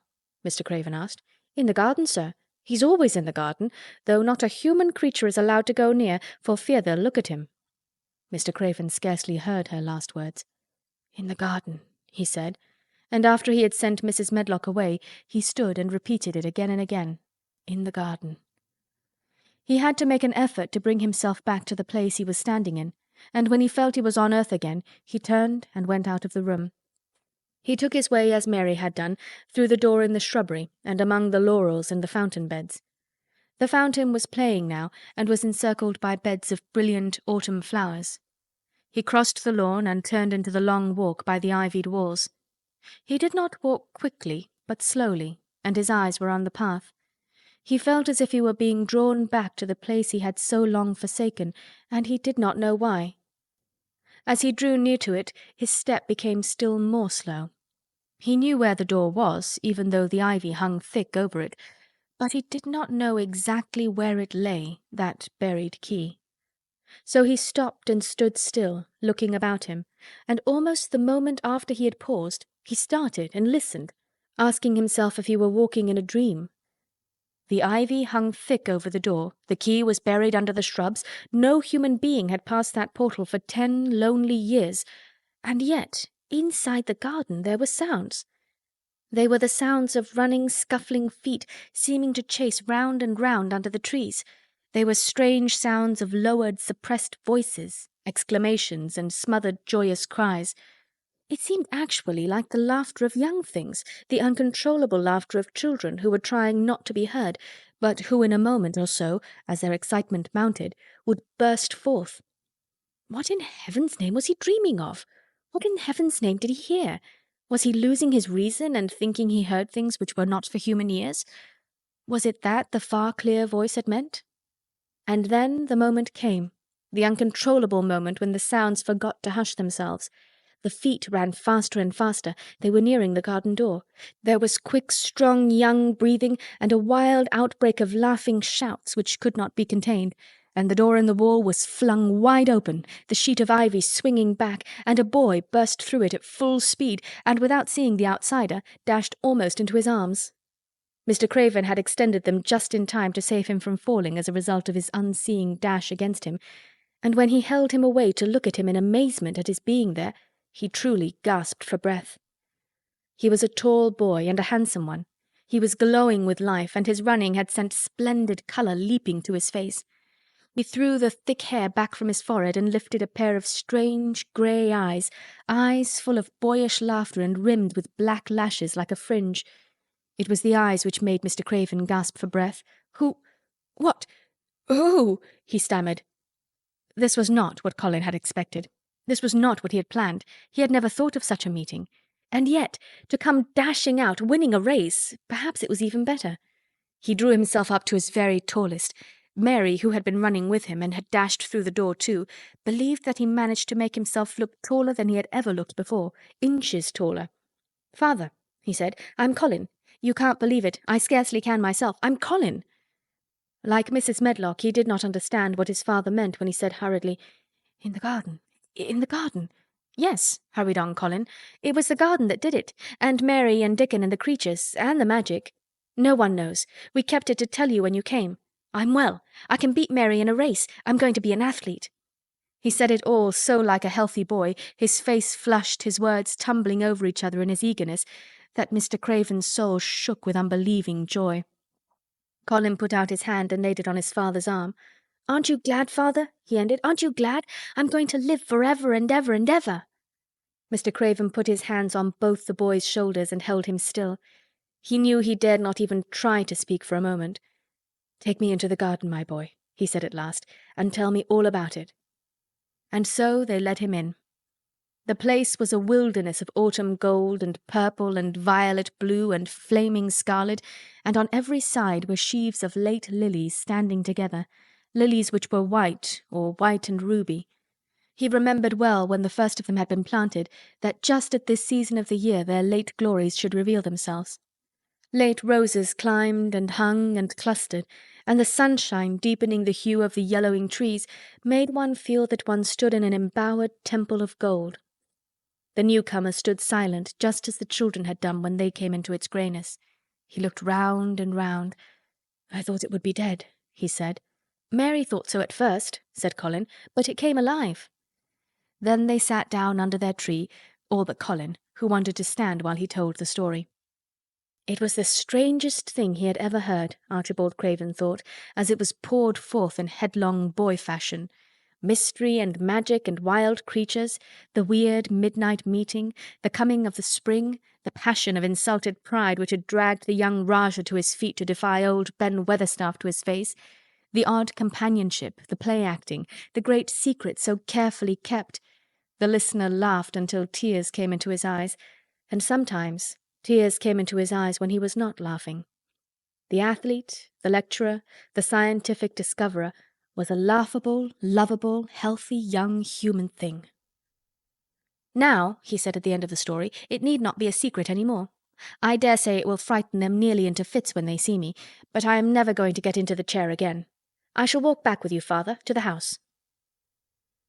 Ben Weatherstaff's duties rarely took him away from the gardens, but on this occasion he made an excuse to carry some vegetables to the kitchen, and being invited into the servants' hall by Mrs. Medlock to drink a glass of beer, he was on the spot, as he had hoped to be, when the most dramatic event Misselthwaite Manor had seen during the present generation actually took place.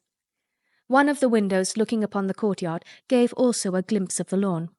Mrs. Medlock, knowing Ben had come from the gardens, hoped that he might have caught sight of his master, and even by chance of his meeting with Master Colin.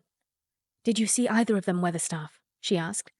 Ben took his beer-mug from his mouth and wiped his lips with the back of his hand. "Aye, that I did," he answered with a shrewdly significant air. "Both of them?" suggested Mrs. Medlock. "Both of 'em," returned Ben Weatherstaff. "Thank you kindly, ma'am. I could sup up another mug of it." "Together?" said Mrs. Medlock, hastily overfilling his beer-mug in her excitement. "Together, ma'am," and Ben gulped down half of his new mug at one gulp. "Where was Master Colin? How did he look? What did they say to each other?" "I didna hear that," said Ben, "along only being on the step-ladder looking over the wall. But I'll tell thee this, there's been things going on outside as you house people knows nowt about. And what thou'll find out soon." And it was not 2 minutes before he swallowed the last of his beer and waved his mug solemnly toward the window which took in through the shrubbery a piece of the lawn. "Look there," he said, "if thou's curious. Look what's coming across the grass." When Mrs. Medlock looked, she threw up her hands and gave a little shriek, and every man and woman servant within hearing bolted across the servants' hall and stood looking through the window with their eyes almost starting out of their heads. Across the lawn came the master of Misselthwaite, and he looked as many of them had never seen him. And by his side, with his head up in the air and his eyes full of laughter, walked as strongly and steadily as any boy in Yorkshire, Master Colin. And that's the end of The Secret Garden, a beautiful tale of transformation, healing, and the power of nature. If you found joy in this story and want more timeless classics like it, don't forget to subscribe. There's always room for more stories to nurture your soul. Until next time, take a moment to bloom where you're planted.